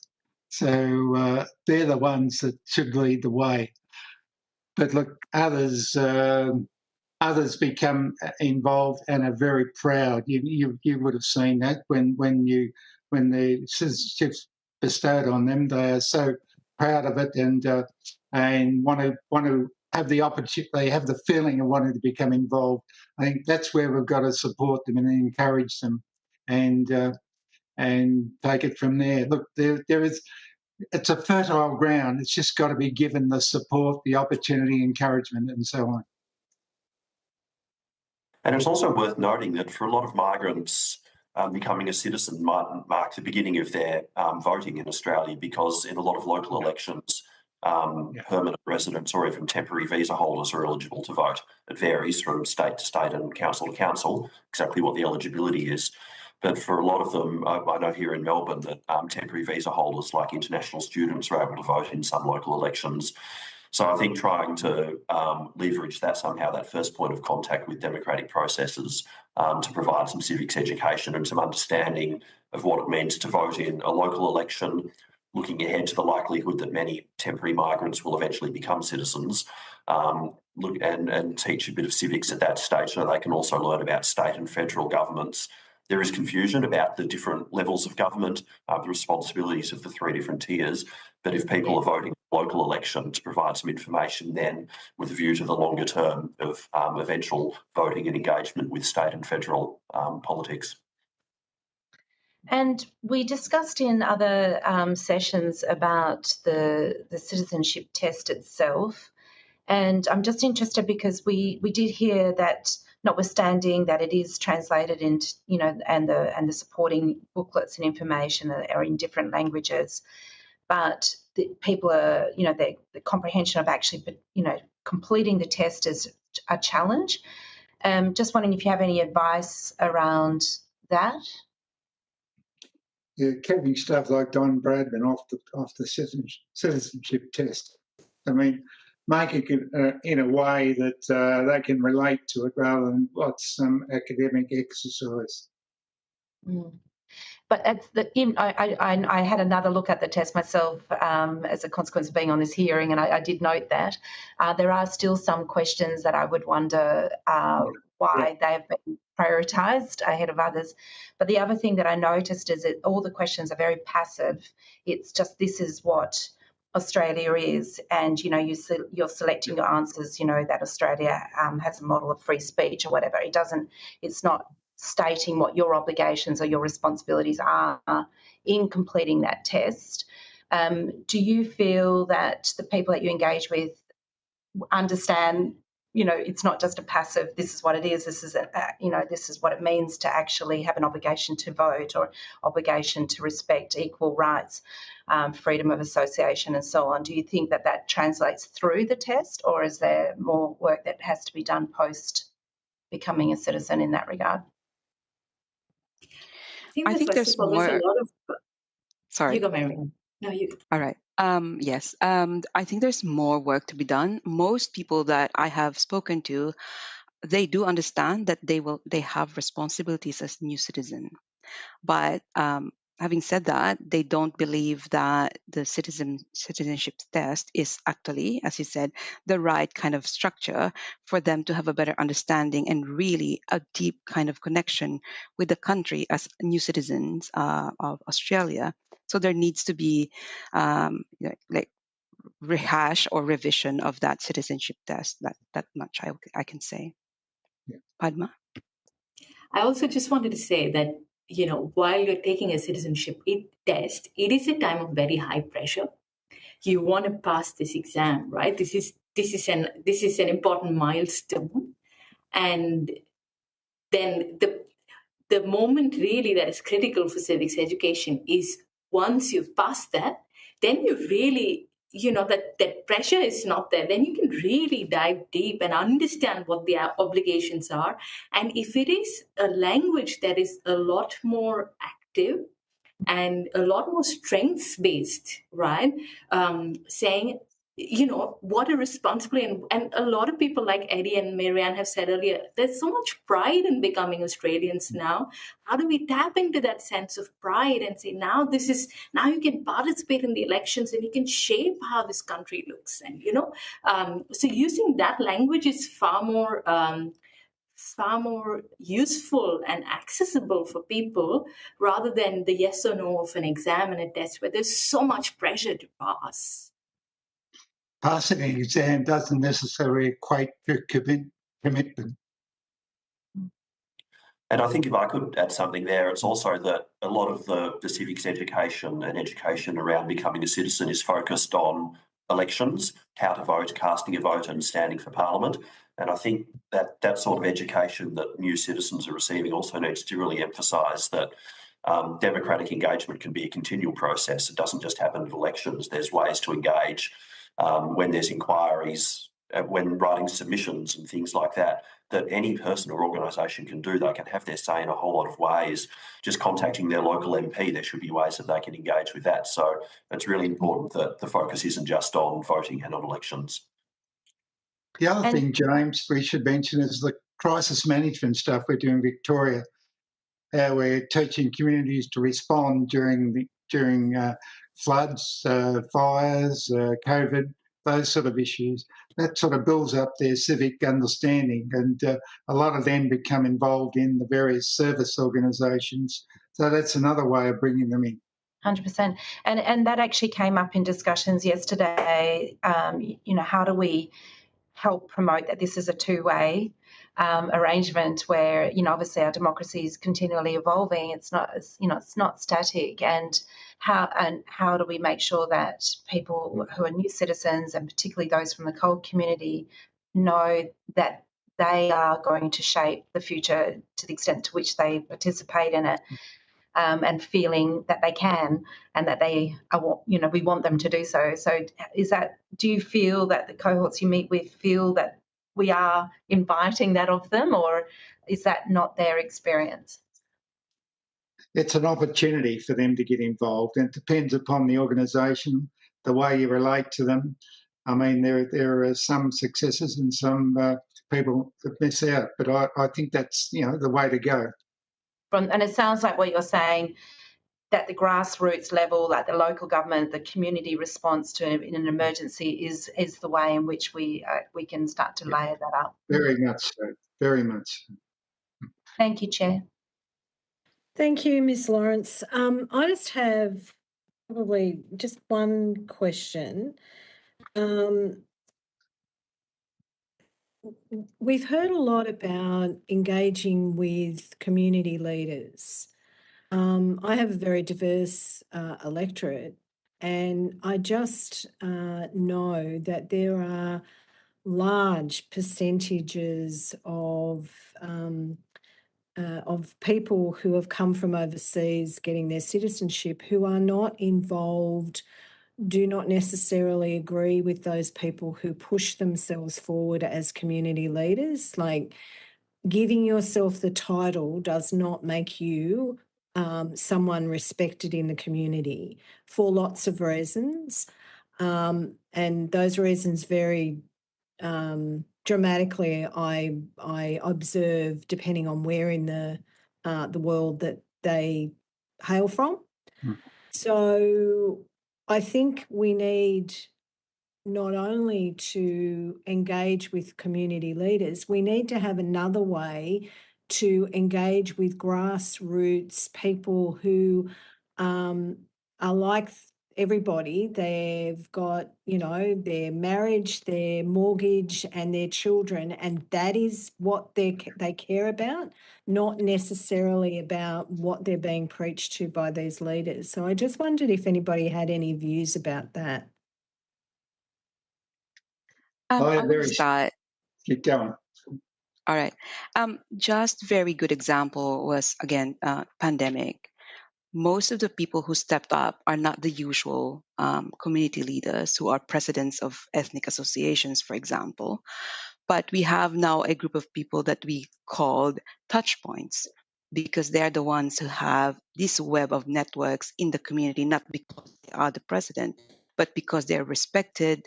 They do a lot of things. They provide support to the community members, even though they're not an active member of any association, for example. So certainly, there is a role for people like that, and we should give them opportunity to consider and even look at possibilities of them coming out as potentially political leaders in the community. But it's really about providing them that kind of insight on what can they actually do that is so important that they can let go of a lot of other competing priorities with their families, for example, and their work, because there's so much of that happening. But really, it's about also understanding that there is value to that. They can certainly input on how their communities and their political futures can be designed. But if they see that there is not much change happening through that kind of system, then many of them actually would just opt to working with people in the community, because that's where they can see themselves as putting more value. So there's these two perspectives to that. Mm-hmm.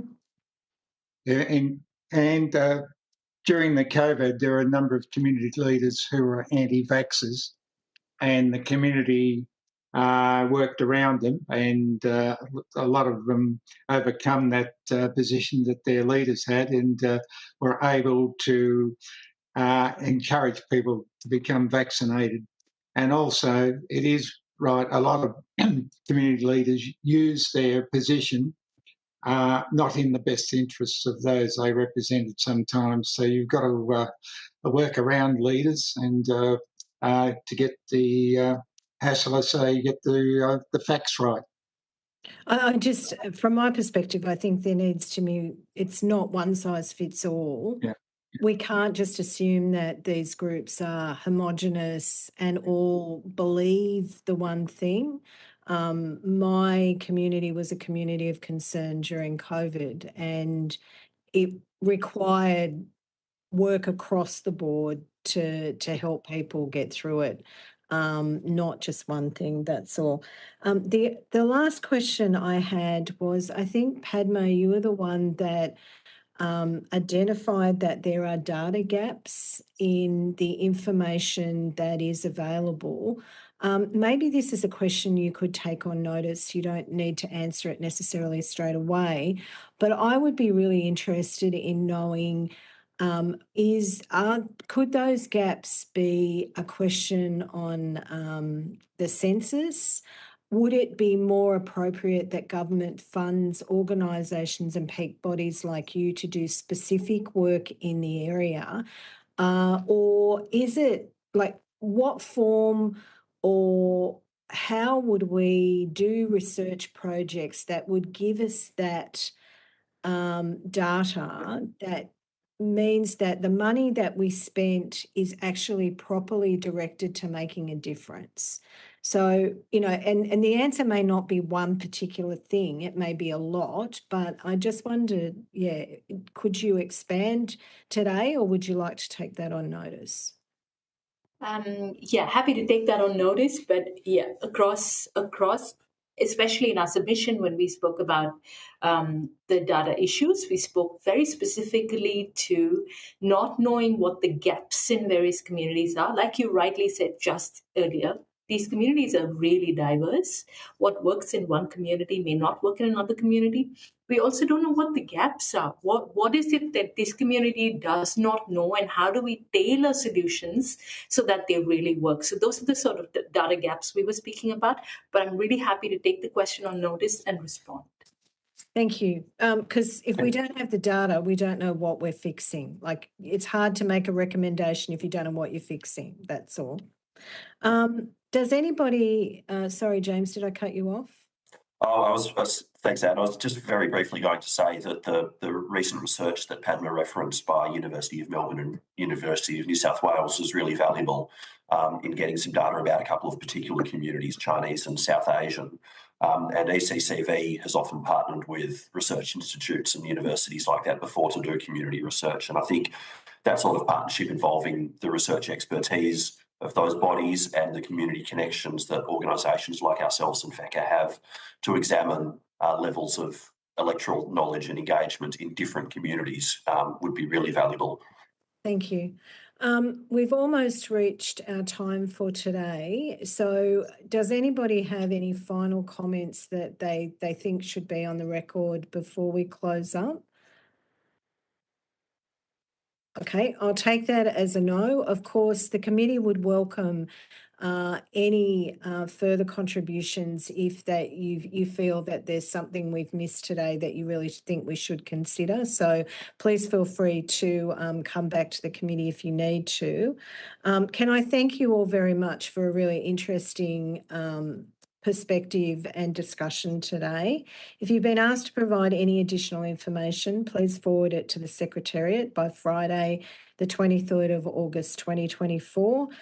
Can I thank Hansard and the Secretariat for their ongoing support with today, and particularly thank my colleagues because I'm acting. So your support has been invaluable. So thank you very much. Have a good afternoon. I declare the hearing now closed. Thank you.